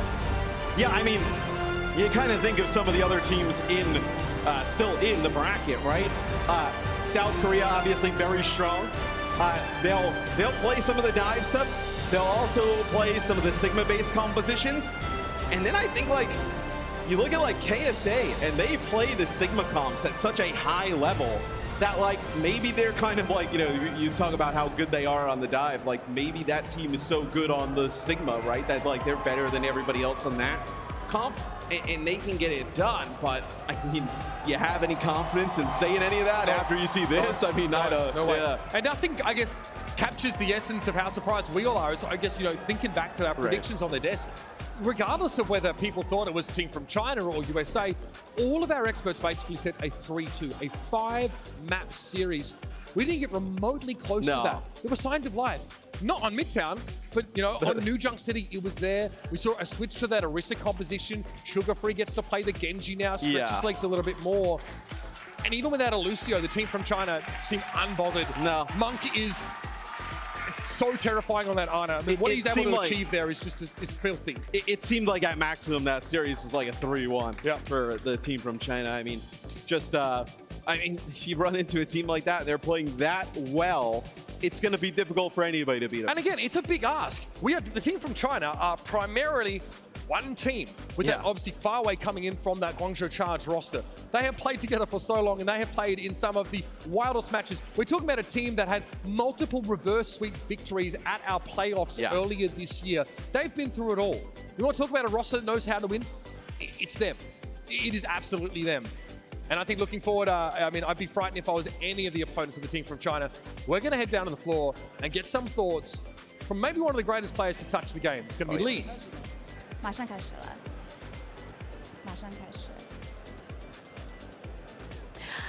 Hi guys, it's Emily here. Wow. I thought, oh, thank you. You guys are so sweet. I thought that was going to be a close match because Coach Gator last night was really feeling himself and he said that China had no chance. But that was carnage. Anyways, standing next to me is Lee of the team from China. And I just want to know, what are your thoughts taking down 2019's reigning champs, Team USA? 所以离开，我想问你的就是，你们能打败2019年的冠军美国队，心里有什么感受呢？有什么说法？跟我们简单聊一聊。现在肯定是很开心的嘛，因为这次的赛程是没有复活甲的，是单逃，所以我们也就全力以赴去准备每一场比赛。那美国队也是很强劲的对手，然后这次也是他们的算是主场吧，对，所以我们也没有掉以轻心，就全力以赴去打就好了。Obviously, I'm really happy that we were able to take down Team USA because in this round, it's a single elimination. There's no losers bracket, so we tried our best. It was also a little bit intimidating because we are here in America. You know, there's a lot of Team USA fans, but we tried our hardest. Now, you will be facing Team Korea next, and this is also a tremendously strong team. So what are your thoughts? If you guys maintain your current speed and strategy, do you guys think you have a chance against Team Korea? 那你们下一场比赛呢，会面对韩国队。那如果你们要是保持现在的风格和节奏，你觉得你们能不能拿下韩国队呢？我们现在非常有信心，然后我觉得如果说以我们现在的状态，我们只有一个目标，就是冠军。We are very confident. I'm sure you guys can already guess what he said just based on the cheers from the amazing fans. But we believe that we believe that the team from China will be the new champions. Thank you guys so much. Thank you, Lee. Thank you all to all the fans. All right, Desk, back to you. Thank you so much, Emily. You heard it here. They were victorious over the hometown favorite, of course, Team USA. Unfortunately, this is their end to BlizzCon this year. Let's talk about how the team from China got it done. This was not a close match. I also want to just quickly bring up that I was right and you guys were wrong. There's a lot of that happening in my head right now. It's all right. I can celebrate myself by myself. I don't need any support there. You had a chance there, Johnny. You almost. I don't think I've ever been this wrong about a prediction in my life. That's okay, though. We can talk about just how wrong you were by looking at the highlights of this match. No, quite frankly, though, it was the compositional clash that we wanted to see, that we expected. However, the outcome was not as expected. It was that Doomfist dive that had the upper hand. Why is that? For me, this comes down to some of these like more deep coaching decisions, strategic decisions from the team. Too many times this series, I saw Leave dominating on the Genji with no Echo counter pick in sight. Like for me, that should be an instant swap. You play Genji, you have to play against Echo the entire game long. When you want to play Echo on the dive, you should be up against Bapillari every single game. And for me, USA, they were way too slow to read these counter swaps. They don't have the same read of the meta. I think what they played, they could win, but when you're going up against a team as good as this, as the team from China, you really need to be creating a compositional advantage. I think taking a fair fight is not smart against a squad this strong, and USA, they're going to get punished for it with Leave and Guxue putting on ridiculous performances. I mean, multiple times in this series, turning 3v5 or even worse situations into teamfight victories for their team. That really shouldn't be happening, and it goes to show what players on this level can do.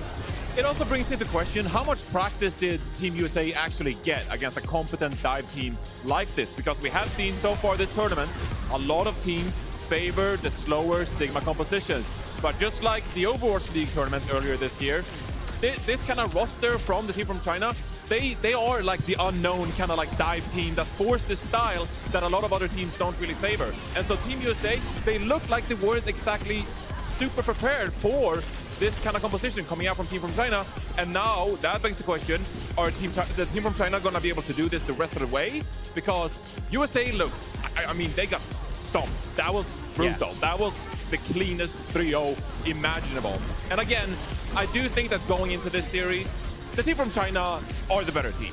They have the better players. They are the better region currently in the Overwatch esports scene. So yes, Team USA, they are the 2019 reigning champions. That was 4 years ago. It's been a long time. It's been a long time. And that was a generation of Team USA that were like on top tier rosters, winning tournaments. Like they were on top of the world. Now we're looking at this roster from Team USA. And you gotta be honest, like some of these players didn't even qualify for the Overwatch League playoffs earlier this year, right? Whereas looking from the team from China, they were there and playing against the very best, the entire team, right? So it's just, you know, it's been a while. It's been a while. And getting reps on their style. Like this was the team from China forcing their will on the match. We've seen a ton of teams, almost everybody else is playing Sigma at this tournament. The team from China has barely touched that hero. They know that if they just play their style, I mean, this is one of the things about the Overwatch World Cup. The teams, they don't get the amount of practice that a pro team does. And so it really does matter that you just have that read in the moment. You don't get to calculate every single variable, be prepared for every externality. You have to adapt in the match and make the right decisions. And when a team puts this much pressure on you, it is so hard to achieve that. Yeah, we actually have a illustration for this one to break it down a little bit and get that nitty-gritty insight from Johnny. Yeah, what you got for us? Well, I just wanted to showcase, you know, Team USA, like how did it look throughout the series? And I think there was one thing that didn't really click for them, and that was the teamwork. That was the team play for Team USA. Obviously, this is a bunch of American players coming together and playing for the first time, some of them. Obviously, they practiced a lot, they went to boot camp, etc. But I still think you saw that they weren't exactly on the same page. So I'll break this down on Midtown. They couldn't cap point A. Why couldn't they cap point A? So we got an example, we can get right into it, and we'll really break down the composition and how it kind of worked for Team USA. All right, so as we get into this replay from Midtown right here, you can see that Team USA, they obviously got this Sigma composition, and we can just go ahead and play this out. And we'll see that Team USA, they're kind of flanking around the building. They're going to take these far wide angles, and the team from China, as you can see, they're playing the Doomfist Echo kind of composition.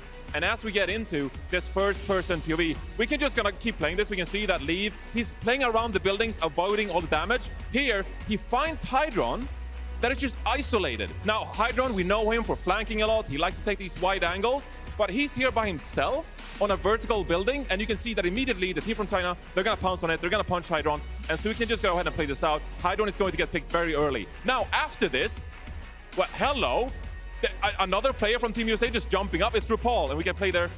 RuPaul jumps up by himself to challenge Leave, obviously trying to react and help out Hydron. The immortality field comes out, and that is a super valuable ability. It is so important to protect yourself against this dive. We can go ahead and play this out, and we can see that Leave, okay, well, we got the immortality field, so team from China, they're just gonna engage on the back of it. We're gonna wait out for the lamp to expire, and then we're gonna go. Leave, thumbs up, cleans up Ultraviolet, the rest of the team. I mean, look, they were down a man, but they just like got run over, like not even trying to get picks off from the team from China.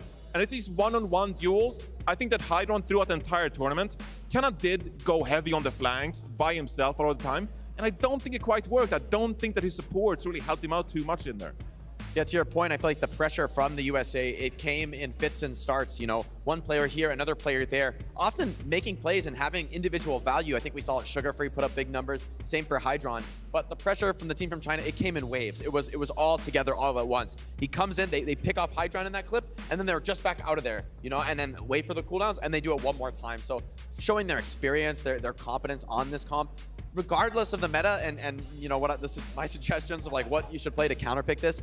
In the end, this is a skill matchup. Yeah. In the end, this comes down to your ability to execute with your teammates and either punish those divers when the lamp does come out, or the dive comes in and cleans you up piece by piece and takes your cooldowns away, you know, one by one. And that's what we saw in this match. I wonder, honestly, and based on also what we saw in the Overwatch League playoffs, can anybody beat this team from the team from China on the dive mirror? It seems so like good. not. They're so good. We'll find out tomorrow. True, true. No, but here's the thing. Like, yeah, obviously this is not how Team USA wanted to go out, but they did end up in the top 8. They did play through grueling group stages, through a lot of qualifying matches leading up to that all year long. Let's discuss the highlights that we got to see from this young roster of Team USA.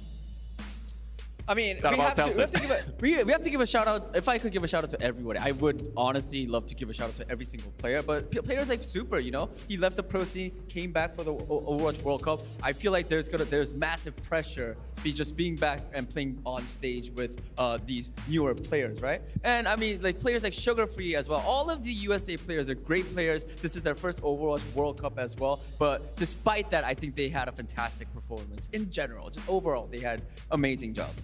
I think one of the challenges for the Team USA, though, it was on the tank role. I think Super coming in made sense to me as like this team leader, someone who can be a heavy communicator and direct a team that doesn't have as much practice as a pro team.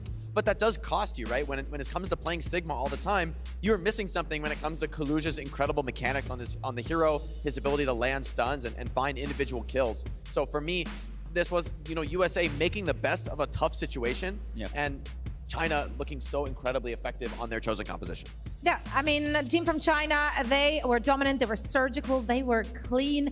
But say one thing about Team USA, say they did bring a lot of entertainment in the game, outside of the game. There was a lot of banter on social media, great video content heading into this. And I feel like this is kind of what the Overwatch World Cup is all about. It is about highlighting players from those different regions which are representing their people, which are representing the joy that the Overwatch, the different compositions, metas, all these things. And it was still a true pleasure to watch Team USA being part of it all. Unfortunately, an early out for them here in the quarterfinals. Let's actually take a look at the brackets to see where we're now at, because we do have our first semifinals pairing. Oh my goodness. And that is going to be South Korea and a team from China. Wow. Oh man. This is going to be a match, ladies and gentlemen, and we will be talking a little bit more in depth about that very pairing after a very quick break. And of course, also, we have an next quarterfinal coming up, which we will also be previewing in just a little bit. But first, let's head into a quick break, and we will be right back with all of that and more.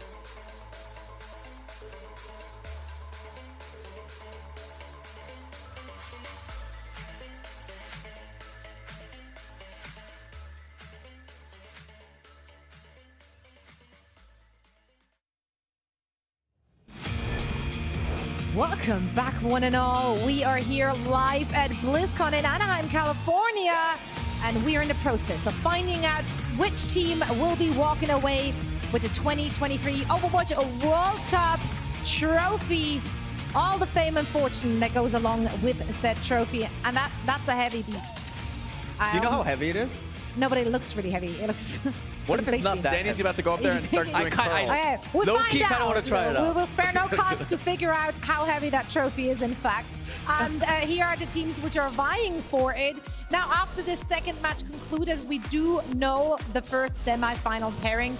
South Korea will be going up against the team from China. Oh boy. This might as well have been like the grand finals match. Yeah, this might be the best match of the could be. tournament. It has Realistically, these probably should be the top two It should teams. be. Like maybe, like if there's a much closer finals, then maybe that will be proven It's even wrong. better. We get to see it earlier now in semifinals. Okay, that's one We take, see- Danny. You know? Thank you. That's copium, Danny. Actually, I that's love you, copium. Danny. I love you, Danny.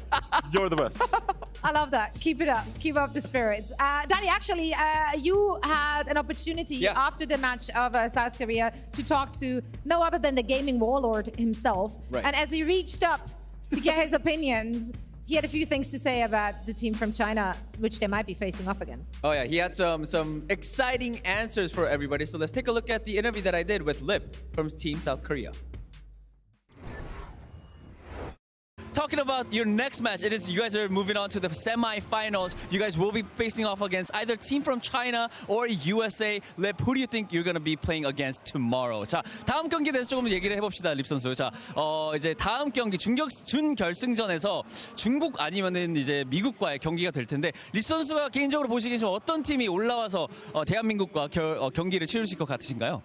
일단 예선 그 본선만 봐도 일단 미국은 좀 지루한 조합, 시그마 조합이라 시그마 조합하고 중국은 좀 그래도 저희와 윈스턴을 좀 많이 하려고 하는 그런 팀이기 때문에 팬분들이 보시기에도 좀 더 재밌는 경기가 중국이랑 한국이 한국이 돼야 좀 더 재밌어지지 않을까 싶어요.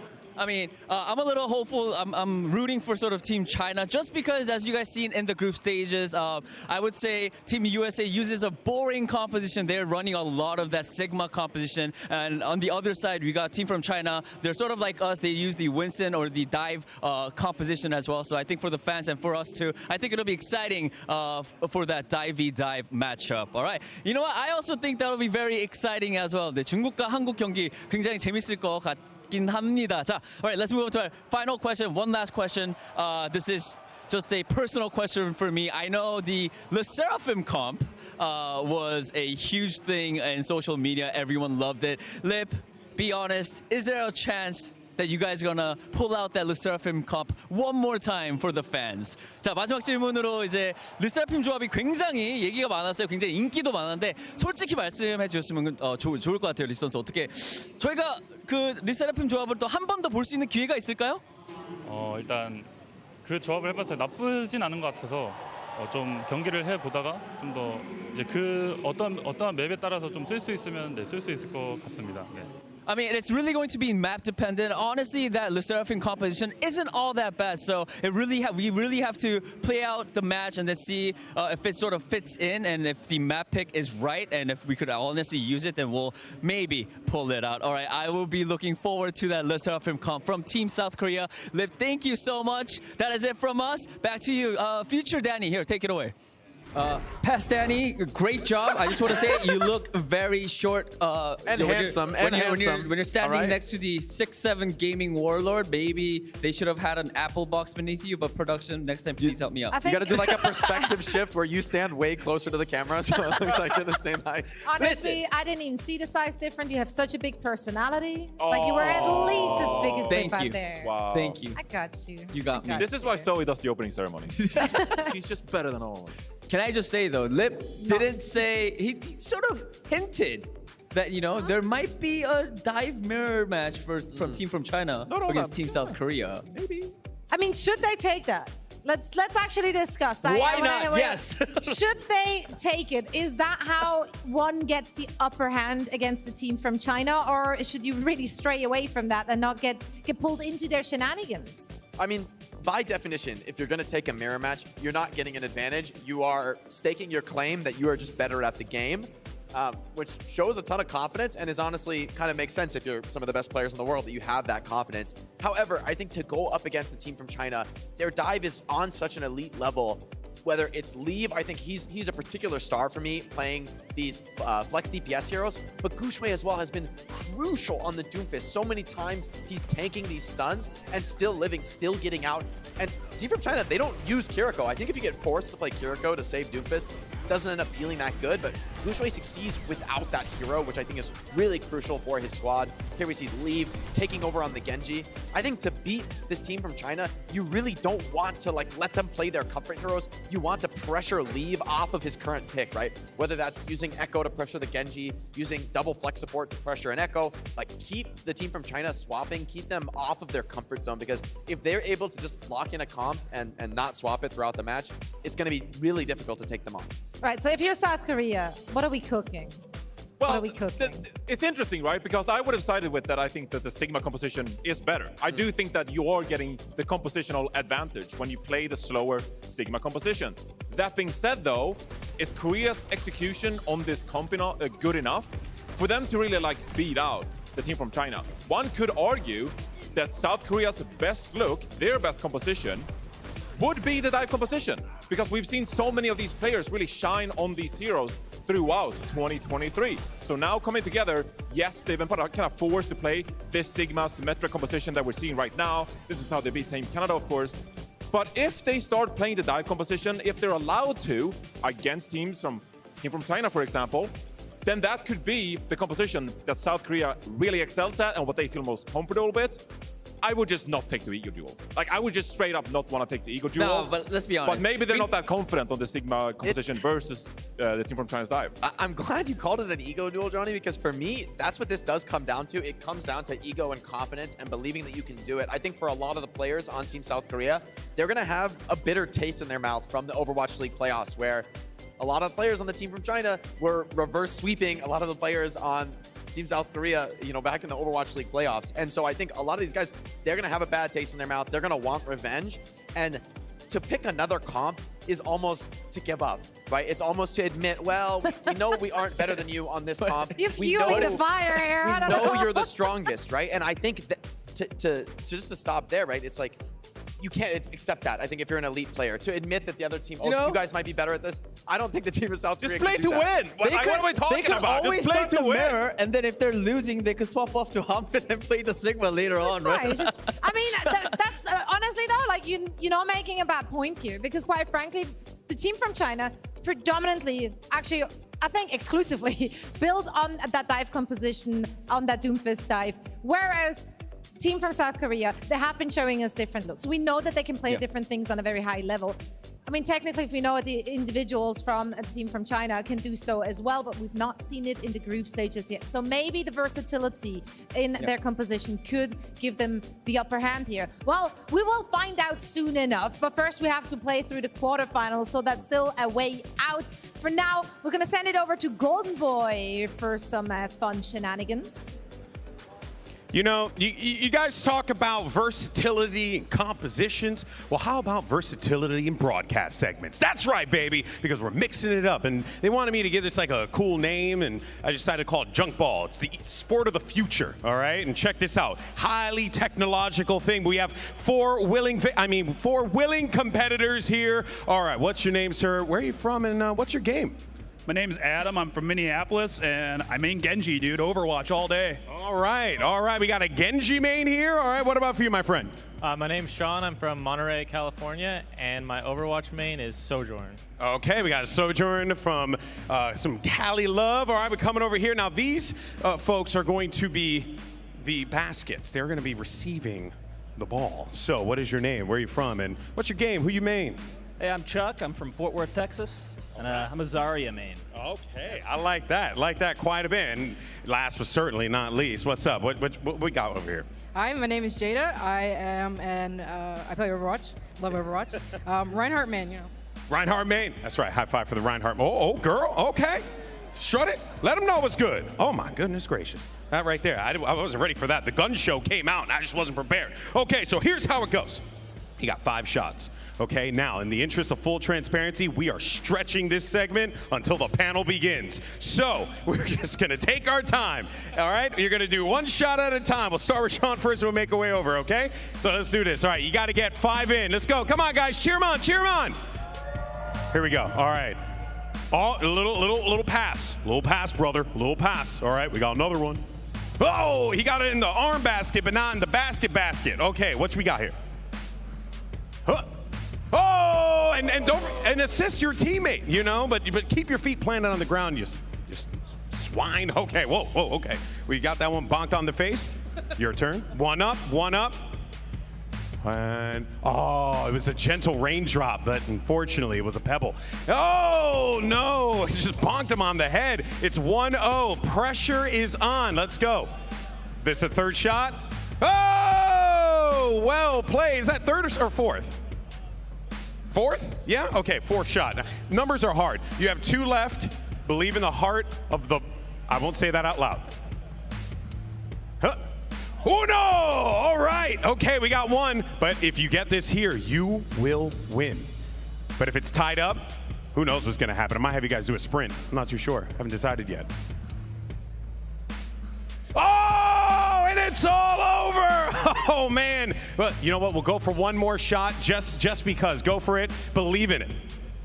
You got this. No, it's okay. You know what? Hold on. Give me the ball. Let's just do one more time. Let's just do one more. Okay? And you got this, baby. You got this. All right? You got this. Yeah. Oh, hold on. Oh, we did it. We did it. All right. Honestly, I just wanted to get my cardio steps in and move around a little bit. So that's what this whole segment was for. In any case, so guys, that's going to do it. Thank you so much for our competitors. Guys, give it up for our competitors playing junk ball, the sport of the future. And let's send it over to future junk ball analysis. You got Zoe and the crew. Break it down. Wow, Goldmo, you're a visionary of the sport that we just got to witness. Quite frankly, this is going to make a good party game. We're 4 people. We could play it. We too could be playing Johnny has to be the basket on the other team. That's Can you throw that high? That's what I mean, not on my team. Not on my team. So he has to shoot and Johnny has to be the basket. If Johnny's a basket, then we gotta get Lipin as a basket. Okay, honestly, that would make it fair. Yeah.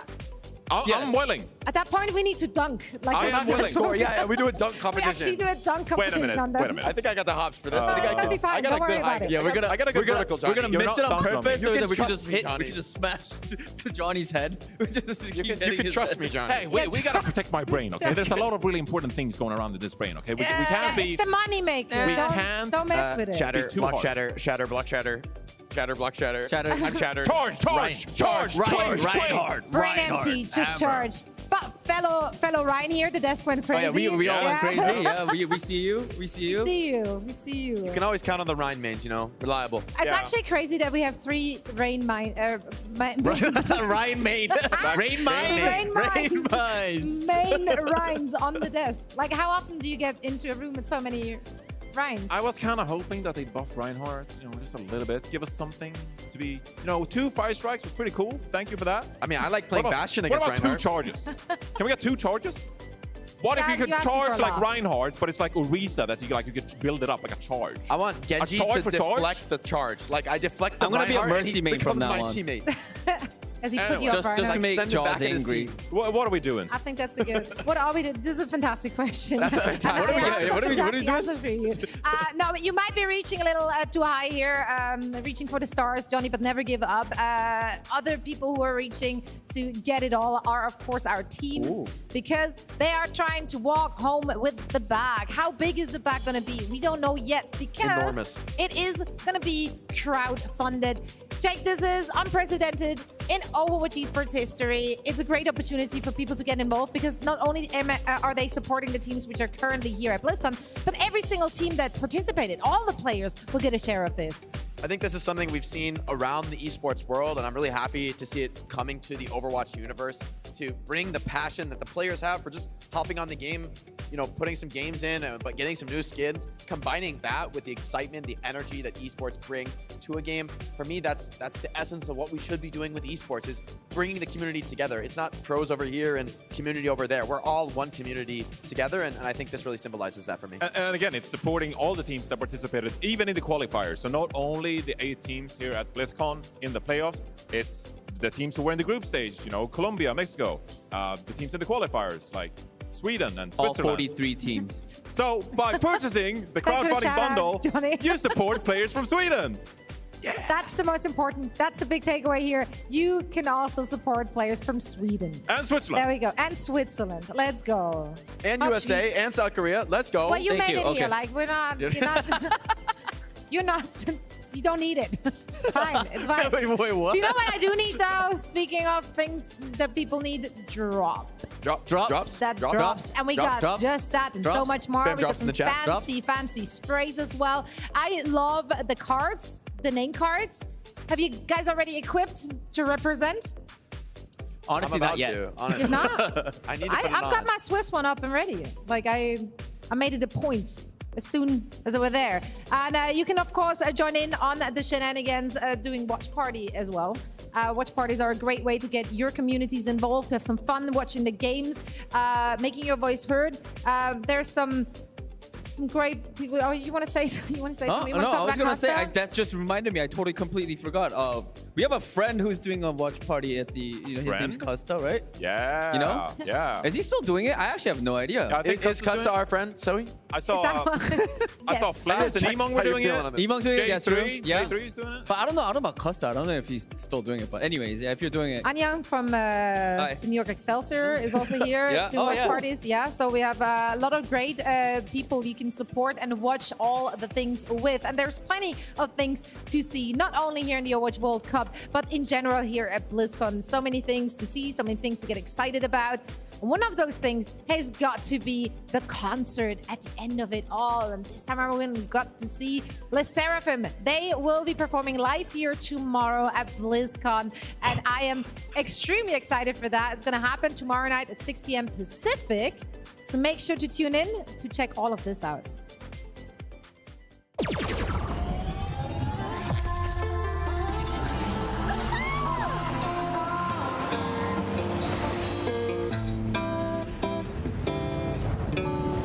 Me and my girlies, we gon' party tonight.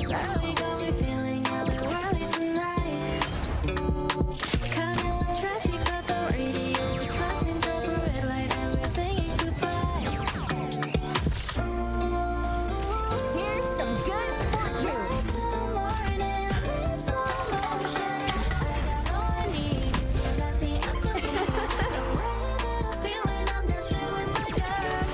Perfect energy, yeah, we flawless, yeah, we free. There's no better feeling in the whole wide world tonight. Other people from around, don't stop going on my line. Ready, go, don't stop going on my line.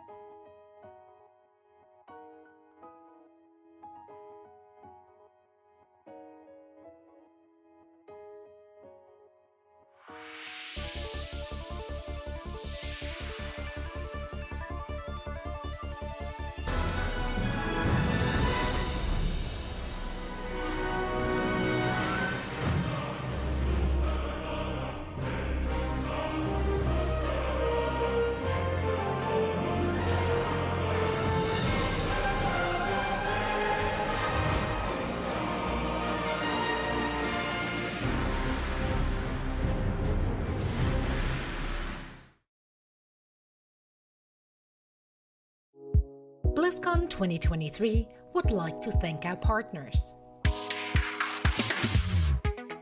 Omen. Game life. Xbox. Power your dreams.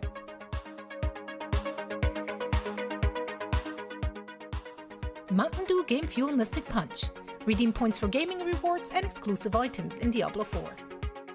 NVIDIA GeForce RTX 40 series and NVIDIA Reflex, the highest FPS and lowest latency on PC. Secret Lab, award-winning comfort engineered to support your every move. Experience the ultimate performance gaming seat. HyperX, we're all gamers.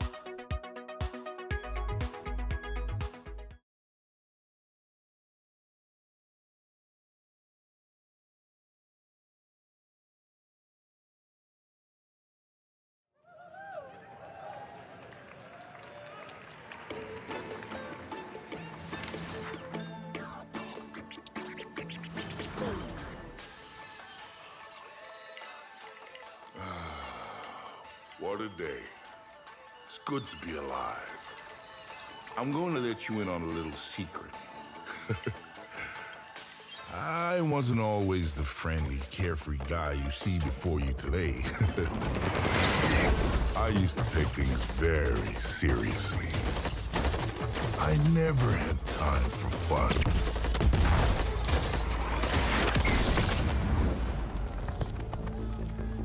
But one day I realized something had to change. I needed to work on me.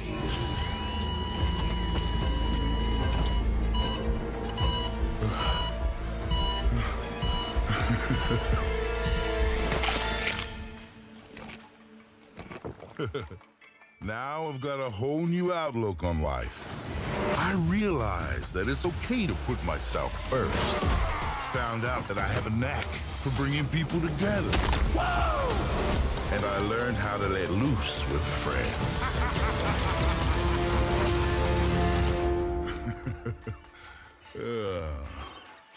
I work hard. And I play hard. So, I only have one question for you. Ready to have some fun?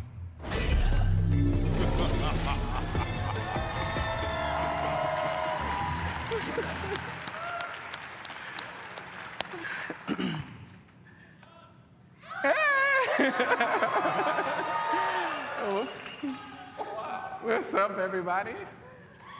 Okay, I'm sorry, I'm excited. It's great to be here. But, you know, working on our Overwatch hero takes a full team.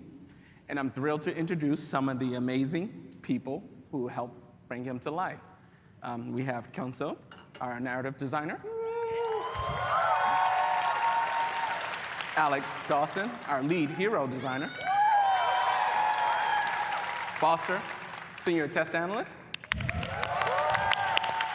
And the amazing Rakan, our senior character artist. Okay, so we probably talk about Mauga or any panel forever, but we only have like 45 minutes, so let's just jump right into it. Kyunso, let us know a little bit about Mauga's backstory. Of course. As Dion mentioned during the opening ceremony, people have been fans of Mauga or manga for a very long time. We've released 6 heroes with Overwatch 2, and for most of them, if not all, people have been speculating if it was going to be manga. But here's a very quick introduction of him for anyone who doesn't know who he is. He was originally introduced in 2019 in the second Overwatch short story, What You Left Behind, written by Alyssa Wong. It's a story that follows Baptiste, and manga makes quite the appearance. Manga and Baptiste worked for Talon, and they were pretty close friends before Baptiste left. And manga made an immediate impact. They are kind of like frenemies. Yeah. I mean, look at him. Look at that sly, self-satisfied grin. He's just the guy who wants to have fun. Woo! Yeah, that's right. But be careful. Behind his grin, there's always a threat. And he uses his big, jockey personality to hide his cunning side. One of my favorite lines in that short story is when he just goes, It gets real Shakespearean up in here. He's our first Samoan hero, and we worked really hard to get that right. Throughout his development, the team worked with 3 cultural consultants, and they also helped us refine the Samoa map. And beyond the cultural consultants, we also worked with the brilliant Samoan tattoo artist, C.E. Lufau, to get his tattoo just right, because they have such a huge cultural significance in Samoan culture. It represents their heritage, their past, present, and future. So we knew we had to get this right. Yeah, it was interesting when we first started to dig into the tattoo. We had done some drawings where Omnics were tattooing on Mauga's back. And once we started to work with CE, he was like, a tattoo is something that a human transfers to a Samoan. It's a sacred experience, Right. yeah. And so he had given us his feedback that the depiction of a robot or something without a soul, basically transferring a tattoo, was not the right thing. And so this was what's so fun about meeting these different people, the different culture experts. They really worked hand in hand with the character artists and the narrative designers. And just, we had fun figuring this out. And Mauga's such a fun and unique hero. This includes his lore, the art, the design history, his abilities. As you all have either played him already on the show floor or at home, because you can play him right now, you should get you kind of get what you're actually experiencing with him. So, to talk a little bit more about the abilities, Alex, you want to break it down what his gameplay is like? Yeah, let's talk about Mauga and sort of what he brings as a tank to Overwatch. His style gameplay, he can either charge in alone or he can go with his team, right? Because he's this big, high threat level who sustains through dealing damage. And that's how he's really unlike a lot of the other tanks is, he has this passive that actually keeps him up as he deals critical damage. So it's one of the things where he's constantly in the fight, he's brawling, he's destructive, because that's the way he is keeping himself alive and in the fight. Another thing he does is his guns are hit scan. When developing Mauga, the team really wanted to look at a tank that could counter Pharah or Echo and have an ability to actually contest them while they're in the air from afar or even up close. So when looking at Mauga, there was a few things the team really wanted to get right. And talking with Josh Snow, our lead balance designer and the point designer for Mauga, he talks about the guns being core to this hero. Mauga is one of those kits, say like Widowmaker, where the gun comes first and then all the rest of the abilities follow. Along with his weapons, though, we also wanted to make sure we could have abilities for a character of this size. Mauga is huge. He's huge in game, as you may have already seen. He's the biggest hero that we have in the game so far. So what do you have to do to compensate for that size? He's a big target. And then finally, it was about getting this personality right. He's aggressive, he's destructive, he's in your face, but he's also smarter than he looks. And that really started with the character that narrative and art were telling. I think he's about 7 feet or yeah, he's a big guy. Biggest character we made so far. And I mentioned earlier that his name, Mauga, means mountain in Samoan, so we had no choice but to make him big.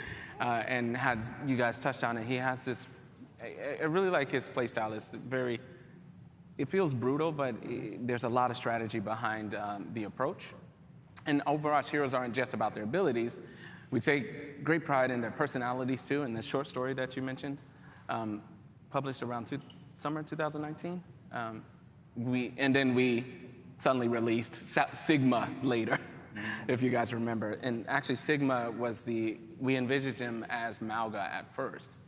And as we started to play with these psychic abilities and the different powers that this character that would eventually become Sigma, but we intended it to be Mauga, it just didn't feel right. He's a big dude, like Foster was there when we were trying out a bunch of abilities. And Mauga wasn't the guy, like I think you mentioned, he doesn't psychically throw the rock at you. He picks the rock up and throws it at you. And so we decided to pivot during that time. Yeah, so these are both tanks, right? But as we developed the tank kit that became Sigma, we kept coming back to Mauga's personality, and that he's this big guy, he's smart, he's very aggressive, and even if he had the ability to psychically throw a boulder at you, he wouldn't. He would pick it up. It's a show of force to pick up a boulder and hurl it at someone. And then along with that, in Sigma's kit, he has his barrier. How does a guy holding 2 giant guns, named Gunny and Cha-Cha, hurl this barrier out? How does he deploy that? So from a gameplay perspective, that wasn't really working out. So we kind of drew that back, and we released Sigma. We pivoted to Sigma there. And then for manga, we just went back to the drawing board and thought more, how can we nail down this personality type? How do we make the hero he's supposed to be and not kind of force abilities on a personality that it doesn't really fit with? And so we developed that mentality, but that physicality, and that was in tandem with ability design and then also with art, where we looked at, okay, how do we represent this giant of a man? And it came down to giant guns. Yep. Yeah, it was really, you know, that part was subverting expectations and didn't necessarily make sense for Malga in particular, right? But Rakan, I think the guns, you worked a ton on them. Do you want to go expand on that? Yeah. Something that I really love about working on these heroes is how we almost challenge each other and push our different teams in new ways. Malga is super fun, but that's only because the team making him that way. How his design has changed, his story has evolved, and seeing his abilities be refined, it's a full team effort to line these pieces up.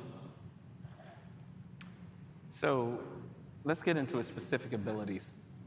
He has these massive chain guns, Gunny and Cha-Cha, two of my favorites. Alex, what do they bring to the fight? Yeah, so he has these 2 guns, but unlike other dual-wielding heroes, such as Reaper, each one does something different, and they can also be fired together, right? So let's watch the video to take a look at these in action real quick. So you have his incendiary chain gun, his left quick, that sets opponents on fire. It takes 10 hits to set the opponent on fire, so they'll be in a burning state, or they become vulnerable to his right click, his volatile chain gun.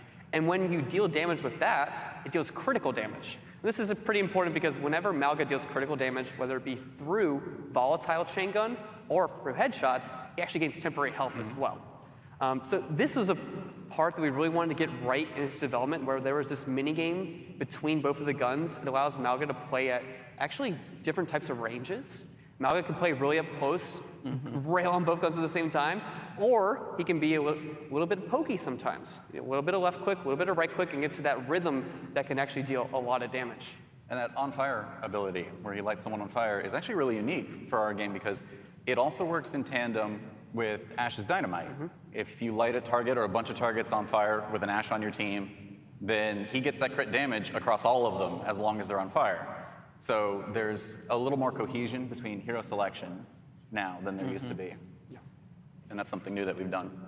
This also, as you mentioned, works with his passive, his Berserker passive. He gains bonus health from all those. So if Ash lights up the entire team, you can go crazy getting your extra crits and your additional health and everything, and it's really amazing. Yeah, that's what Malga's really using to keep himself alive in a fight. You know, he wants to make sure he gets that critical damage, set opponents on fire, and then right click to get the bonus health. Oh yeah.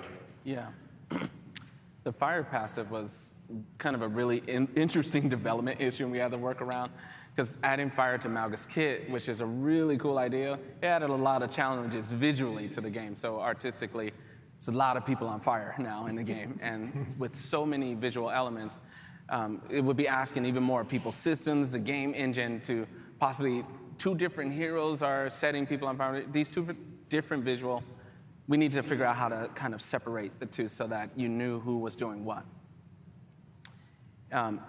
This also complicates things for players that may also be colorblind from distinguishing what types of fire damage would be a little bit more trickier and could lessen their experience.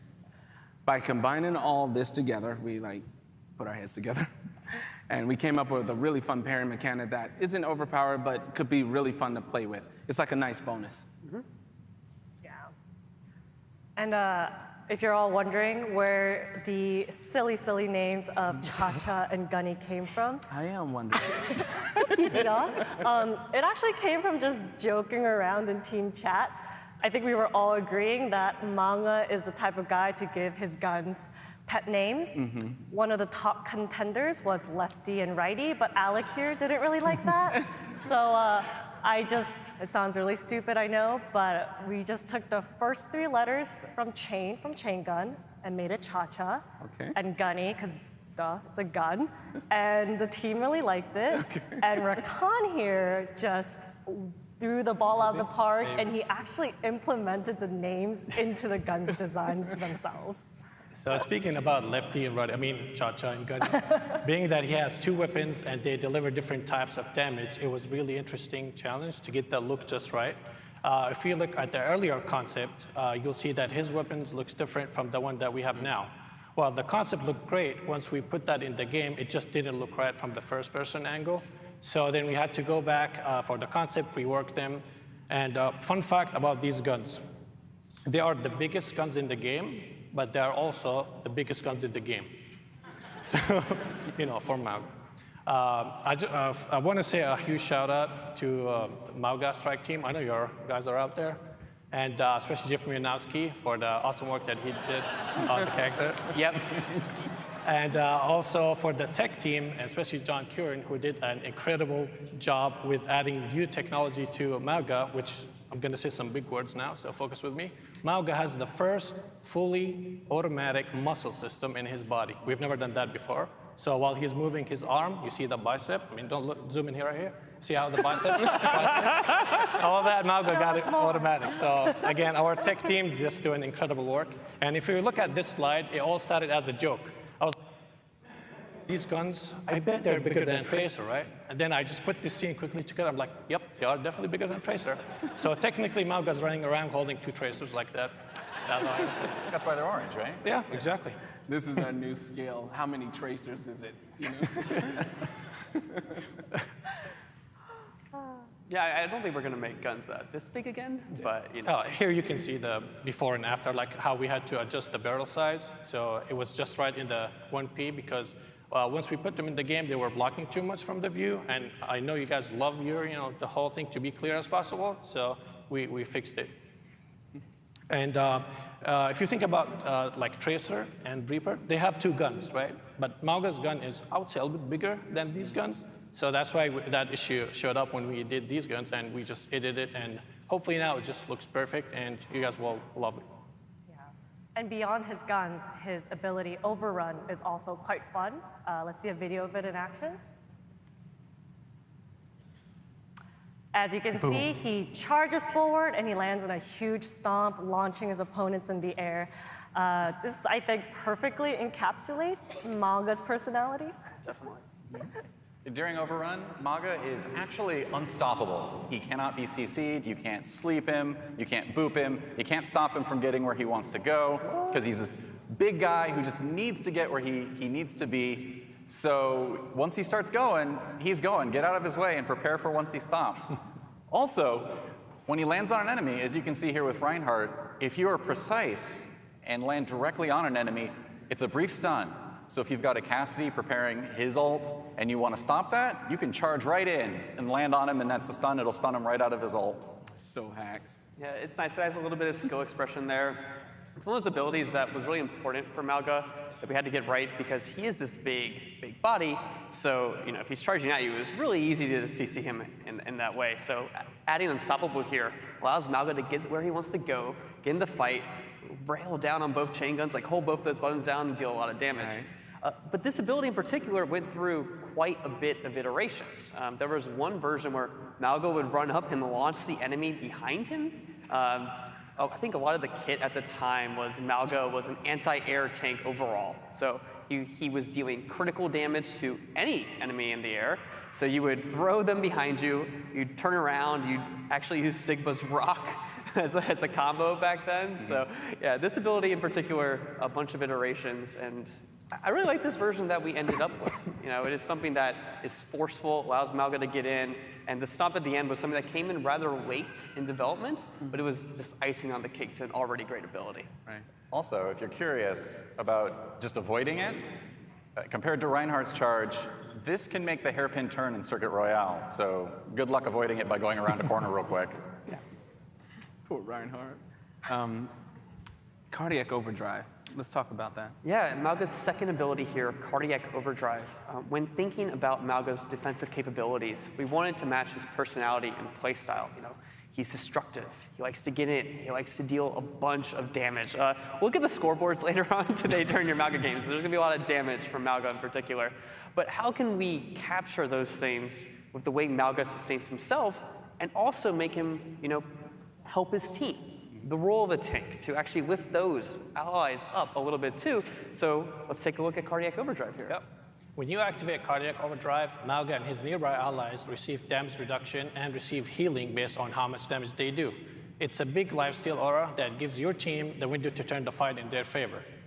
It pairs well with other heroes that have high damage output and are able to move with the aura. Heroes like to get in the mix. If you think about a Reaper double dipping with Cardiac Overdrive with his own lifesteal, that's good. That's super scary. In this video, which should show up anytime right now. I think we have a video queued up for it as well. You'll see Soldier 76 will be gaining some health right here. Mm-hmm. Yeah, if you look at Soldier HP as he's shooting with the Cardiac Overdrive, you can see how it's healing him up. We visually needed to find a way to let you know that you are getting that aura. So on the screen, we added a burning effect. It's really important to find that balance, communicating to players that is going on without overloading the screen with too many different things that can either be distracting to or use up computer resources. Yeah, this one went through quite a few iterations as well. Many of the early renditions of the ability were quite selfish, actually. He had this adrenaline meter where by dealing damage, you gain movement speed, and then you could consume some of it to actually heal yourself. And then that ended up becoming his Berserker passive. So a lot of that came in where it's like, hey, Mauga still wants some self-sustain in there. Another version that we tried left a pull on the ground instead of traveling with Mauga. But you'd be confined to this space, and it kind of fought against how aggressive Mauga wants to be. He really wants to use Overrun to get in there, and just deal a bunch of damage, be destructive, be brutal. So by putting what that ability was, ended up on the Berserker passive, it freed up Cardiac Overdrive to be something that you could use for your team. And with how it works now, encourages Mauga to use it, get in with his teammates, this big window of opportunity. Characters like Mei and Reaper really love this ability. The sound design of this ability is worth shouting out as well. When you initiate the ability, you actually hear the sound of double racing heartbeats because leaked fun fact, Manga has 2 hearts. He received a cybernetic heart during a pretty intense battle, and then later on upgraded his organic one. And the sound team really hit it out of the park. It's such a visceral, powerful sound. It really makes you feel powerful in the moment. Yeah. And actually, you can see heart canisters in the Samoa map in Manga's room for his, regularly cybernetic upgrades. And of course, alongside we can't forget his shark slippers, because Manga likes to relax in style. I need a pair of those. Yeah, thank you to the environment art team, because they always take my silly ideas and just run with it without questioning me. So speaking of heart canisters and shark slippers, that brings us to his ultimate, Cage Fight. So for his ultimate, Mauga deploys a barrier, and along with it, as you can see in the middle, a little totem that traps everyone inside that barrier with him. So any enemies that are in the location where he is, it isolates all of them with him for him to be able to take them on 1v1, 1v3, 1v5 if you're feeling spicy. But it isolates these targets by putting a huge barrier around him, which means the rest of the team might be locked off for them, and it keeps them inside, which can prevent them from getting where they need to go. So the biggest challenge when developing Cage Fight was keying into having players understand what this ult does and how it works. And so we developed it with these chains that are very visible and hold you in place so you know you're trapped and you know you really need to knuckle down and defend yourself against this man who's coming at you with you trapped in here with him. And we have a video for that. So as you can see, when he deploys it, the Reinhardts are chained with him within this barrier. He can unload on them. You also might notice that he has infinite ammo during this ultimate, so people are trapped in short range with you, and you may as well just hold down both of your buttons at that point. Yeah, it's an ultimate that can be quite versatile, depending on the situation, the team composition, the state of the battle. A lot of the times, you really want to get one target in there, isolate them from the rest of their team, try to burst down a support. But sometimes, we've seen a lot of playtest people that go and they want to trap the whole team in there, right? I think there's already some combos online that people are discovering. You know, if Malga traps the whole team in there, Lifeweaver can pull Malga out, but the rest of the enemies stay in that zone, stay in the cage fight. So there's a lot of things you can do here. Sometimes it's also just a giant barrier. You know, it can just be this big barrier in the clutch because it has a bunch of health, quite big, takes up a lot of space. And recently someone said, Malga is starting a fight he has no intention of losing. And a big part of that is knowing when and where to start that fight. So playing as Malga at the lower level, just trapping people with you is a really good thing. It feels good. But at the higher levels, knowing when and where to deploy that to keep the tank from getting back to the point, to trap supports with you so they can't help their team, to trap a specific hero so that their supports need to decide if they need to jump in this barrier with you or not to try to defend them and protect them. You wind up with a lot of these cases where based on your comp and their comp, you can make some really interesting, fun decisions about how you should use this ult. Yeah, and this was an ability that we actually tried previously as well. There's a bunch of iterations for other heroes at one point, right? Yes, this was actually originally D.Va ult. Way back when we were developing D.Va. Questionable version as well. Yeah. Oh no, the D.Va version was actually a giant sphere that shot lasers at everybody inside of it. And we didn't go with that. It didn't feel good for that hero. But we never throw anything away, so we worked on it. There's been a few different iterations over the years, and with this one, I think we really nailed what we want. Yeah, one of the most difficult things to get right, I think recently we tried this for Junker Queen as well at one point. One of the most difficult things to get right was the shape language of, hey, or the communication going on here where you're in a barrier, but then you're also stuck there. So we tried some things where it was a physical wall, actually, instead of a barrier to sort of communicate that. But then the chains came in, and that was really the difference. And I think the strike team and everyone working on Malga knocked out of the park to finally get that one right. Surprisingly, this is the one time that solo ulting someone is not overly frowned upon. Wait, he's not saying you should do it, though. Yeah, and for those of you playing him, keep an ear out, because if you trap only one enemy, there might be a fun little Easter egg voice line. Pretty cool. Yeah, and before we finish up here, I do want to talk a little bit about, Malga and where he fits in the game, right? Right. So Malga, we envision him as being in a lot of different comps, a lot of different rush comps, similar to Reinhardt or Junker Queen. If you think about heroes that are going to enable him, you think about heroes like Lucio that can really get him into a fight fairly quickly, or even someone who can sustain him. Malga's this big body. He needs a lot of healing, right? So maybe someone like Lifeweaver can help him out and actually keep Malga alive in that fight. And then tanks going against him. He is a tank that relies on dealing damage to keep himself alive. So if you think of who can prevent that, tanks like D.Va, tanks like Sigma are definitely ones that have a good chance against countering Malga. That's awesome. Well, as you guys can see, the team really put a lot of love and care into these heroes. But Malga feels extra special. We really went that extra mile to make sure he was just right. But before we leave, I wanted to talk with the guys just really quickly, what has it been like working on? What has meant to you working on Malga? Kento? Oh, yeah. Well, it's just been an honor to work on one of the most anticipated heroes of Overwatch 2. The narrative foundation was so strong. It was just so much fun and a privilege to just build upon that. And I think we all sort of remarked on this when we were talking with all of the Samoan cultural consultants. They were all just so joyful. They had this joie de vivre. And we were all really inspired by that. So I think you could really see it in the hero. He's just a big guy. He wants to have fun. Yeah. And we really wanted to instill that part of the culture into the hero itself. Awesome.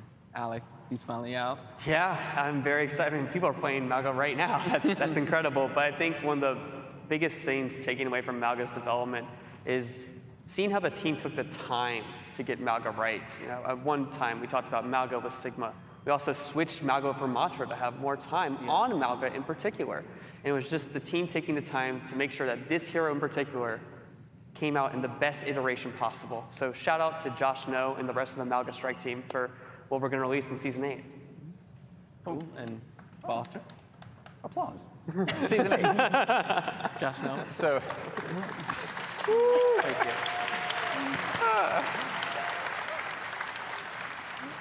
So one of the things I really love about Overwatch Heroes is how big and bold and over the top they are. Their personalities as well as, you know, abilities in a video game. And Mauga, I think, really nails that kind of big, bold personality that I love in our heroes. He's out there, he's open, he's big. And when we nail that really well, they become charismatic beyond the kinds of people they may actually be.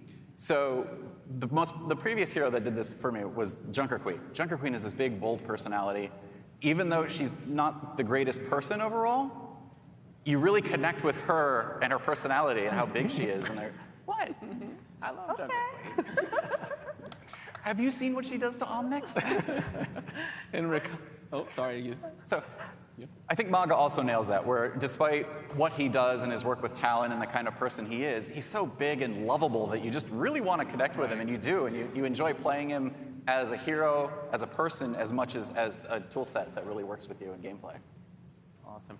Well, I gotta say, Mauga is probably one of my favorite heroes for now. Like design-wise, I love it. And like getting to work on his guns and just seeing the process of how they started till the end, like how all the challenges that we got and how we just, you know, got through all of them and we got the final designs. That was just I will never forget that experience. And his personality, as Foster said, is incredible. I love him, and I need to know his workout routine, obviously. Like, look at that guy. Yeah, it's been an incredible journey working on this here, for sure. That's awesome. And yeah, for me, I kind of mentioned earlier in open ceremony, whenever we make an Overwatch hero, we really want people to see themselves in our hero. This guy looks like someone I know. He looks like me, or his abilities are super fun to play.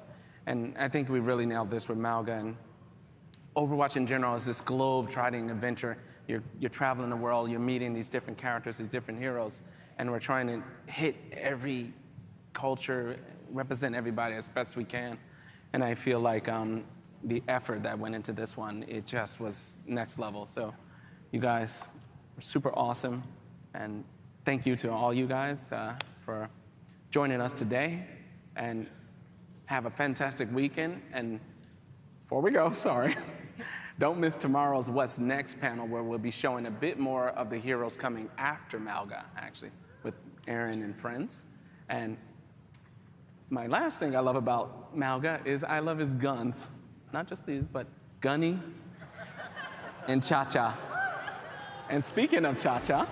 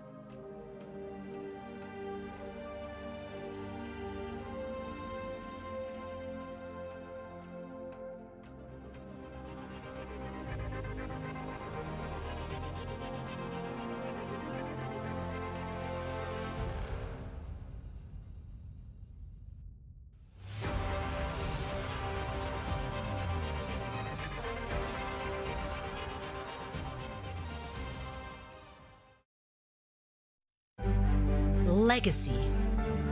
A legacy is forever. All year long, teams around the world have battled, chasing glory, hoping to etch their homeland in the history books. That is insane! He's still fracking like a madman! And it's a 5-man rampage! Oh, what? What? Oh, here we go! They've tasted victory, they've overcome defeat, and all along, the hopes of their fans have lifted them up. Absolutely beautiful! And now, at long last, the Overwatch World Cup Finals are here. And for the first time in 4 years, we're all together once more, back to where it all began. Each team can see their name on the championship trophy.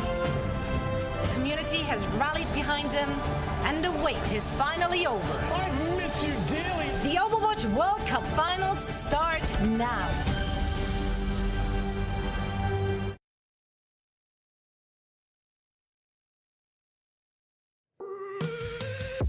Welcome back, one and all. This is the 2023 Overwatch World Cup. We are back here in beautiful Anaheim, California for a BlizzCon, and we got so much more in store for everyone watching today. Zoe here, joined by my trusted analysts and friends, Danny Lim, Jake Lyon, and Johnny Snowden. You're a happy boy right now. What's happening? I can't really take the trusted analyst to heart anymore after literally all of your trusted analysts were wrong about Team USA beating I Team still China. trust you, you know? Thank you. I appreciate the trust. I need it. I'm at a low point. I need like You need a little, lift me little up, pick Zoe. me up. You can always redeem yourself. It was just 2 matches thus far. We have 2 more to go. So you can still be right, Johnny. Yes. You can still be I right. believe. Let's do it. take a look actually at this upcoming match. It's going to be Finland going up against a team from Great Britain. This is going to be a banger of a match.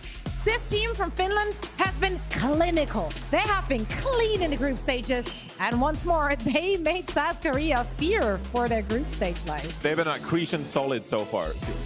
Well done. Really stoic. I mean, this team, they know how to play all these heroes that are meta right now. You know, we've been talking a lot about the Sigma composition, but also when you look at the rest of the roster, you know, Cloud, obviously a fantastic Mei player that can come into this team. Vestola, with an experience playing at the highest level of Overwatch before, has been a standout on the Sigma. But also Masa, like, you gotta keep in mind, Masa actually played in Overwatch League Grand Finals not too long ago, right? So this is a Lucio player that has played at the highest level of Overwatch for a very long time and has experience playing on stage in the biggest moments possible. He's been really good so far. You've seen the aggressive boops coming in, and it goes back to what Jake said at the start of the day, where some of these main support players, when you get into these, when you get on top of stage and like when it really matters, some main supports, they might just scale back a little bit. They might not go for these aggressive plays anymore.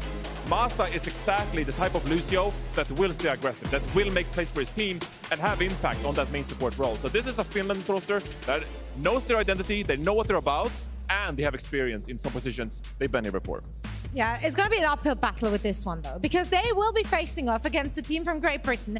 They found themselves in Group B, and they managed to not drop a singular map in a group with Australia, in a group with Canada, in a group with Brazil. They went undefeated.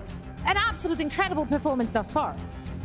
Yeah, I think this team from Great Britain is one that a lot of teams have to be worried about, whether it's Kai on the Sojourn or really any hit scan this guy pulls out. He is a monstrous threat. You have to be watching out for him because not only is it going to be him, it's going to be Funny Astro pushing into your backline, a very aggressive main support player with a style that I think will really shine in the sort of huggier nature of the World Cup. So I think this Great Britain roster, their only question mark for me is this flex support, whether it's Maimon and Backbone kind of like swapping off from DPS to support based on the strategy they want to play.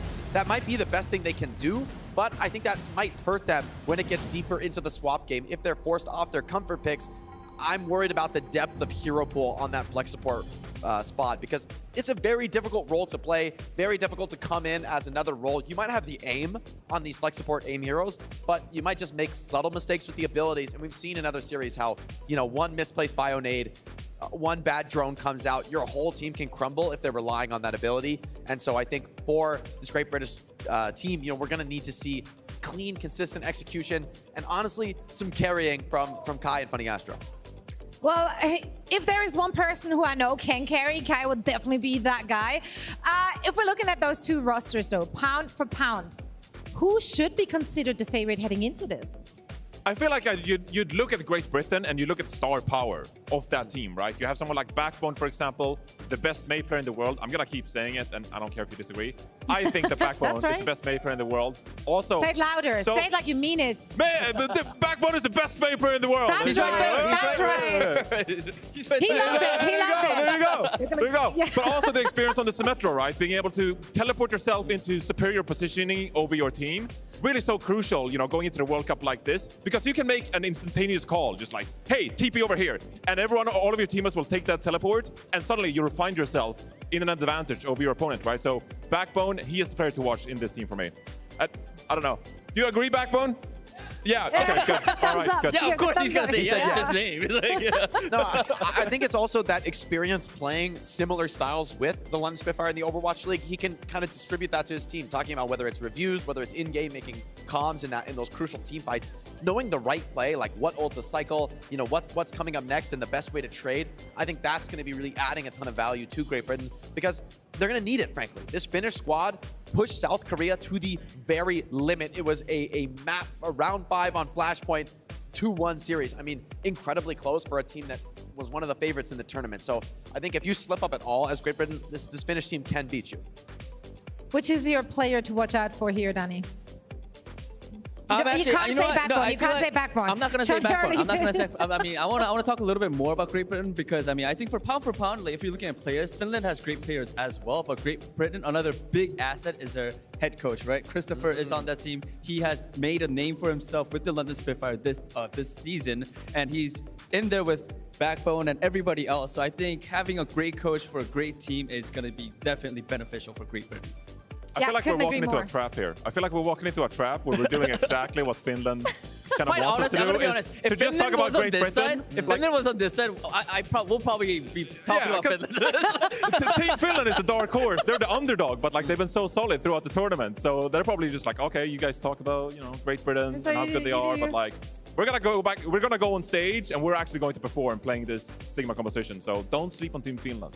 I don't think anyone will, UK honestly. or Great Britain are right here. Just because they're threatening Yeah. us right there next to the stage, we will of course not predict them because of that. Let's actually discuss our predictions for this one. I gotta be real with you. If you're looking at their performance in the group stages, well, yes, Finland was the one dropping a map here, but they did drop it against, South Korea. So like, they did push them to the limit. So naturally, you can't really say like, well, clearly they have a less good performance than the Team Great Britain in the group stages. Team Great Britain, they were in a group with some really good teams. Going 6-0 against Canada, Australia, and Brazil, like that is incredible. So naturally, I did a coin flip. Honestly, I gotta be real with you. I cannot pick a favorite. Does it work? Well, we'll see. We'll find out if it will work. Great Britain came on top of my coin flip and not just added some numbers in after that. I hope for a close match here. I have believed in Great Britain, obviously, throughout the group stages. And according to my coin, I will continue to do so here at BlizzCon. For me, my decision came when I met with Backbone yesterday. I ran into him accidentally, and he looked me in the eyes, and he told me, "It's coming home." And I just saw how ready he was, and his whole team was ready. I just had to pick Great Britain. I was convinced. Okay. I think, honestly, Zoe, like a coin flip, people might laugh at that, but I really see this match as that close, as a true 50-50. I feel like anybody can win. It's going to be more on team play. It's going to be on individuals who pops off the most in this match. I honestly can't even remember who I pred. I don't really genuinely believe in my pred. I think this is a 50-50 match. Okay. To be honest, I mean, really, right? Like we're supposed to pred the matches, but this is for sure for me the closest quarterfinal. Yeah. I think this is going to be about who shows up on stage. For me, the stage, the crowd, the energy, that is going to be a much bigger factor than like looking at rosters, analyzing strategies. I think these teams are going to mostly mirror. Yeah. Could see some interesting stuff with, whether teams elect to go as Korea did to the Mei and Sim in the Sigma comp, whether they run Bastion. Kai was so great on the Sojourn. He's probably going to want to pull that out. So there will be some strategic matchups, but I really just see this as two evenly matched teams going head to head. I do hope we get a map 5. Because this one, if any series went to map 5, this one would be it. Maybe South Korea and the team from China, maybe. But now, yeah. You're Pret. You're Pret, though. Backbone, Tasmo, cover your ears. Cover your ears. Oh, no, he did it. Yeah, okay. Well, I went with Team Finland. Backbone just did a heartbroken to I you. went with Team Finland. Wow. You know what, though? I'm sorry, lads. Oh, I'm you sorry, know what? lads. I don't hate that because we keep on reiterating here just how close of a match that is. So for our Preds to go 50-50, and then really everyone wins, everyone loses. This is good. The thing is, I though, can take this one. Even though I think they are evenly matched teams, it might not be close because of the energy, the stage, the crowd factor. That can always kind of take a small win and start to snowball it into something bigger. If one team starts to catch that lead, starts to feel the energy, starts to take the tempo, I think the crowd is going to be a crucial sixth man in this competition. So I really think the people here on the floor at BlizzCon have the opportunity to sway this match by, you know, their energy, their passion in this series. Well, and you decided to lend your energy to Finland, both of you. It's okay. Okay, all right. I'm low commitment. I'm low commitment, all right? Well, I am ready for this one. I'm super excited. This is the third of 4 games today, and we are ready for all the action. So that means we only have one more thing to do. Not sending it down to the floor for Golden Boy to bring in our teams. Ladies and gentlemen, let's go ahead and welcome to the stage, Team Finland! So good so far this tournament. Remember, they almost beat South Korea in the group stage, and that just speaks to how strong this team has looked. Now here against Great Britain, this team has the opportunity to go on a run here on this side of the bracket, but it starts out with Great Britain. There are no easy matches from here on out. Team Finland, can they make a deep run for the country? I think it'll be a challenge considering their opponent.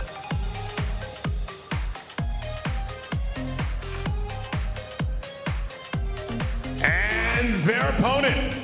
Welcome to the stage, Team Great Britain! There are tons of Overwatch League stars on this team. If anything, the pressure is only going to add to their performance here. These guys are no strangers to playing on a stage, playing with high stakes, and such incredible performances from all of them we've seen before. So honestly, probably have to think of them as maybe the more experienced favorite, but their Finnish opponents could be more motivated as the underdogs trying to make their name and reassert their place in the professional scene. This is going to be an electric series.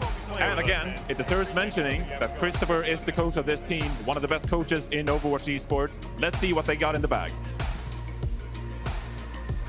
All right, let's go ahead and send it over to your casters. You have Necra and Lemon Kiwi. Thank you so much, Golden Boy. I'm so excited to be here. Me my too. Best friend, give me a hug. Oh my God, we're here. It's your first World Cup. It's the first World Cup for a lot of players and a lot of fans here. What does this mean to you? It means so much. To be able to be here, to be able to celebrate all of these incredible players, their accomplishments, their hard work throughout several iterations of Overwatch. It really doesn't get any better than this. I know, and the crowd has been so loud so far, and we'll be heading into our next match shortly. Finland versus Great Britain. Everyone is locked in, ready to go. But one person I'm worried about, Necra, is Kai. Best Sojourner in the world. This is his meta. It really is his meta, and I think something that's really exciting about seeing both of these teams go head-to-head is that Sana is also a player that can really give him a run for his money. We can expect to see a lot of Sojourn pop-offs, a lot of duos just battling it out with the DPS, and it's also about that front line in a meta that is so heavily tank operated. We've got 2 of the best tanks in the entire world here.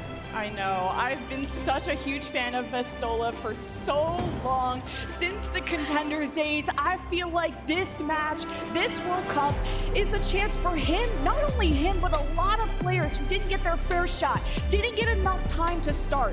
Vestola, Sigma was one of his best heroes, and this is the perfect meta for him. And let's revel in that a little bit, is that these are players that we got a chance to watch grow up in Overwatch. You and I were both casting European contenders before heading up to that professional level, where a lot of these players have also found themselves. To kind of see a throwback to some of the best European contenders, players, and teams is so exciting. There's great friendships on the line. So many old teammates now trying to break into the Big Four. Can these two make it into the conversation with USA, South Korea, KSA, and Team from China? We begin on control. control center. And look how quickly Great Britain approached with that Orisa. Jakaru usually has been even playing a lot of Winston lately, but this is obviously way better for this. He's already lost server control. He's getting surrounded there by Finland. You see that Great Britain took the initiative. They're trying to still get organized. Jakaru couldn't find Maymon fast enough. And that's a one-man advantage for Finland.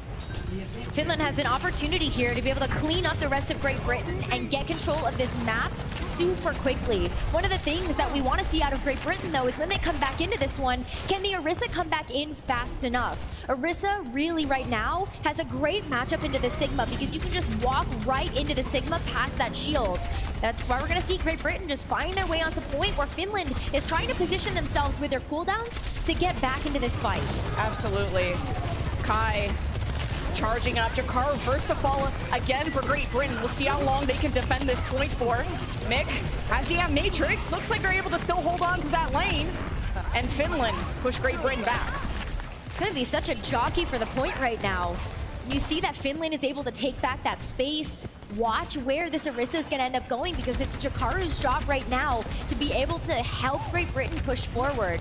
And also check out where Backbone's going to go. That Dragon Blade is ready online and trying to cut through the rest of that front line of Finland. If he can get to the back though. And Matrix Backbone, are you sure about this? Well, he's managed to move past it. He's kind of with his team, barely. Great Britain had to pop the sound barrier too. Jakaru separated away from the block, and the Ant Matrix is exactly what Finland needed to take over this fight. They hold on to that lead.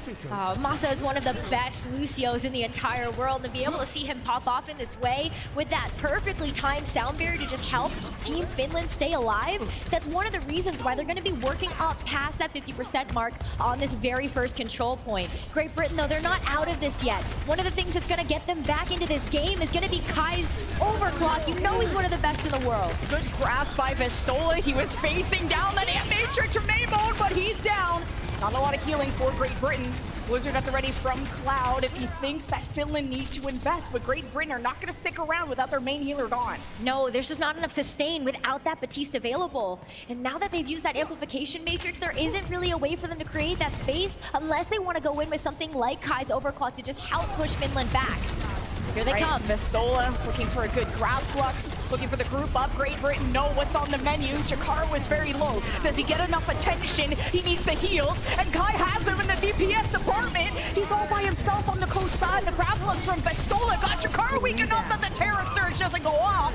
They have Matrix from Finland, and the Blizzard invested. All the kills going Finland's way at 99%, and Great Britain hoping to make a difference. And they're barely getting booped off there by Masa, but Great Britain just don't have the forces together to hold on for control center. That's going to be Finland taking that first point capture. Now we get a chance to move into some of those maps where Jakaru might actually be able to play something like a dive hero. Maybe we see the Doomfist come out. Maybe we do get a chance to see that Winston. But it's really difficult to dive into this composition that Finland is running. Sana on the Bastion puts a lot of pressure on that front line, meaning that Great Britain can't necessarily get away with something like those dives onto the back line when you know that a Bastion is sitting there and waiting for you. So Great Britain may opt to want to just continue to run this Orisa and see if they can actually keep control of that point, because that's where things get really dicey for that Orisa, is trying to get the retake. You're looking at two of the dark horses of this bracket. Finland, who took a map from South Korea. Great Britain, who haven't dropped a game at all.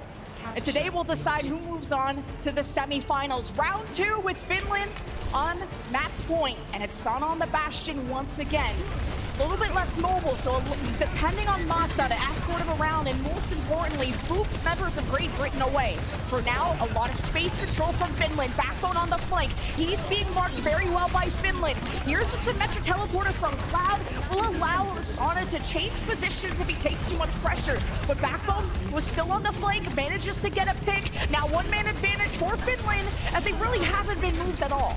And they get a chance to get control of this point first, too. So now the onus is on Great Britain to have to make their way back into this one when Jakaru is just isolated. Maymon gets picked off, too, before Great Britain can make a recontest. And Finland right now are looking so strong.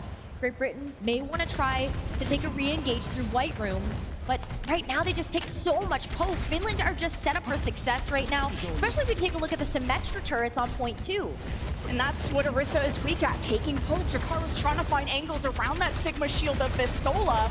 You're seeing Jakaru is losing that fight, whether he takes the bridge or White Room. It's a long lane that Great Britain has to travel, but they can always depend on Backbone. He's got his Lucio Funny Astro, but the poke is still too strong. Great Britain, especially Backbone, won't have the speed this time. Backbone goes back to his tank of their Jakaru, but Great Britain don't have any picks, and Kai's not someone you can depend on this fight.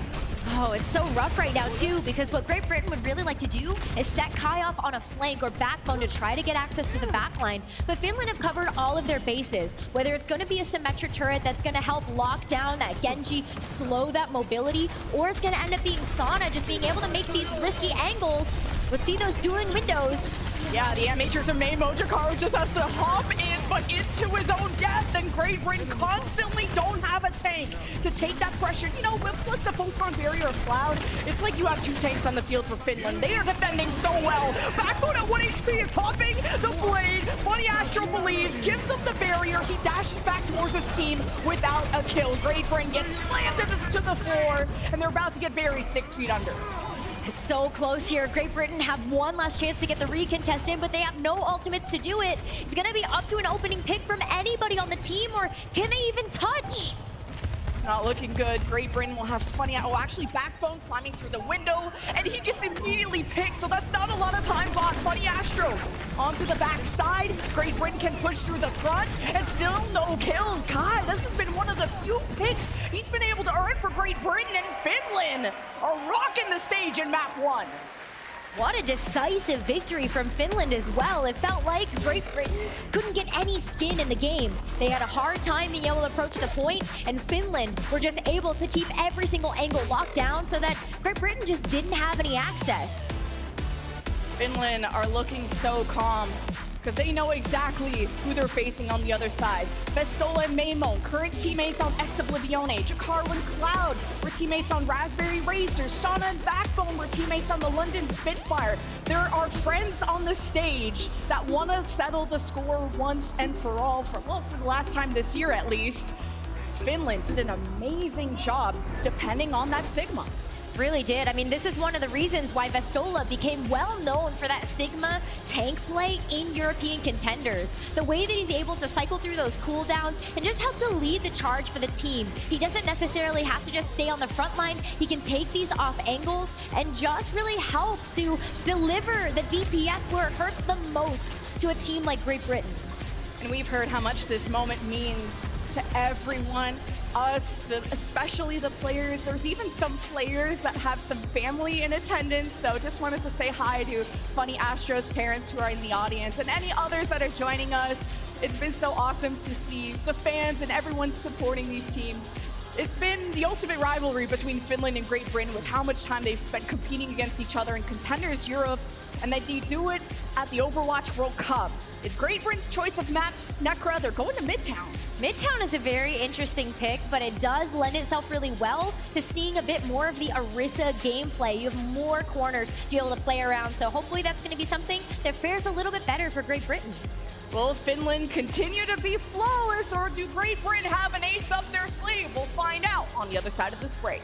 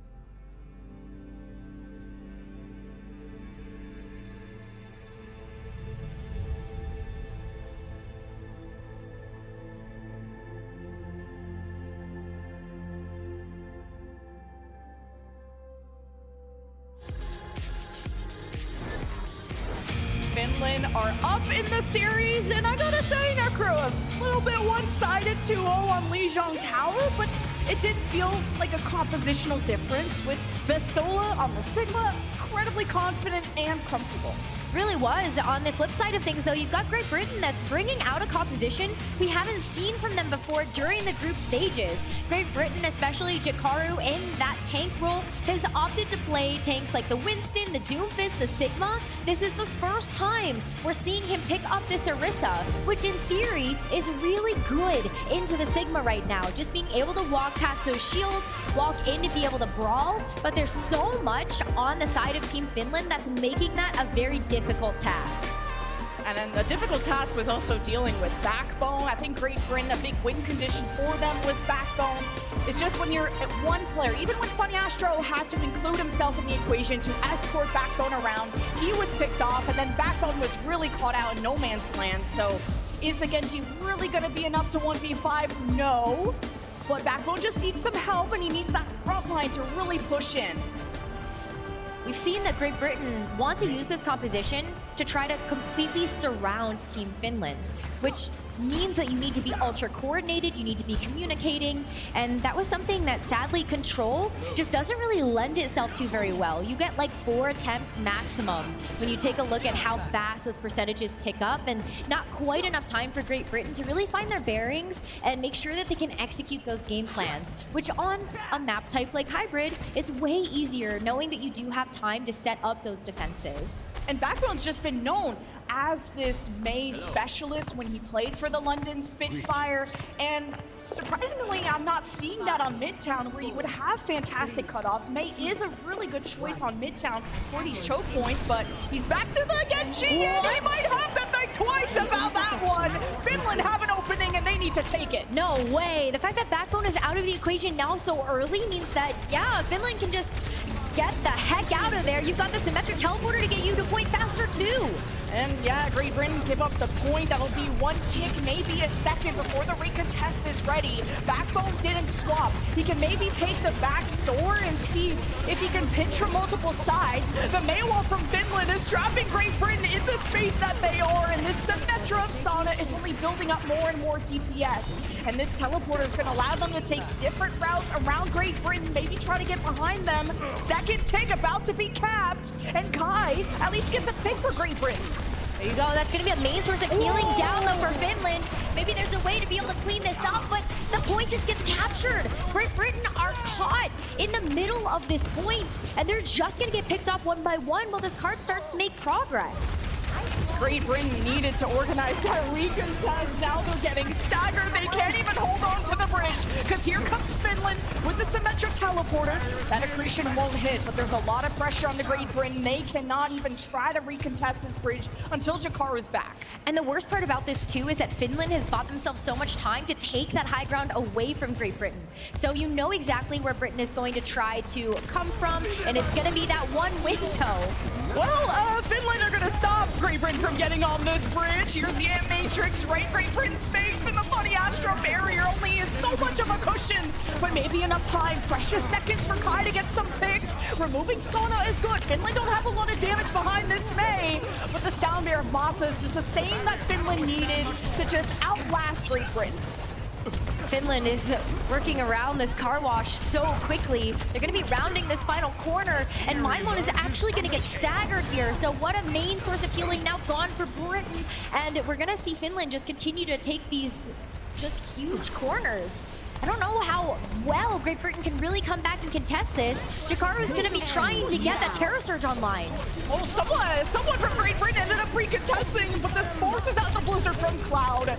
You'll have to be frozen if you want to touch this objective, and the Photon Barrier too. But Jakaru slams the Terra Surge, still goes through the shield. Finland are low, but where is the Focus Fire out of Great Britain? They haven't killed anyone this fight, despite all the kills. But he has the Backbone, that Executioner. There's 2 for Great Britain. One more slice and Vestola is gone, but there's squishier members behind Backbone. And Great Britain might have just taken this back.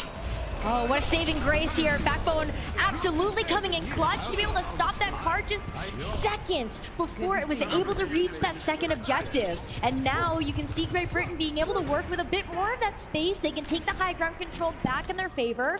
And you see that Limon is also going to be ready to go with that amplification matrix. A nice way to be able to continue to buy themselves some breathing room, as Finland are going to have to try to approach through these hallways, which leaves them more vulnerable to this amplification matrix. Breathing room is all Great Britain needed, but now they want to suffocate Finland and try to attack them before that amplification matrix is up. Maymon drops his, and it's just an all-out dance. Soundbear from Funny Astro, and it's pretty groovy for Great Britain. They seem to be okay. Everyone from Finland jumps out right when the amp matrix was still up. 3 kills for Kai, and Great Britain's defense is still there. Kai found such a nice angle to also be able to abuse the fact that that Maywall works 2 ways. It can either help to try to block somebody off from Great Britain and isolate them from the team, or it also leaves the back half of your team vulnerable if not everybody is going to be protected by that Maywall. So Kai very smartly wrapping around the team and able to take out Finland 1 by 1. But here's where it starts to get a little bit more difficult, is that Finland are just going to go underneath this car wash. They can block off Great Britain, and they also have this amplification matrix to push them back. And as Great Britain were trying to drop, they get a headshot. Finland just juked them out. It's up to Kai with the overclock, but someone from Great Britain still has to live on the card.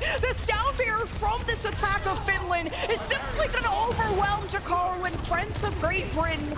And Kai just couldn't make enough of a puncture mark into Finland to hold on to this defense any longer. So Finland retake pretty easily. Which was so tough too, because Backbone got picked so early on in that fight. You can see he had even had to come back on the Tracer to be able to help contest that second objective, but Team Finland are already able to grab that and then some as that card starts to work its way into the third. The third point is by far the hardest to assail on this map of Midtown. And so Great Britain should have a bit of an upper hand here to keep that card from going over the finish line. Vestola though, he's been able to soak up so much damage, and Backbone's caught out again! Why is Backbone frontlining? Jakaru was on his way to help. He might have gotten Maywalled and delayed, and now the rest of Great Britain got ahead for the hills. But the Blizzard may just slow them down, and all Jakaru can do is watch as this team collapse, and Finland are on a roll.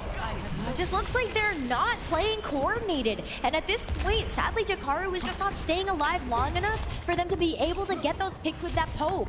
Backbone is having such a hard time. This Genji is just so difficult to run into this composition. You've got the Mei to slow you down. You've got the symmetric teleporters as well. Just getting juked. Oh, wait, because of the Mei wall, the M Matrix got placed on top of it, so it's not something Great Britain can use. Cloud will be ice blocked on the card. He needs tank presence. Vestola doesn't think this fight is winnable. He's already called the retreat, and Finland, which feels like for the first time in a while, has to reset. Look at that. Funny Astro just really helping to maneuver this team of Great Britain around so that they weren't easily taken down or isolated by Team Finland's composition. They still have a little bit of work cut out for them. 1 minute and 45 left on the clock, so Great Britain needs to win maybe 2, maybe 3 more fights, depending on how quickly they go, but they have ultimates to do that, and that is so important right now, especially when that card is as close to the final checkpoint as it is. That Terra Surge from Jakaru can be really impactful. And Jakaru can play these corners and try to sneak up on them. Finland, depending on this grab flux, to really kick off this fight on a good note. As Vestola looks for a good group up, the Mei wall is called there by Cloud, and his Terra Surge and trigger pulled by Jakaru, the immortality to buy him a few more seconds. Down barriers exchange, and all the ultimates are coming out. It's Finland's last try there for the end of point C with 1 minute left, and all the kills are going their way. Great Britain not able to claim a single one as Finland wiped the floor and capped with 59 seconds. Strong attack push coming through from Team Finland. But now we get a chance to swap the sides, and Great Britain is one of those teams that have a lot of players that like to work with momentum. So if they're able to get one team fight win under their belt, that could cycle into more. But Team Finland, that is a very nice accomplishment to be able to have all 3 points captured. That's a very clear win condition. Finland are just really good at making Great Britain's ultimates look really useless. Like the fact that Great Britain had an Ant Matrix that got boosted up by Cloud's May Wall. You had Great Britain using Overclock and Dragon Blade last fight, a Terra Surge, all 0 kills, which we know these Great Britain players are fantastic. We know they are all-star caliber, but against Finland, they just look like dead sticks in the water. Finland, got stopped at some points, but that's still a respectable timing to have 1 minute. You're right, and especially though at least it's under 1 minute. It's like 1 second under 1 minute, so maybe that'll help. But take a look at this, like Orisa just kind of too big to fit through that space. So it gets absolutely blocked off by the May wall, and this is where maybe we need to see some changes come out from Great Britain's composition. I wish we could see Backbone May, a hero that he's so well known for. You brought it up just a little bit earlier, that may be able to help Team Great Britain go toe-to-toe with this May from Cloud, which has been so proficient and just really good at being able to help just lock down these corridors and help create these fights in a way that is more advantageous for Finland. And it was this snowball, this avalanche that was created when Finland was taking off Backbone. They got the point cap pretty much immediately. I wonder if Great Britain are a bit flustered from kind of these silly mistakes they're not really known for. But Funny Astro has Backbone's back no matter what happens. Down through the corridor, Finland's trying to boot them back. Ice block from Cloud. Masa will be able to escort him out. The May wall, though, from Great Britain, onto Great Britain, does isolate them, but they seem to be okay. There's multiple points of pushing from Great Britain, some from this main area, some from the back, but not enough damage to really hurt Finland. What's great though is that this duo, Backbone and Funny Astro, were able to get out the immortality field. So that is now a tool that is offline, but Mickey, Sana, they're able to take quick work of this Orisa in the front line, and that's going to stop Great Britain's attack push. This is Bastion from Sana was such a boon for them before, and Lucio versus Genji. Okay, we didn't respect the 1v1. We put the immortality down, and Sana, like I was saying, oh no. Oh no! You did it! You can't do him like that! Live like that? This Sana Bastion, though, is just so much DPS so quickly, and I think Great Britain just don't have time to react. They just don't have the sustain either. You have to rely on so many different cooldowns from Great Britain, especially because Jakaru doesn't have a shield. There isn't a whole lot of room for error in this composition that Great Britain is running, where you don't have this ability to, like what Vestola is doing, just pop a shield and kind of dance around it. Oh, Vestola needs some help, and Cloud was actually on the right side trying to hold down the back alley, but the Ant Matrix from Meg beautifully placed when Great Britain weren't paying attention. This needed to be an ultimate. You marked if you're Great Britain, and the sound barrier is invested, especially after Kai got a pick. So Finland were just a little uneasy. You never know how much Kai can pop off. He's gone down 3 for Great Britain, but it's still a dead fight for this attack. Yeah, but if they're able to move on this fast enough, Great Britain might be able to just get back into this before Finland's members are able to come back in and for the recontest. So Jakaru gets a chance to make his way to point. He's going to be able to push Vestola back, but it's about the follow-up. Can Great Britain actually capitalize on this time? Oh, great fortify from Jakaru to eat that accretion. He's trying to push back Sana and is using the javelin spin to eat up that damage, but the artillery strike from Sana's being called to regain this point from Great Britain, and they've lost Funny Astro.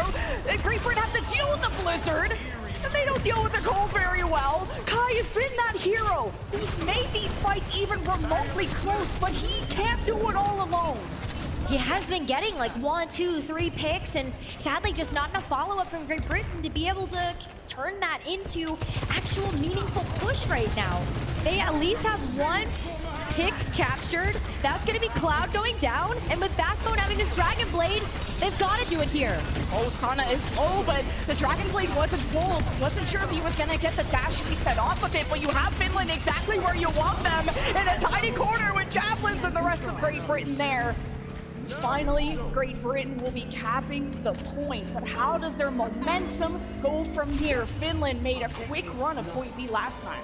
They did, so Great Britain, they do sadly have just less time in the bank to be able to make this work. They're gonna try to push the advantage though. Knowing that that card has a little bit to be able to catch up, open up those doors, just go ahead and take this high ground away from Finland, or at least navigate this so that you can get the Terra Surge. Maybe this pays off. Yeah, the immortality negates most of it, but the initial damage from Jakaru is enough.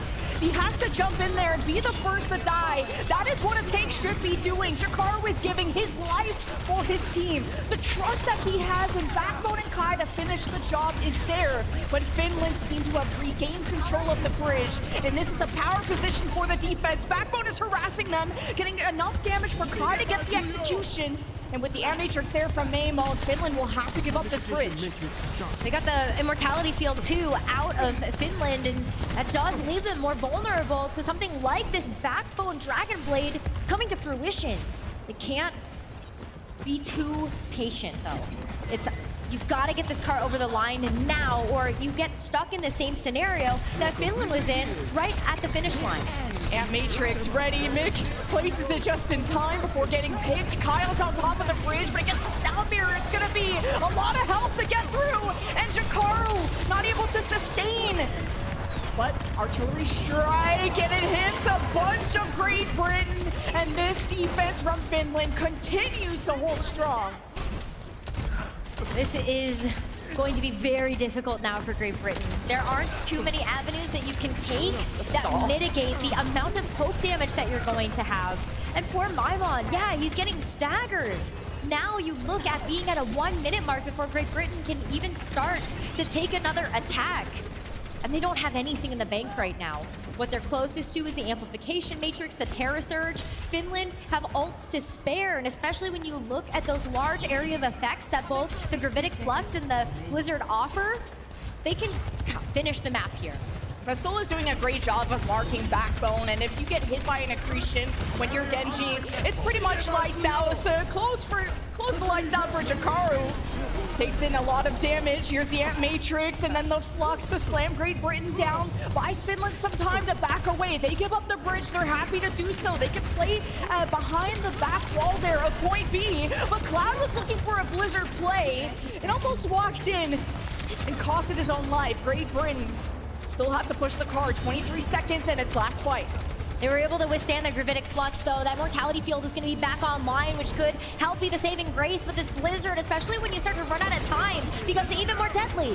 Oh, and Kai finds the pick, though. Is this enough for Great Britain? The Terra Surge lining up all the pins, but the sound barrier is too difficult for Great Britain to break through. And the artillery strike is just the fireworks that Finland needed. There's still 3 left of Great Britain to keep this drum kicking, but it just seems impossible. With the Sigma Vestola in your face, Finland has built a wall that Great Britain cannot dismantle. It will be Finland eventually taking this fight and map 2 and going to match point.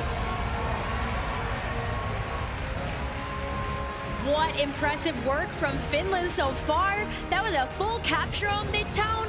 A great defense to stop that card at point B.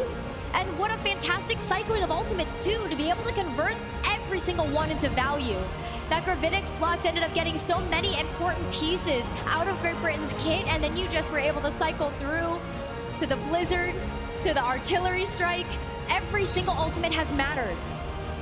Finland's sound barriers are perfectly timed. So good. Every time Kai has an overclock, sound barrier in his face. So many extra shots he has to commit onto one player who has enough time to disengage, find some cover against Kai, because Kai is the #1 threat on Great Britain. And it's not that Backbone is a slouch. Now he's maybe slouching. No. We don't look at that clip, but Backbone is also getting marked. And as a Genji, if you don't have dash resets, if you go past the Sigma shield, you're a sitting duck with no resources, and Funny Astro can't take the risk of always going with them, although that's really what a Genji needs.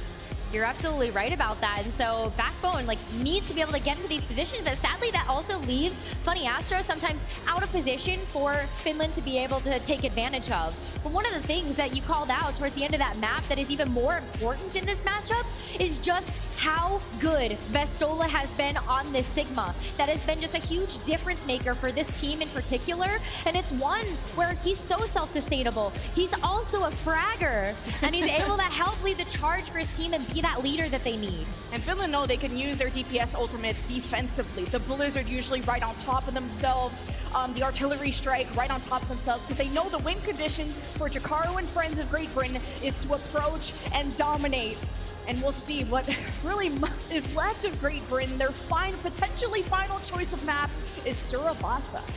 Saravasa, maybe we get a chance to see the Orisa again, but I'd love to see Great Britain try to bring something else out of their toolkit. We've never seen this Orisa before in the group stages, and it's just not living up to the hype or the potential that we would want to see in the Sigma versus Orisa matchup. Is the reverse sweep possible? Is just taking a game possible for Great Britain?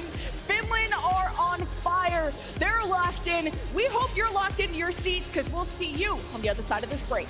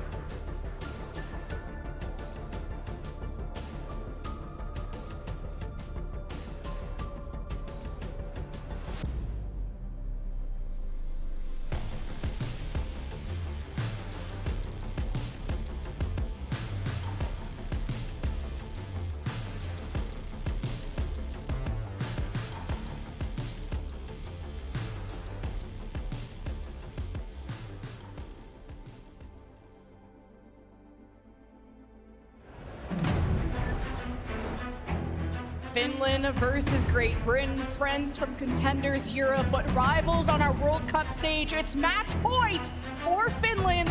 The winner of this faces the winner of KSA versus Spain. It all comes down to this. All comes down to this, and Great Britain, they're in unfamiliar territory right now. They had a flawless qualifiers, a flawless group stage, and now they have been handed 2 map losses in a row. Uncharted waters for them. They have to try to navigate through this to be able to bring themselves back into the series. And Flashpoint, what a wrench to be thrown into things. One that is very fast-paced. Li Jiang was a bit of a struggle for them, but they have to bring something else out of their pocket. And I'm not convinced that the Orisa is it right now. And with, like you said, Great Britain not dropping a game, they haven't had to go to a flashpoint or a push, while this Finland have been there, I believe, once, and it was against South Korea. That was so close. It went to that 0.5 where they were this close to beating them, but it was on New Junk City, so not Saravasa. The good thing is that Flashpoint, basically plays the same, just looks a little different depending on if you picked Saravasa or New Junk City. So point still stands that Finland does have more experience on that currently. And especially when you look at this roster of Team Finland, who has been performing well in European contenders at this even moment. They had a tournament in August. Oh, yeah. And some of these players went like second, they went third. Twisted Minds, of course, taking that one, but they were still able to give it their all, and they have been in high levels of competition for a long time. So Finland, they look locked in, they look focused, and they want to be able to take this victory to be able to get to that semifinals. They're so close. And Team Great Britain right now, they're gonna run it back. It's gonna be that Genji, Sojourner, Orisa versus Finland's Unbreakable Comp. Our first point right in the middle, last chance for Great Britain, but this is where this Orisa may be having an easier time. These are a lot closer quarters where that Orisa doesn't have to take as much pressure and as much bullying from Finland, but Finland are gonna bring the bullying to them. And even try to use the May wall to lock Great Britain and out of any routes of escape. That point is now unlocked. Finland doing a great job of holding this initial choke, cycling that Sigma shield with the May wall to allow Vistola to regenerate that, but Great Britain don't want to let this capture go for free. They're still right there, waiting around the corners. Want to make sure that Kai or Backbone can get into an angle off position, but Jakaru is isolated once again. Funny Astro has to come in and save the day. Yeah, Jakaru is a lot more careful with his cooldowns, especially that Javelin spin. That is your get out of jail free card. He's trying to use it to also take space, but with how crazy a Bastion can be. Must already a sound barrier? How does that happen? That's one of the first ultimates too. Finland were just rounding this point over and over and managed to keep it. I mean, you talk about how the sound barriers from Masa have been absolutely insane. They have been there for time and time again to help just mitigate these high impact ultimates coming out from Great Britain. The fact that Masa had that sound barrier online as one of the first ultimates in this map is so impressive. And he's been charging these up so quickly so that they are available whenever they need them. Masa's feeling himself. He was bending the knee last map and wants to make Great Britain bend the knee too. Kai with the overclock. He's always stopped. There's a May wall. There's Finland hiding. There's all the dominoes lined up there from Jakaru's Terror Surge. Initial damage is in, but Great Britain did capitalize on this moment. Now they've just walked into the Cloud Blizzard, which separates the two coasts of Great Britain. And now there's just Backbone actually just used Dragon Blade and collapses. This looks like Great Britain is boomed. Great Britain does not look like they're having a good time right now because Finland is just in their lane, they're vibing, they know exactly what they need to do to be able to lock down this team fight. They even get a chance to actually get to the point first as we head over to Ruins. Great Britain, they need some help, they need some love right now because they don't have any ultimates in the bank either to be able to contend with Finland. But Backbone is on his signature hero. Okay, let's go. Is this gonna be the isolation for the win conditions? He's on his comfort pick. He knows he's being marked on the Genji. The artillery strike from Sauna. He's using this defensively. He gets the immortality out of May mode, and Great Britain now have to try to attack this point.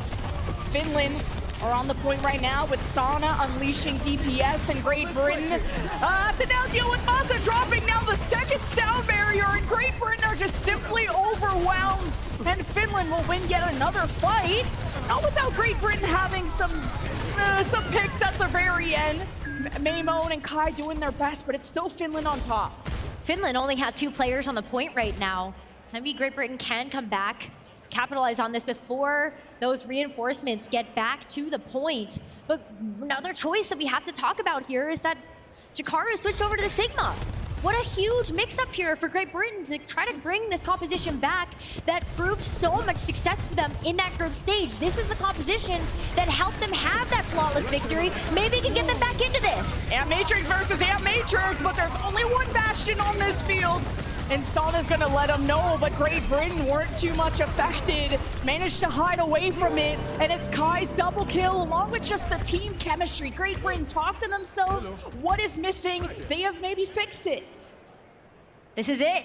Sigma versus Sigma. Wondering maybe Jakaru just wasn't feeling like he would be able to stand up to the Sigma versus Sigma from Vistola. But this looks way better from Great Britain. They look way more coordinated. They have more practice with this composition. And especially when Backbone gets a chance to play one of his signature heroes.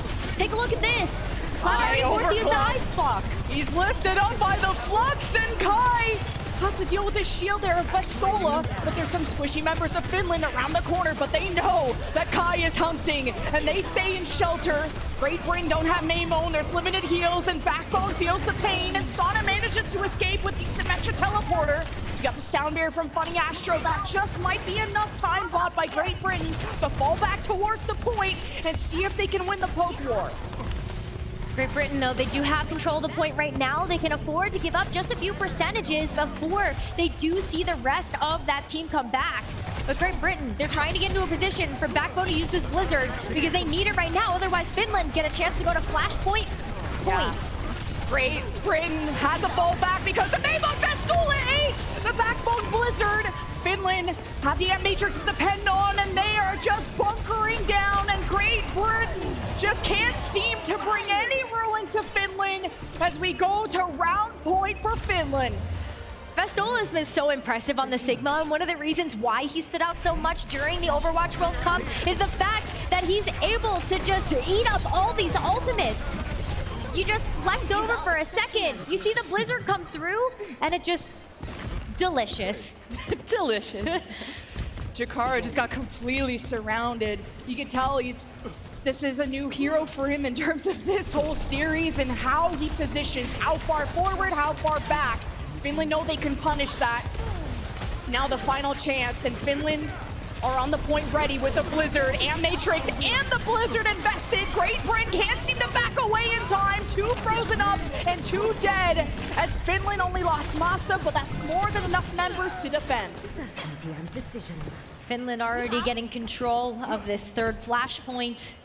Great Britain right now need to find a way back into this one, and as you said, even though they might have to try to adjust on the fly, they still look better with this composition, but it is so tough when Flashpoint is as fast-paced as it is to be able to get your footing, and so quickly to have to make those micro-adjustments when this composition does play so differently.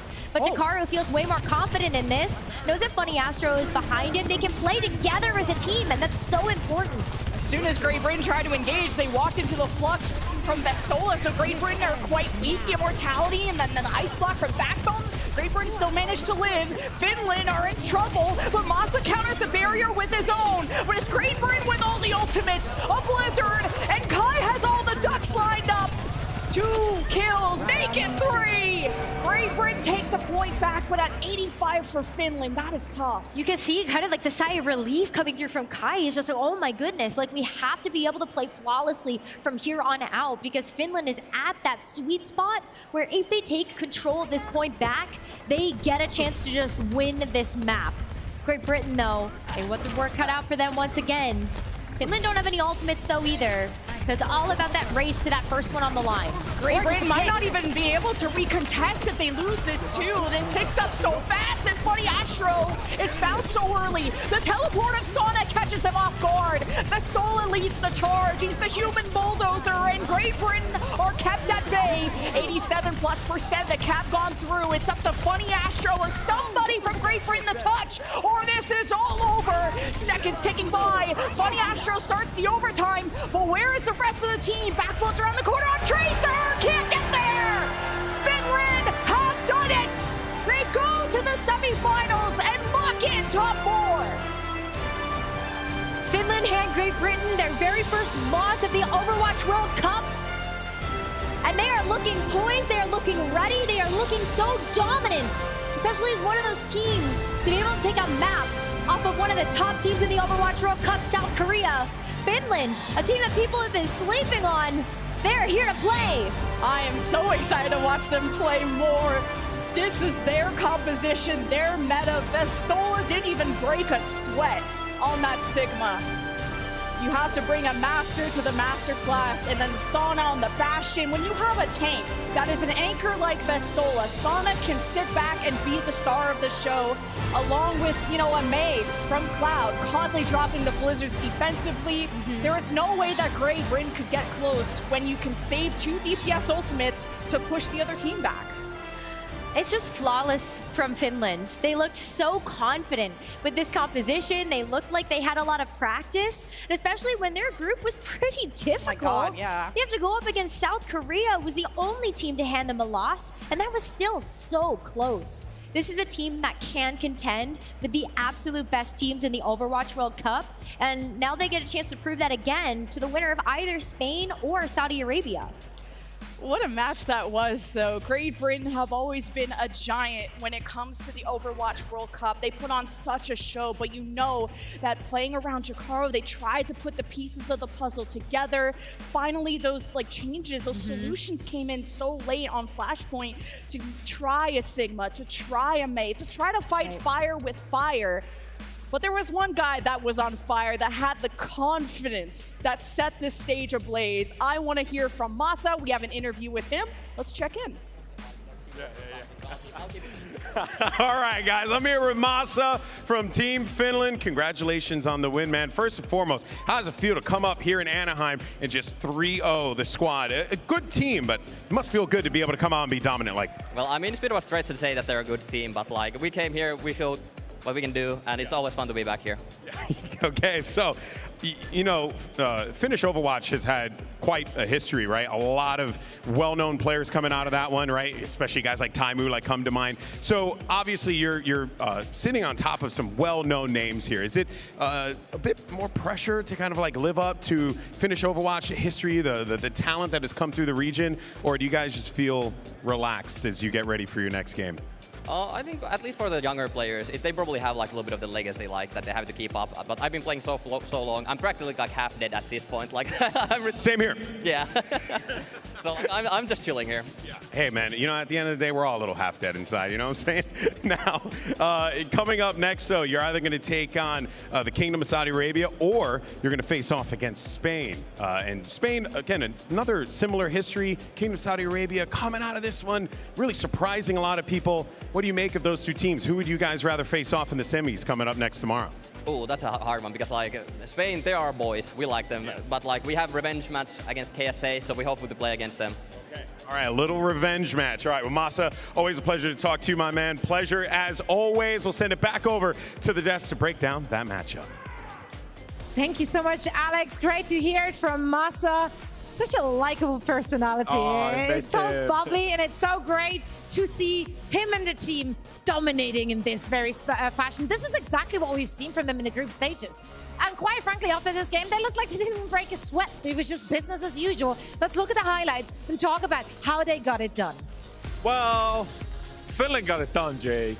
But Great Britain were cooking a little bit. They brought out the Orisa, so look, we got to highlight Finland first, and obviously they played really well. They've been so impressive, and that's part of why I predicted them as well going into this series, is that I really believe in their ability to play this meta composition. The Mei, the Bastion, the Sigma, this is what they do best. They're really in sync, they got great team play, but also individually, they're so good on all of these heroes. Obviously, Vestola on the Sigma. This is such a big boon for this team, and partly why Great Britain probably didn't opt into the Sigma matchup. Maybe they felt like we can't match Finland with the Sigma composition, so instead, we're gonna play the Orisa, Jake. Yeah, it is just speculation, but I'd have to imagine that these teams scrimmed each other and Britain just felt like they can't win the mirror. Really, no one has had success with this Orisa comp into the Sigma. Sigma, traditionally a counter to Orisa. So I think the Great British team here, they came trying to play around Kai, play a fast, aggressive style that makes the Sojourn work. And honestly, especially with Sim and Mei coming together in the meta a little bit more, maybe Britain feel like they don't want to take that Sigma mirror, threatening those heroes for Finland. So honestly, Finland, they're in their comfort zone, they're in their lane, looking confident and comfortable, and I think that's going to bode really well for them this meta. The bigger question is going deeper into the tournament. How do they face off against teams like South Korea, like the team from China, that field very different styles? Exactly. I mean, I feel like genuinely that Team Finland is a contender to make the grand finals, and then who knows, we've already seen them stack up against South Korea, and that was a really even matchup. Maybe, how many times out of 10 could it beat South Korea? I don't know, but I'd be intrigued to see them play them again, So I'm getting ahead of myself here, but I really do feel like this match gives you the impression what Finland are capable of. They look really impressive, right? So the only, if I may cook for 5 seconds, give me 5 seconds. Let him cook. So they did, Great Britain played Orisa. Why was that? Was it one, like I said, that because they probably knew that they couldn't stack up against Finland Sigma, so we gotta throw something at the wall, we'll throw the Orisa at the wall, or, and this is where the cooking comes in. Okay. We've seen one team in the World Cup so far rely a lot on Orisa. And we're about to see them soon. It's Spain, of course. Spain, yeah. What if Great Britain played Spain and got dominated by Spain, and we're like, wow, Spain is so good on the Orisa composition that we feel like this is maybe what we need to win the tournament. Who let him cook? Is Spain like a dark horse? I know it's Mad Lad cooking, but like, come on. This is a next level cook. Honestly, That's a I good put sear Spain on this as- one, though. You put a good sear on this one. I'm sold. You know, played I'm it not up. sold. I am not sold. Played it up. Played it up. I mean, Let well, him we'll see. cook. Maybe Spain has the opportunity to prove me wrong, right? Coming up soon. But I put them as one of the weaker teams, honestly, in this top 8. And so, I don't know. I feel like Britain probably just felt like they felt the limit against Finland. They felt they cannot win the mirror, and they have to try something crazy. This felt like a desperate match for them at so many points, which is really counter to what we saw from them in the rest of the play that we've seen. So honestly, props to the Great British team for coming this far. Yeah. But it wasn't even close to enough to take down the Team Finland. Yeah, let's take a look at the brackets to see where we're standing here, as this was the second to last match of the quarterfinals. Great Britain went down on the hands of Finland in a convincing 3-0 fashion, and now Finland is waiting for the winner of the Kingdom of Saudi Arabia and Spain. And Finland is currently setting themselves up for one, if not the best performance for their region in the Overwatch World Cup. Last time we saw them in the top 5 was, of course, in 2016, I want to say. They came fourth. You were testing my trivia. Yeah, they came fourth in 2016, and then I believe in 2018 they found themselves on a 5th to 8th finish. In 2019, they didn't make they didn't make it past the qualifiers. I think they only came through the preliminaries. So this is a really good showing for this squad, and their fans should be very exciting to see more of this team. So are we. For now, we're heading into a very quick break, and when we come back, we're going to talk about Spain and the Kingdom of Saudi Arabia. Stick around.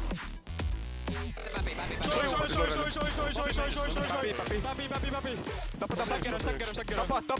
kelloa, kato kelloa. Lucio koskee, matcha. Scoutta Lucio, Traceri.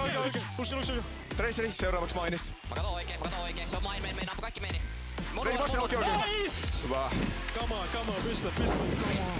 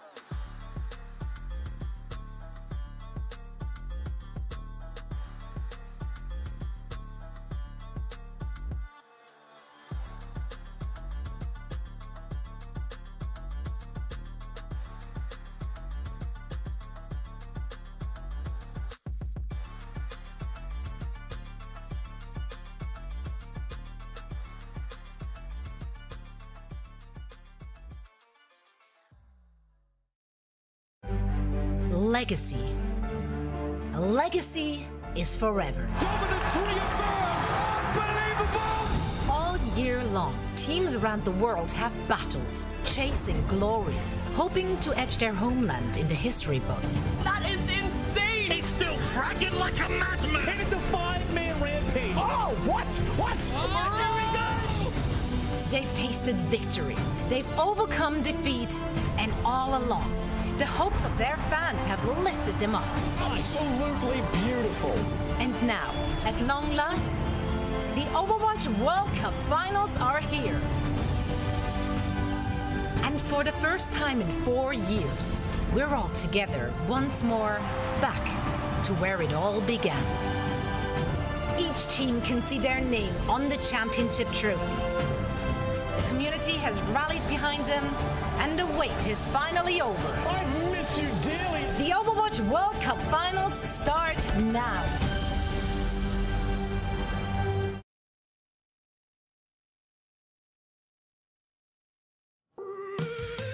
Welcome back, one and all. We are getting ready and set up for our last quarterfinals match here in the Overwatch World Cup.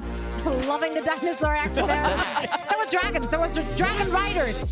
Some dragon riders. Dragonflight? Dragon flights. World of Warcraft? Yeah, no, but those were dragon riders. They were riding the dragons. I gotta go out there and watch. I gotta go out there and watch the cosplayers. Yeah. I saw a very, very good Reaper cosplay over in the Overwatch Hall. Oh yeah, I was there too. He's listening to me.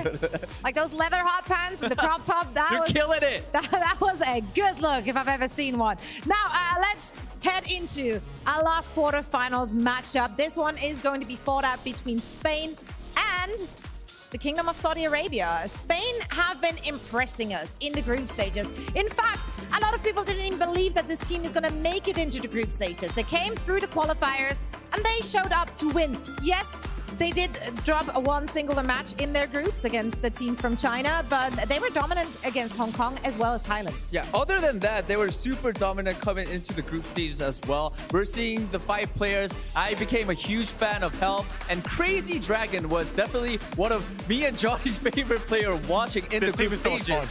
Like, this guy is another crazy DPS player. Like, I really became a fan after seeing his Tracer play.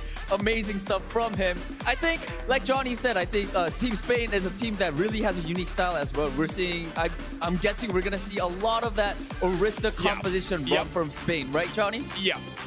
They're not gonna play the Sigma as much. We're most likely to see a lot of Orisa. Now, I know you said a lot of like nice words like domination and, you know, like looking really good and, you know, praising and all.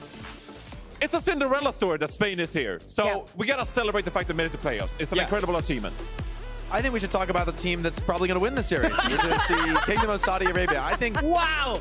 We just saw. I mean, I think this is maybe the most imbalanced of all the quarterfinals. Yeah. I feel like the Kingdom of Saudi Arabia has looked like one of the strongest teams here. And for me, to be fair, I honestly put Spain as 8 of 8 in this top 8. And so I feel like with how confident the Kingdom of Saudi Arabia have been playing the Sigma comps, I think Orisa is going to be no problem. Sigma counters Orisa, guys. This is basics. We just watched it happen. We just watched it happen. Remember Johnny was cooking? Maybe what if that was true? Like, there's always a chance, right? There's always a chance, but this is like a 70-30 for Sigma. And the Kingdom of Saudi Arabia have looked like a stronger individual team. They have the better strat. I think they have the better players. I think UB and Quartz have really come together. Surmajet as well, KSA. Every player on this team has firepower. And they also have Surmajet too. For the first time, right, for the Kingdom of Saudi Arabia, I feel like they aren't playing some like meme team, we're gonna full dive you with flyers every round. Like, no, they're playing the meta and pushing other teams off of it.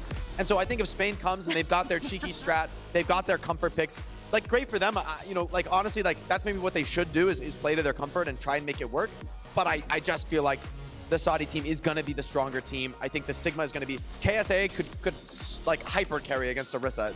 You're shaking your head as if you're not agreeing. How dare he use logic to evaporate our hopium? You gotta predict It's with your the World words, Cup. Jake. Haven't we learned? Crazy Anything Dragon, can it's happen. fine. In your ranked games, you play against Orisa. You don't like playing against Orisa. That hero's beating you up when you're playing Reinhardt and Winston. Go Sigma. Go Sigma. You just poke and poke and poke. Orisa uses her... She throws her little spear. I believe and you just in the hope of Spain, anything is possible. He's losing Anything it. is possible. He's breaking. Come He's on. breaking. It's in his voice. We didn't get the Let's chance go, to talk Helm. about it enough. Come on, like it's an amazing achievement that Spain is here, and like as much as Kingdom of Saudi Arabia is the favorite in this matchup, I really just want to celebrate the players from Team Spain. The fact that we're able to make it here in playoffs. Again, we didn't think they would qualify for the group stages back in May, because some of these players, they went like 1-10 in Contenders Europe, all right? Like they don't have a great track record. So them just coming together and really building this team, I mean, the stuff they've managed to accomplish to make it here to the playoffs, it's really incredible to qualify, to come here to Anaheim, to come here to BlizzCon. So I'm so stoked for these guys. It's an incredible achievement. They still have a chance to win, Johnny. They still have a chance to win. But that's the point. It's just like, I'm really looking forward to see what they can bring here in the playoffs, because this Team Spain has been so impressive and they've been very inspirational. And they show to these other regions around the world, right, that, you know, in events like the World Cup, you can show up and you can you can come together and put forward your best and really accomplish more than you know what other people think you can. And it's great to do that as a region which usually goes under people's radars. Right. And this is what makes the Overwatch World Cup so very exciting. We get to see Spain taking on the Kingdom of Saudi Arabia. Let's talk about predictions for this one. Listen, here's the thing. My heart, just as much as you, Johnny, I do want to go for Spain. Health. Es tut mir leid, wenn du aus der Schweiz kommst, ich kann leider nicht für dich, es tut mir leid, es tut mir so leid. I had to go with I have no idea the what you Kingdom just of said. Saudi Arabia. Health is also a Swiss national. I don't know if he actually speaks Swiss, but you know, in case, off chance, I could not go for you. I had to go with the Kingdom of Saudi Arabia. I'm a huge fan of Twisted Minds, the Contenders team. Yeah. They look Same. so cohesive. They look so competent. I can't see Spain taking this one. I'm sorry. Yeah, I'm saying I went with Kingdom of Saudi Arabia. I feel so bad after the hyping up Spain this much, but yeah, they seem too. Backstabbing, Danny, what is going Sorry, Spain, but on? they seem too. Come on. They seem too strong. You can be honest. It's fine. I mean, I agree with you, Johnny. It's great to see these teams come to the World Cup and have their moment in the sun. But I think the Kingdom of Saudi Arabia are just fielding a stronger team this year. I think they've got more impressive talent, frankly, and probably a better strategy with creative coaching. There's so many things in the favor of Kingdom of Saudi Arabia. It's going to take a monumental individual and team effort from Spain to overturn it. That being said, it can be done. There's always the X factor playing on stage, playing here at BlizzCon. So much pressure here. Anything could happen. Yeah, and like, look, the point I'm trying to make is it's not that Spain are the favorites in this one, because again, I got Kingdom of Saudi Arabia too. But the point is that Spain has repeatedly, throughout the entire year of the 2023 World Cup, they have defied expectations. And so I'm not going to give up on them just because we think Saudi Arabia is a really good team. Look, my Pred 2, I got Saudi Arabia to win the series. But Oh, you're not giving up on them. But I'm just saying that, like, I'm really happy for Spain, and I'm looking forward to see if they can. There is a chance. If they can, if they can Just make get us the look hope. bad. It's Make us look alright, bad. it's Make us alright. look bad. Make us Yeah. look bad. That's right. That's the hope. You got the hope, you got the vibes, but you also want to be correct in this one. So I respect that. I respect that. We are ready for this last match of the quarterfinals, and now we get to meet the teams. Ladies and gentlemen, let's go ahead and bring out your first team. It's Team España!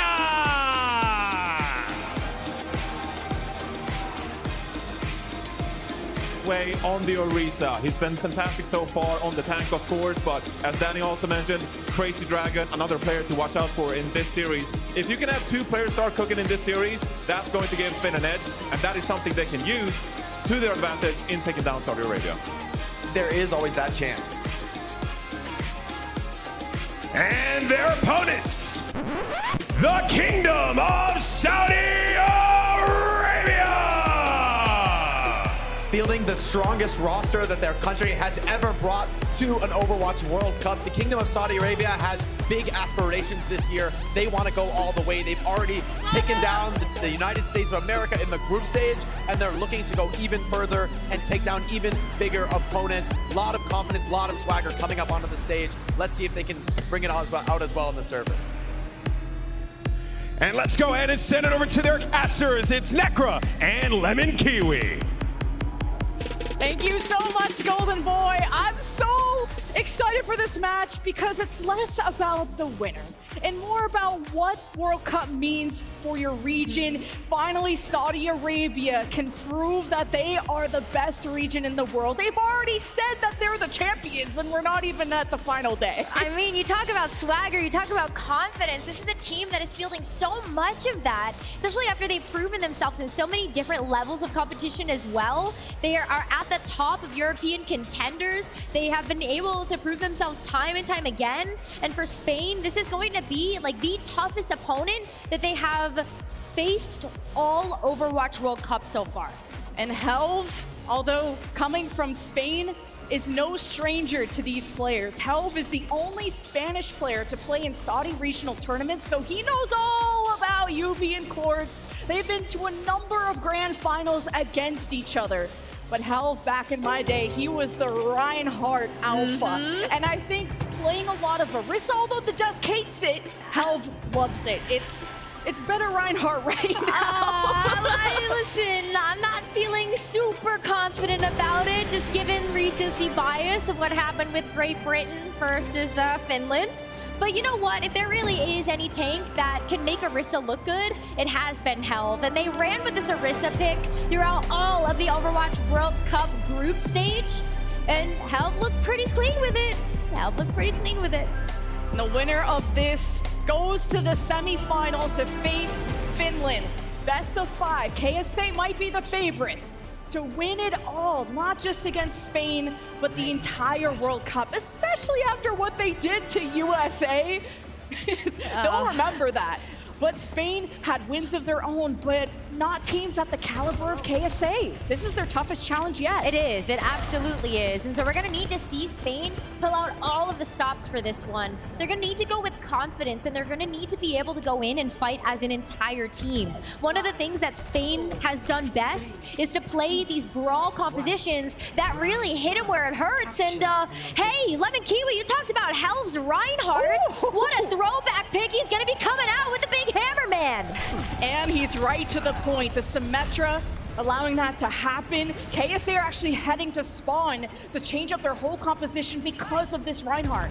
That's rock, paper, scissors right there in terms of that tank roll. You see the Reinhardt, you go Junker Queen, because that's really a way to be able to make it bleed. Oh, and KSA just teleport right to the point. They have Spain's backs against the wall, and it's the speed of KSA that may allow them to overwhelm Spain once and for all. And speaking of speed, Gala is gone, and Spain are gonna have to use their own teleporter to try and get out of this pickle. They go to the other side of KSA. Immortality pop by Surmagen that buys them time to assess where Spain is, and Helv doesn't have enough support, and KSA take the first fight. What's tough about that too is that Spain just got locked at the back of that objective. And the more time that they sat there, the more ability KSA had to be able to poke away at this composition. We're gonna need to see a reset there from Bones, but KSA's already at their spawn. KSA are not gonna even let you have time to think. But they walked into the air matrix of Canale, and KSA lost some members, especially KSA himself. We're on the Junker Queen, you don't have a shield. And it's not gonna look good, just jumping into that damage. No, it's not, and so KSA is also gonna have to walk all the way back. UB at least is able to set up this teleporter, but not before Spain is able to plant themselves on this point. They take back control from KSA, and they're gonna be able to keep up that pressure, especially knowing that they have this barrier online too, so Punk can just wall off this amplification matrix. Spain are letting KSA walk to the point so that they can teleport on the other side, and the Blizzard from Spain is thrown right in the middle. And KSA trying to defend themselves with the Photon barrier, but it's matched by Punk. But knife to knife, KSA the tank comes out on top. KSA also has the Junker Queen ultimate online, so being able to rampage through the rest of Spain shuts off this enormous amount of healing that Canale and Gala are able to put up in the backline. If you're gonna shut that off, it makes it even more difficult for Spain to be self-sufficient. And Reinhardt, even though he's got this big shield, he's got that big bulk, doesn't always have the ability to stand up to the front line of KSA, especially when you got that Bastion in the back line. Might need that extra support there from those supports. KSA are gonna need support when this Shatter goes down, but Helv is pinning back. He took too much damage early, but Gala's down here saves them. KSA went in for the kill, and the Shatter was only finally to slow them down. The rampage of KSA denies the healing that Spain needed to get back on their feet. And it's 94% plus, by the way. KSA barely gave up this point. And Spain really won't have much to say about it. The Ant Matrix isn't at the best of angle. KSA and Quartz manages to dodge a lot of that damage, but they don't have a lot of space to operate. So Spain, because of Canale's Ant Matrix, are able to make this close. It's a 2 versus 2. UB Haku versus Helm and Gala. Who will come out on top? Helm stands tall for Spain. Haku, though, just trying to stall out the point as much as possible, recognizes that he's going to have to give it up a little bit in order for the rest of KSA to come back with reinforcements, but not before Spain is able to take back control. And that is going to buy them plenty of time to get the rest of their team back into this fight, especially knowing how important it is for Punk to be there on this Bastion. You have the artillery strike online. It helps to delay the inevitable here for KSA as they start to make their push back onto this point. Quartz on the Bastion, making sure to shred that shield of hell. Who's gonna back out Photon Barrier from KSA to defend themselves. So it's a smooth ride to the point, but it's a smooth ride back to heaven. And Quartz delivers the 3K that KSA needed to win round number 1. Oh man, did you see that kill feed too? It was Quartz, it was Surmajed, and it was also 4 members of the team every single time, taking down every elimination. And that is the power that KSA provides as a team. It's their team coordination, their ability to just help overlap all these skills in order to make these takedowns so much easier. The battle for top 4. KSA on round point on Lijiang Tower, where the Junker Queen of KSA has been able to live a long time because they do not hesitate. They pounce, they go in with speed. They also use the Photon Barrier to defend themselves when they need to take their time approaching the objective. And the door's open and we're saying hello to Helv's Reinhardt again.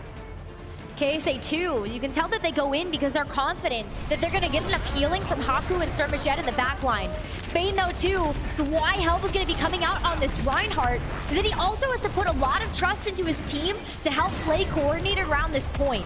So Spain, they get a chance to get control of this objective first. As KSA go all the way back to spawn, they were able to use that Symmetra teleporter to help KSA make that switch over to the Junker Queen. Yeah, they just need the extra engage power that the Junker Queen provides, and you can tell that they're thinking about juking Spain out with the teleporter, but what a read from Helm. Charges in, but he needs support, and Punk is there. He's got the double kill before Quartz was able to shut him down, so it's a one-man advantage. Helm doesn't have a shield, but he has fire in his heart, and KSA are set back. Something else that's really important to note about how storied and historied Helm is as a Reinhardt player is that European Contenders as a region has had a rich history of just building up some of the best Reinhardts in the entire world. So Helm is tested in this main tank position, just having to lead the charge in so many of these fights. And you can see how this history as a leader has been so important. Great Ant Matrix from Canale. You wanted to stop KSA from engaging. You're trying to push them back to their half of the point, and it's working out. The poke from Spain is just too strong, despite the teleport play from KSA, and again on either side.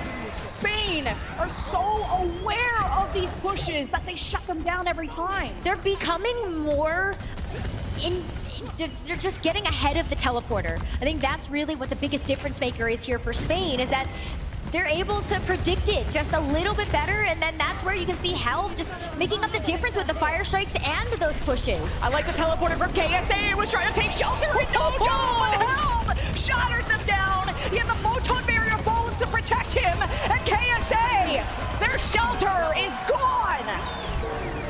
That's gonna be back to spawn for them. That's gonna be a team kill for Spain and last fight territory on the board for Spain to be able to match this progress and go ahead and take us to a third and final point of Lijiang. KSA, they have a lot of ultimates though, 4 to spare. See if they can make the most of them in this fight. Spain thought that KSA were going to TP through the window, so Spain gave up a lot of space. And here's KSA with the sound barrier, the rampage right through. Spain are surrounded. Hell does his best to protect the team with the shield, but KSA is setting up camp in the back line, and Punk needs some help. He's got the supports, but Spain are losing the fight.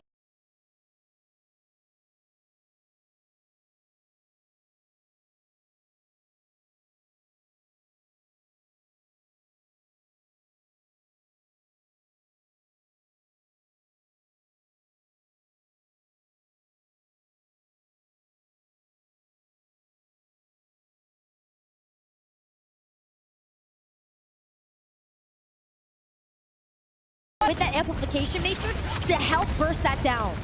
Yeah, I think Yubi just holds the Photon Bear for the Amp Matrix. This is such a good ultimate to defend with. And KSA are going to respect that space. They're going to stay hidden, see if they can get the jump on the Helve, who has to deal with these Symmetra turrets first. Helve doesn't have armor or a shield, and the Photon Barrier from KSA allows them to approach Spain and simply dismantle them one by one. Yubi lasers them to death, and Quartz unleashes. Spain will have to reset. As you said, a fantastic Photon Barrier response to that amplification matrix where it shut down all that damage output that Punk was providing on the Bastion. Despite that they had the ability to make these really quick rotations, Spain just couldn't get past that giant wall. They get a chance to teleport to point, but KSA are starting to get ults back online. KSA off of the Amp Matrix, managed to push Spain off of the point, but what was that Gala that got separated away and thankfully didn't get picked? There is the artillery strike, double bump from Haku as Spain were off the point. What an opening that KSA had there, and its final fight. It is. Canale is actually going to get back to spawn as a quick reset for himself so that he can get back in and make this last fight. Gala might be able to get the sound barrier online, but Quartz is hoping to keep them at bay with the artillery strike. Oh, Bone's in trouble! The artillery strike took him down before he could get set up. The most vulnerable member removed, and the most important one too. Quartz, the 3K. KSA read them like a book, and they take map number 1. That was looking really good there for Spain too. Especially on that second point, they started to really figure out how to work this Reinhardt to the most advantage given the map architecture.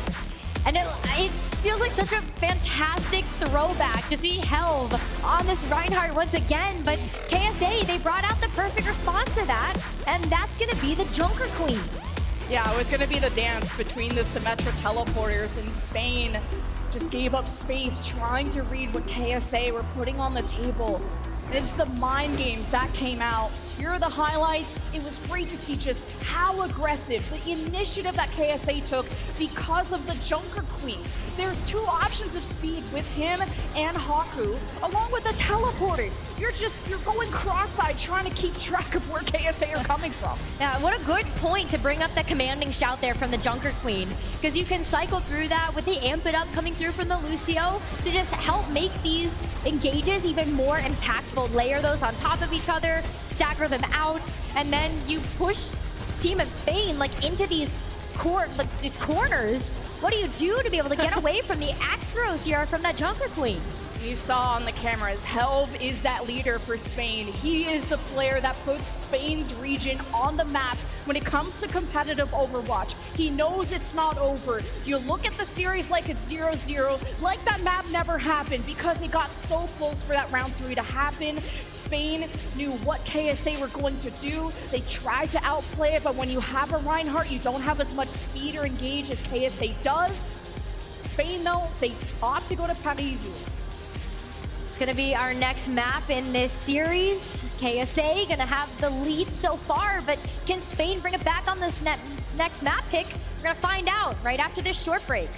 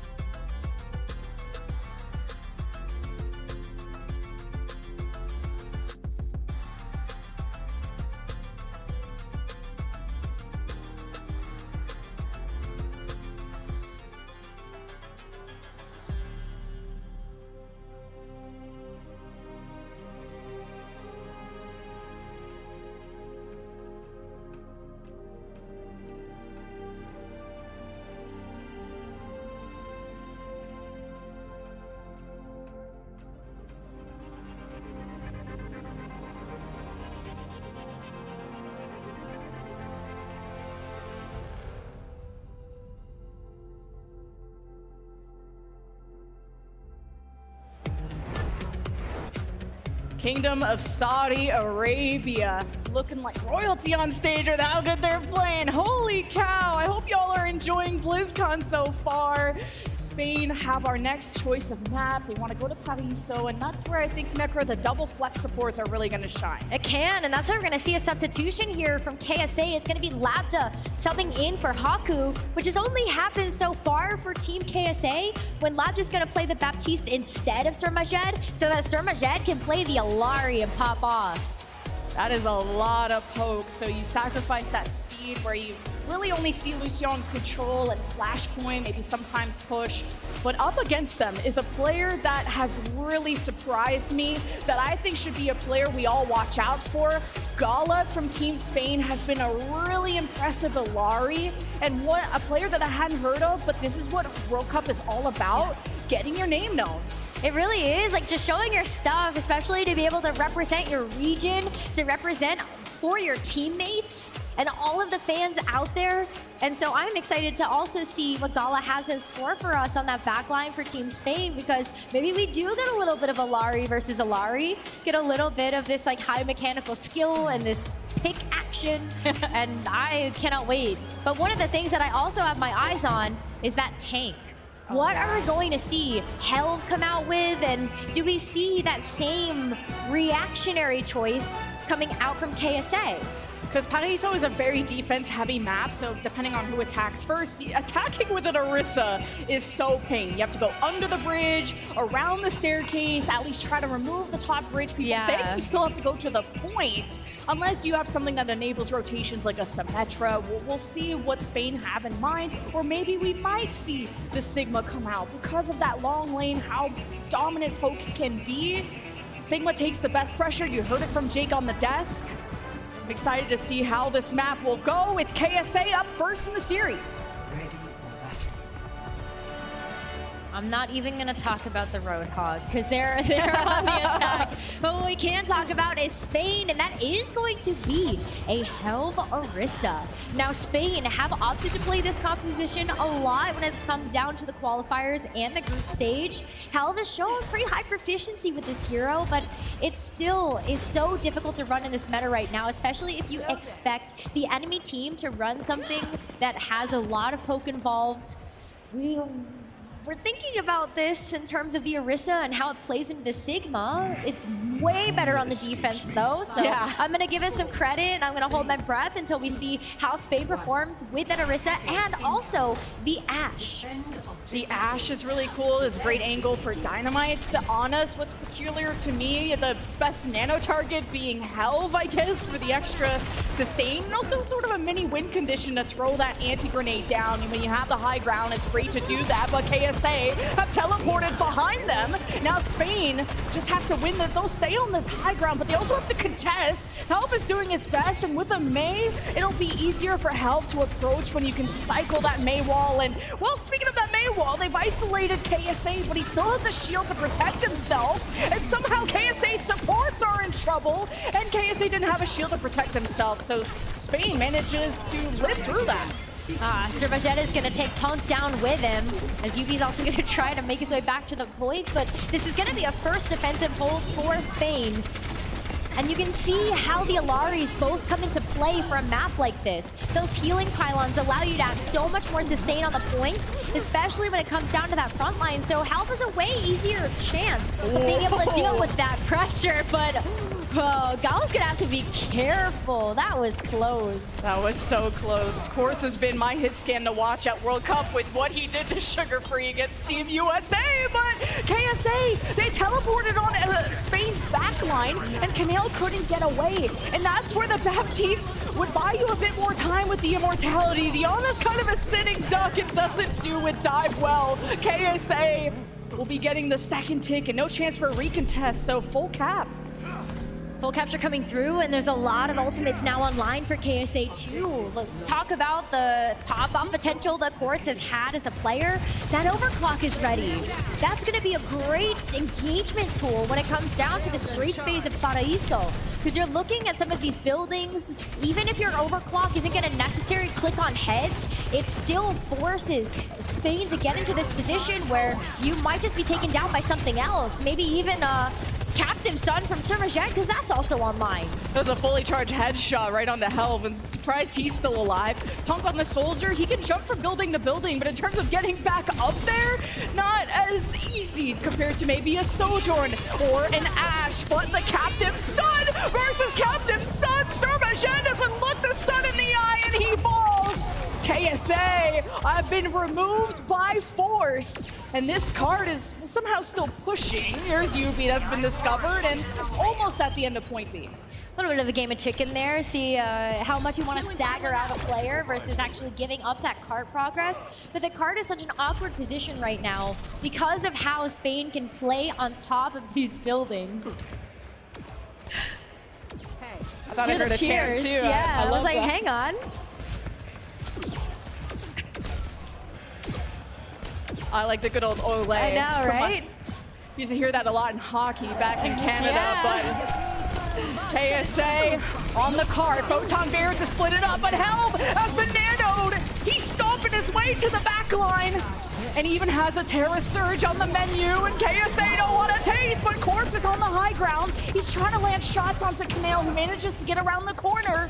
And KSA are making steady progress. Helm is too low, and that's the last anchor for Spain. And there's just no stopping KSA at this point. Oh no, you also see that like Gala is stuck in the back line there.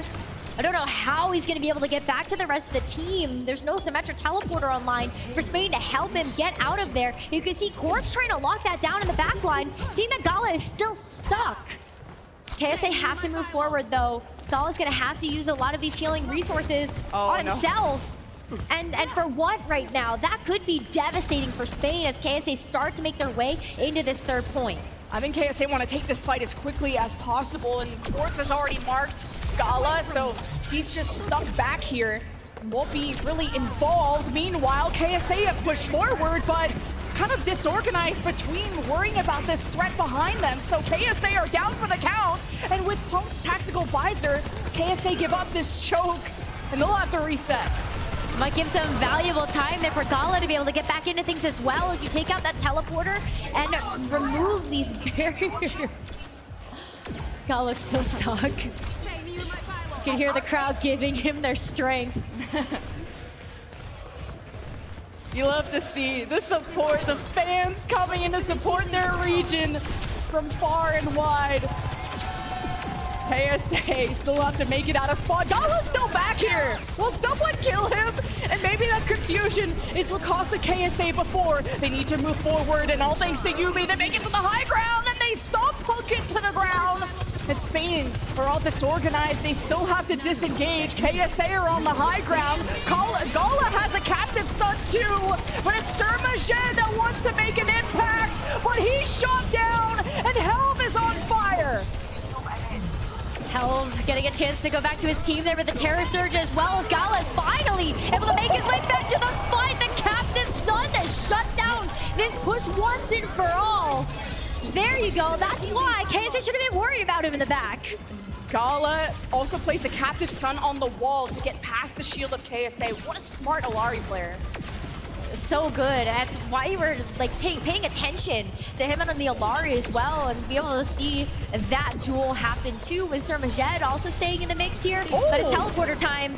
KSA just keeps surprising Spain by landing right on top of their supports and kicking them in the mouth. Quartz with the overclock, pitches down Punk. Found themselves between a rock and a hard place, and now Spain just don't have a route to escape when KSA have locked that down. Less than 2 minutes, and KSA head for the end of C.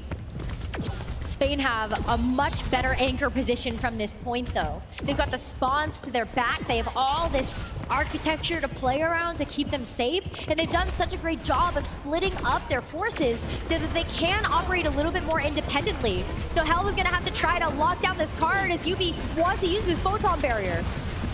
Gotta be careful with these UV teleports, but Spain want to take a fight early before KSA have a plan, and the blizzard from Bones thrown right in KSA's face, and UV, the photon barrier might have saved his backline, but Spain are just bulldozing, stomping through KSA. It's a 2v2. The Canale sleep, buys time, lights it up for Gala, heals Canale. That is a selfless support, and a good defense from Spain. That's exactly how you want to see that Illari get played. You know when to be able to push the gas and also to when to go back to heal your team. Healing pylon coming in so clutch there as well, just to make sure that Canal can put that final stop to the push. KSA have one more chance, 40 seconds remaining. The amplification matrix on the docket to be able to help push Spain back. Good Maywall from Bones just to give yourself a second to rotate out of the line of sight of that amp matrix. But somehow Gala is found. He was trying to play an off angle and KSA sniffed it out. 5v4, KSA want to take this fight quick. The teleporter to find these isolated targets. Spain can't afford to lose anymore. The bomb to Punk is thrown down and Helm throws down the spear. The Terra Search finds Yubi. KSA don't want to be close to this Orisa. But Spain have run out of juice and out of health. And Punk can't even leave spawn. Quartz is already back there hitting headshot after headshot. And KSA are just ending this. They are about to cap with no time left. That's going to be an overtime cap for them. Help giving it his best effort to come out on the Doomfist. Be able to help keep that overtime going. But Spain did a great job there on the defense. That point 2 was very difficult for KSA to assail. And even just going past that second objective. So now Spain, they know that being able to complete this map with over a minute in the time bank gives them the win condition on the board to help tie up the series. The KSA players are no slouches, no strangers to the stage. There's a lot of LAN tournaments in their region. They know that they are at the top. They are the best players from their region, and they want to prove to the rest of the world that USA isn't the only victim. They're not the only team that they can beat here. And Spain have put up a good fight. Now they have to attack and go all the way to the end of the map in order to face extra rounds, or else KSA go to match point. KSA had a hard group too. That was like the group of death when it came down to like the Overwatch World Cup groups. They played against Japan, United States, and France. And those are teams that you almost expect to always make it out of the group stage. So KSA definitely trying to show everybody what they're made of and been able to do that in contenders as well as right now on the Overwatch World Cup stage. But Spain is making it very difficult. They were able to bring out the Orisa on the defense. The attack, that same strategy is not going to work out the way that you might want it to. That's why we're seeing yet another change up here. It's a dive composition coming out here from Spain. This is not something that I had on my bingo card, especially a wrecking ball. Oh, they have broken the glass. The emergency composition is out. What can they do to break down KSA? Well, knocking them down from that high horse and that high ground is what Spain want to do. It was Help that touched the point that brought KSA's attention away. It made space and time for Spain to move on forward. Now Spain are hoping to take angles and just depend on their individual skill to take the duels and to cause confusion out of KSA. But they rally behind their Sigma. Bones has been marked against the Sigma. It's difficult to pull off. And eventually these duels go in the way of KSA. I really appreciate what Spain is trying to do here. They recognize that KSA is way stronger as a unit than they are as individual members. So you try to break up some of that synergy by isolating them with some of these dive heroes. You can see Halve actually even switched off of the Wrecking Ball there, losing the mobility to be able to push KSA back in favor of a hero that is a little bit better in terms of that team dive coordination. Halvo, he's taking so much damage, but Gala and Canal, especially on this Ana, all of your attention goes to that Winston, and Spain needed something to harass this high ground since the Hammond wasn't able to knock them down. Now KSA have fallen back to the secondary position all the way at the end of the point. Now this is all about poke, where Quartz has to stand tall. Spain jump in, it's the nano onto Hell, but Bones wasn't able to follow up. This Sigma of KSA is shutting down Spain every time they get close. The accretion, the shields, the chemistry that KSA have is just too strong. This dive, it feels so strong on this point because you do have the ability to jump onto a target, but that Symmetra makes things so much more difficult to execute when you know that a teleporter could get placed down to help get one of your teammates out of dodge. And KSA too, like just bringing up the rear to help try to get rid of that extra dive pressure. really did dismantle this push that Spain wanted to go for. Even with the nano onto the Winston, at least you got the Primal Rage online now to help with that disruption, but oh no. Kaneo got left behind! What happened to No Man left behind? And well, Bones got the late invite. I don't think he wants to smoke right now. KSA just completely ignored health and killed everyone behind health. Good to see you. Well, that's the kind of the danger of running the Winston, right? Not only that, but Helv is stuck behind enemy lines. They know he's back here too. They have full access to be able to get the Winston away from his team. And without the Winston, the rest of Spain are left like sitting ducks. You don't have this tank to help keep you safe. Punk can maybe take this duel against the Symmetra. It's tough, and here's the ultimates from Spain. The Kitsune Rush was placed, and I don't really know what happened after that. As Spain went in with a plan, and KSA just flipped the page. 40 seconds remaining too, so Spain, they're making last-minute adjustments here. Against 3 ultimates that KSA have, this is Spain's final shot, and it's gonna be reverting back to the composition that worked for them on the defense. You've got the Mei and the Bastion. The Bastion helped to be able to crush the shield of the Sigma to give some time for Spain to be able to get into this, but it's down to the wire here, Lemon Kiwi. 15 seconds left. And without that Symmetra teleport, it's a tough battle to go up all the way on the stairs. Spain are probably gonna drop out the window. They can't survive here much longer. Quartz picks off Gala. You only have back heals, and KSA have been banking ultimates. Spain, this was just not gonna work from the start, and KSA slammed them down. Full hold and go to match point. KSA have been so impressive in the series so far. It's no wonder why they also finished their group stage with a flawless victory. That was a 3-0 win-loss. They didn't drop a single map. Spain, they're putting up a really good fight right now, but KSA, they're just making them work so hard, especially when it comes down to those individual picks that KSA of a team have been getting.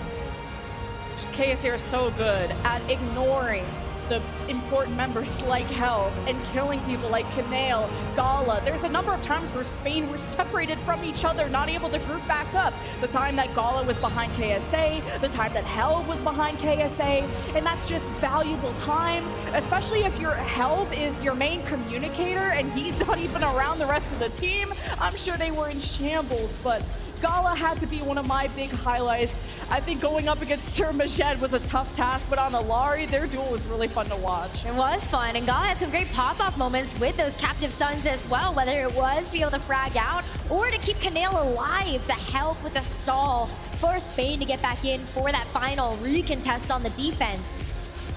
But yeah, I mean, it's just so tough when you see why the Sigma from KSA has been so powerful. That was one of their best heroes heading into the group stage, and it's also why you saw Spain come out on the Reinhardt, kind of expecting to see this Sigma.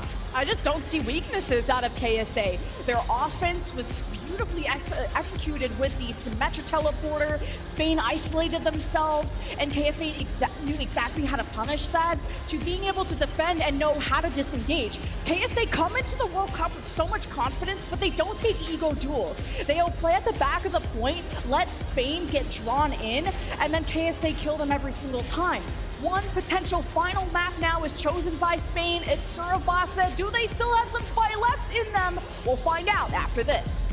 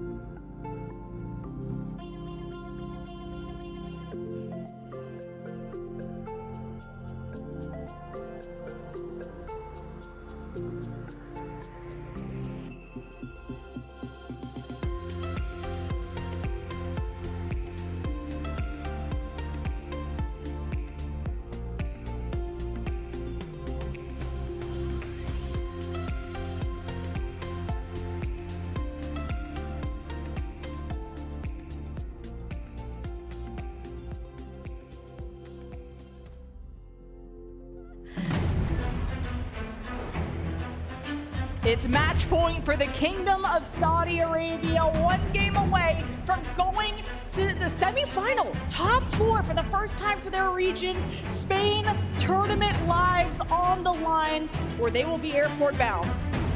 Spain, though, they're going to give it all their best effort right now, especially knowing that they're going to make a substitution. That's right, Crazy Dragon subbing in to be able to play this next map. Yeah, give him some love right there. You can tell he brings the vibes. Right? Yeah, it's all good vibes and Crazy Dragons in there. He's flexing, he's stoked, he's happy to be there. He's like, well, it can't get any worse than O2, so, you know, go in and have fun. And I could tell Spain are having fun. They're switching up their composition, the Hammond, the Winston. They have not given up because they're throwing every idea they can at the wall until it sticks. Absolutely. KSA, though, they're still bringing the power. We got Lambda subbing back into the roster. And they're going to end up playing a bit more with the Lucio. When we see the substitutions come through for KSA's backline, it tells us a lot about whether they want to play that double flex support or they want to go with a main support option. And on Sarabasa, a flashpoint map, it feels almost necessary to run some type of mobility like having the Lucio in. So that's why we are going to see Haku subbing back into the roster. And Haku is a support with so much experience. He is a name in his region. He's been competing since 2017. Like, how is that guy not in the Overwatch League yet? And he used to be a flex support, now he's playing Lucio, and you saw how successful KSA were with him in the lineup on map 1 Lijiang Tower. He makes his return with them, well, still winning.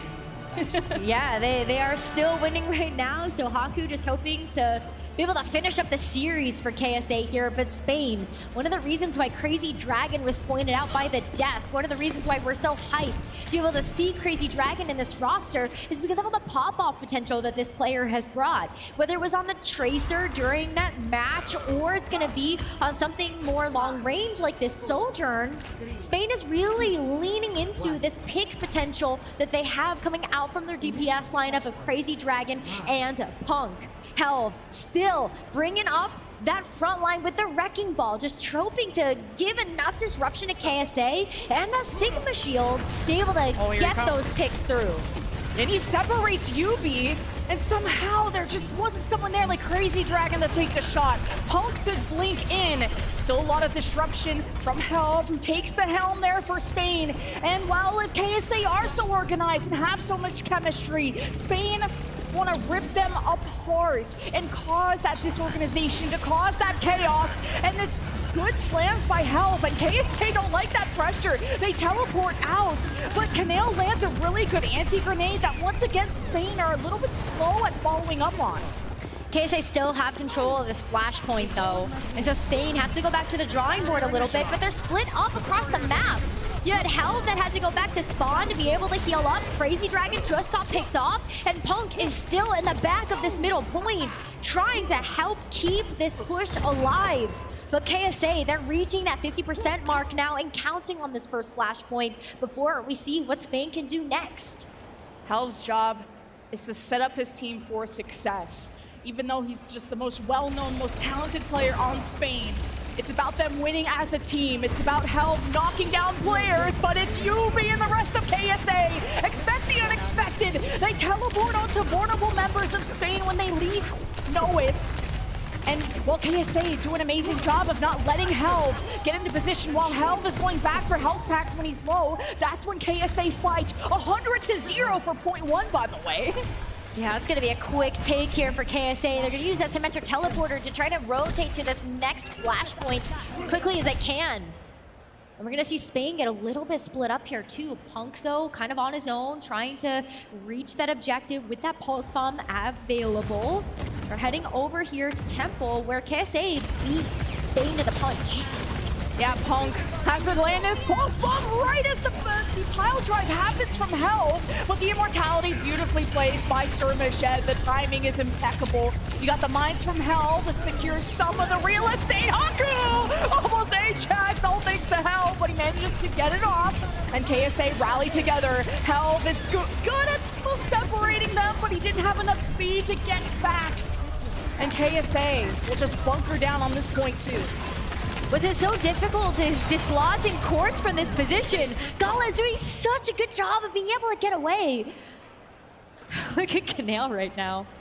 Oh no, yeah, he's just like in a corner. Uh-oh. I don't know if KSA know that Don't he's tell him. there. Shh. He's hunting rabbits. No, oh, nobody Surmajed tell is there. him. Oh, Canal. Oh no, he didn't get the sleep.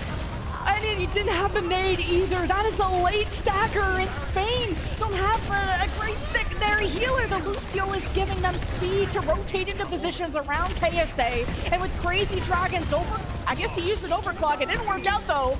And KSA are flawless so far. Oh, that's so rough. Canal got spotted before Spain was really ready to be able to take that engage. Now they have to go back to the drawing board again. And this point in particular is so difficult to assail for Spain, especially against a Bastion, because there's not too many routes of entry here.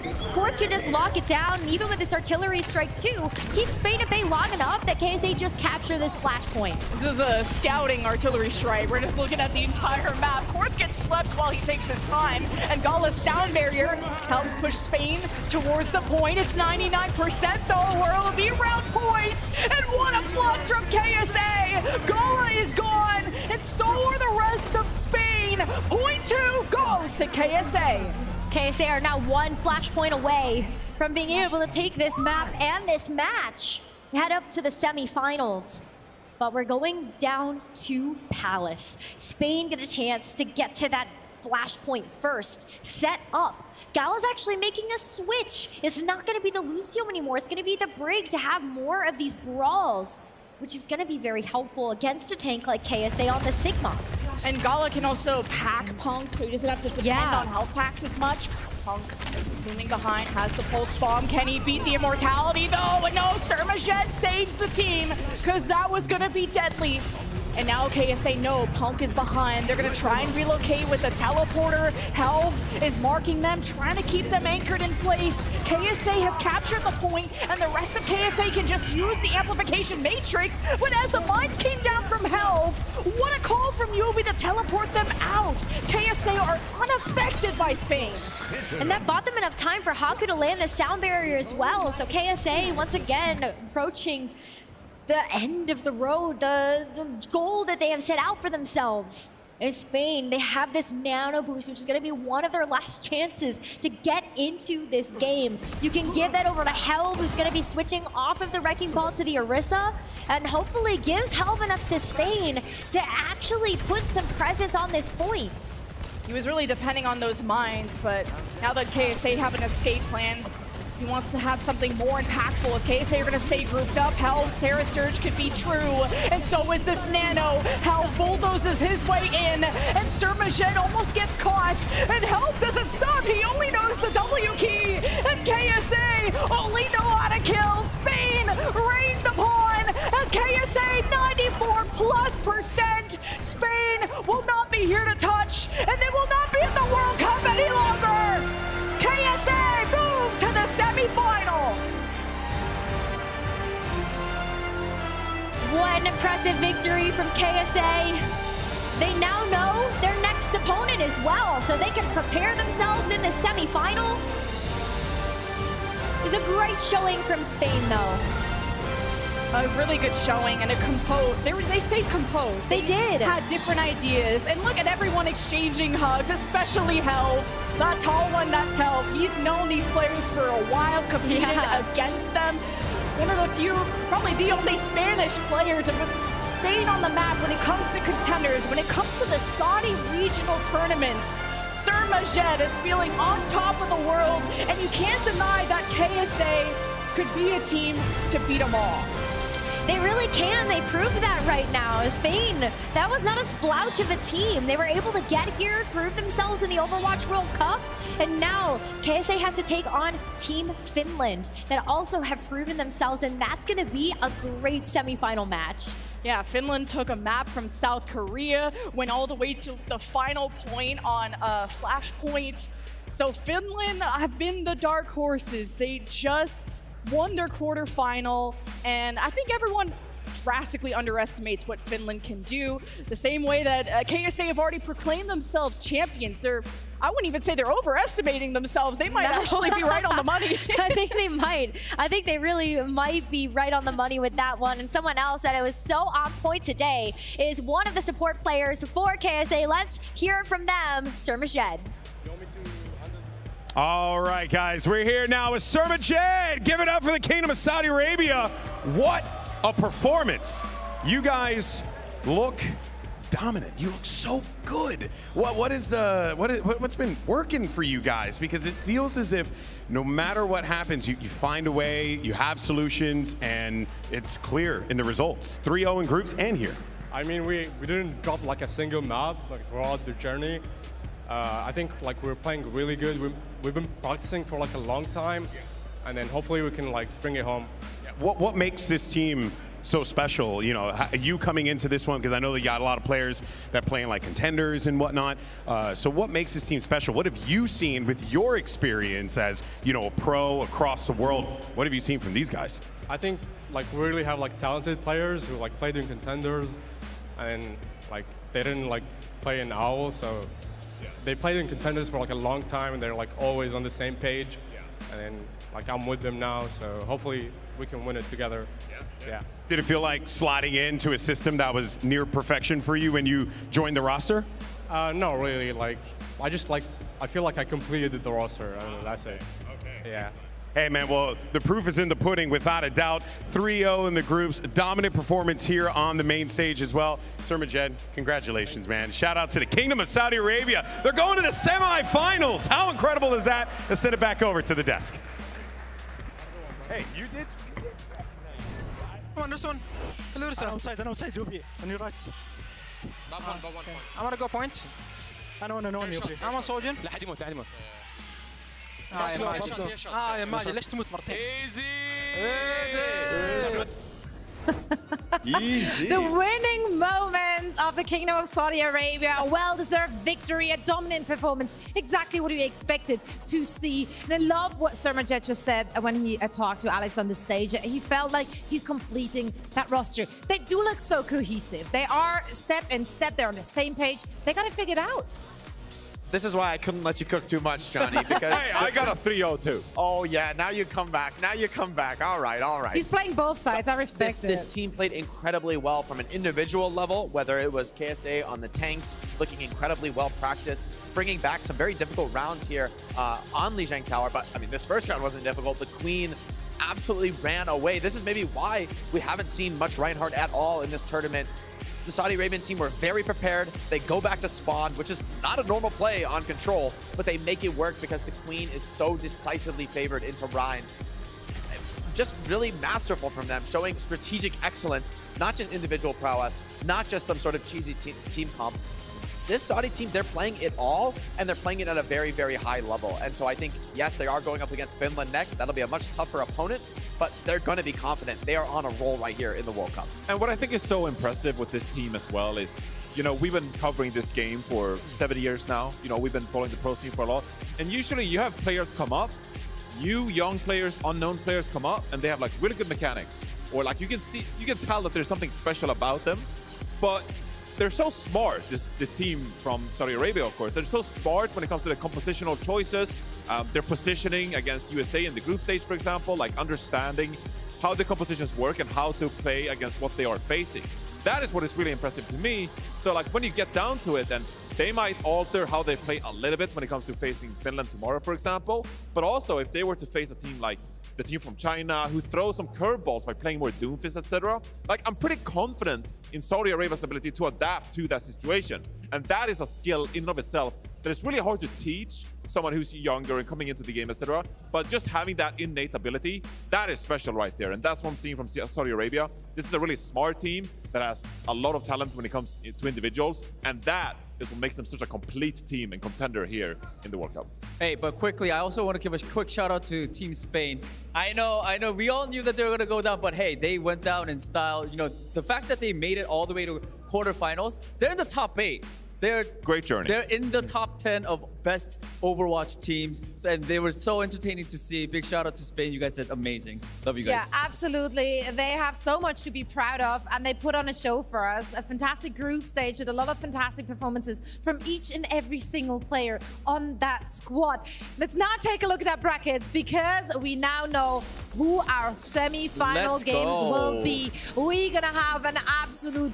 This is just so stacked. I don't want to call it one bank. There's like everything of here. All you're 4 seeing of on these your teams screen. can win. Yeah, exactly. All 4, really. All 4. Like literally we're not just saying that because it sounds good, right? Like this is legitimately I don't care about everything's fun. open. I don't care it about also fun. does sound amazing. I don't care about fun. I don't say things to make people feel better. For me, all 4 of these teams are very serious competitors. They all want the gold medal. Right. I don't think any of them are going to be happy to go down. No, we made it so far. No, all 4 of these teams, they want every single win here at the Overwatch World Cup. Which one gets you more excited, though, Johnny? Which one gets me more excited? Honestly, not just saying this, I don't think I can pick a single team. Like, if you ask me going into the World Cup, you know, we did all Every time Zoe asks a question, Johnny always just doesn't give a clear answer. No. Going into the World Cup, I was all about the team from China. Come on, like I was That's getting true. team from China. Okay, fair. I think people are sleeping on them. I think they have great synergy. I think they're really talented. South Korea, like I'm not super thrilled about South Korea. Like, yeah, they're probably the favorites. Yeah, like they got a really stacked roster, but like I'm not gonna sleep on Saudi Arabia. I'm not gonna sleep on Finland. Yep. So it's gotten to this point now where we're going to see all these 4 teams play in the group stage and play here in the playoffs.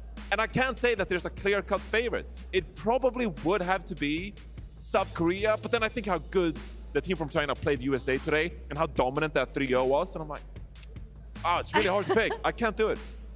You know, I'd take it. Why not? Let Am him I get not away with it. believable? Let him- Am I let him not get away believable with to it. you? No, Unbelievable. Come on. No. Honestly, I think everyone would agree with that. There are so many players in each and every one of those teams where you want to see them succeed. So many reasons to root for those teams. And the same can be said about the teams that left us today. True. 8 headed into today and only 4 remain. So we do want to give a massive shout out and a big farewell and so much love to the teams which made it here to BlizzCon. Canada, USA, Great Britain, and of course the team from Spain.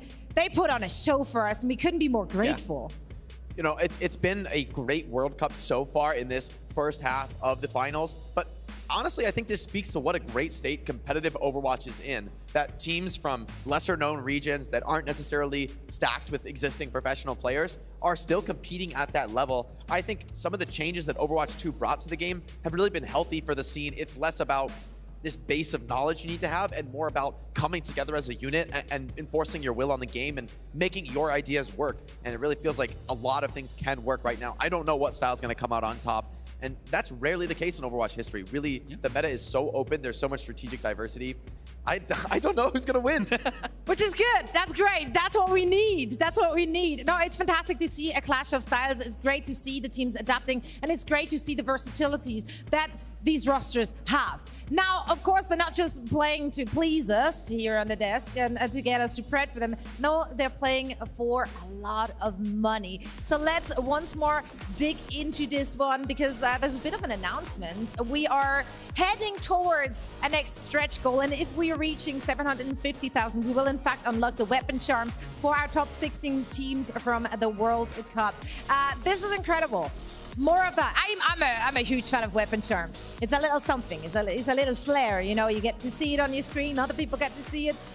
I love rocking weapon charms. Wait, so you get all 16 of them? That they will be unlocked. Oh, once we hit the stretch goal. Yeah, once we hit it. Get on there. Get on it. Friends, get on it, please. Or for everybody. Let's go. Yeah, you're doing it for everyone. You're not just doing it for you. That's what I love about situations like that. So yeah, crowdfunded prize pool for this year's Overwatch World Cup. You guys have been so supportive and so incredible. So we really can't thank you enough. Let's see how far we can take it until the grand finals tomorrow. That's it for day one of the World Cup today. It's been an amazing journey thus far, and I can't wait to see it conclude tomorrow. Gentlemen, thank you so much for joining me here on the desk. Thanks to everyone watching from home, and of course, everyone who made it out here to Anaheim. We will be back again with the semifinals starting tomorrow morning, so make sure to tune in once again. But for now, we bid you farewell.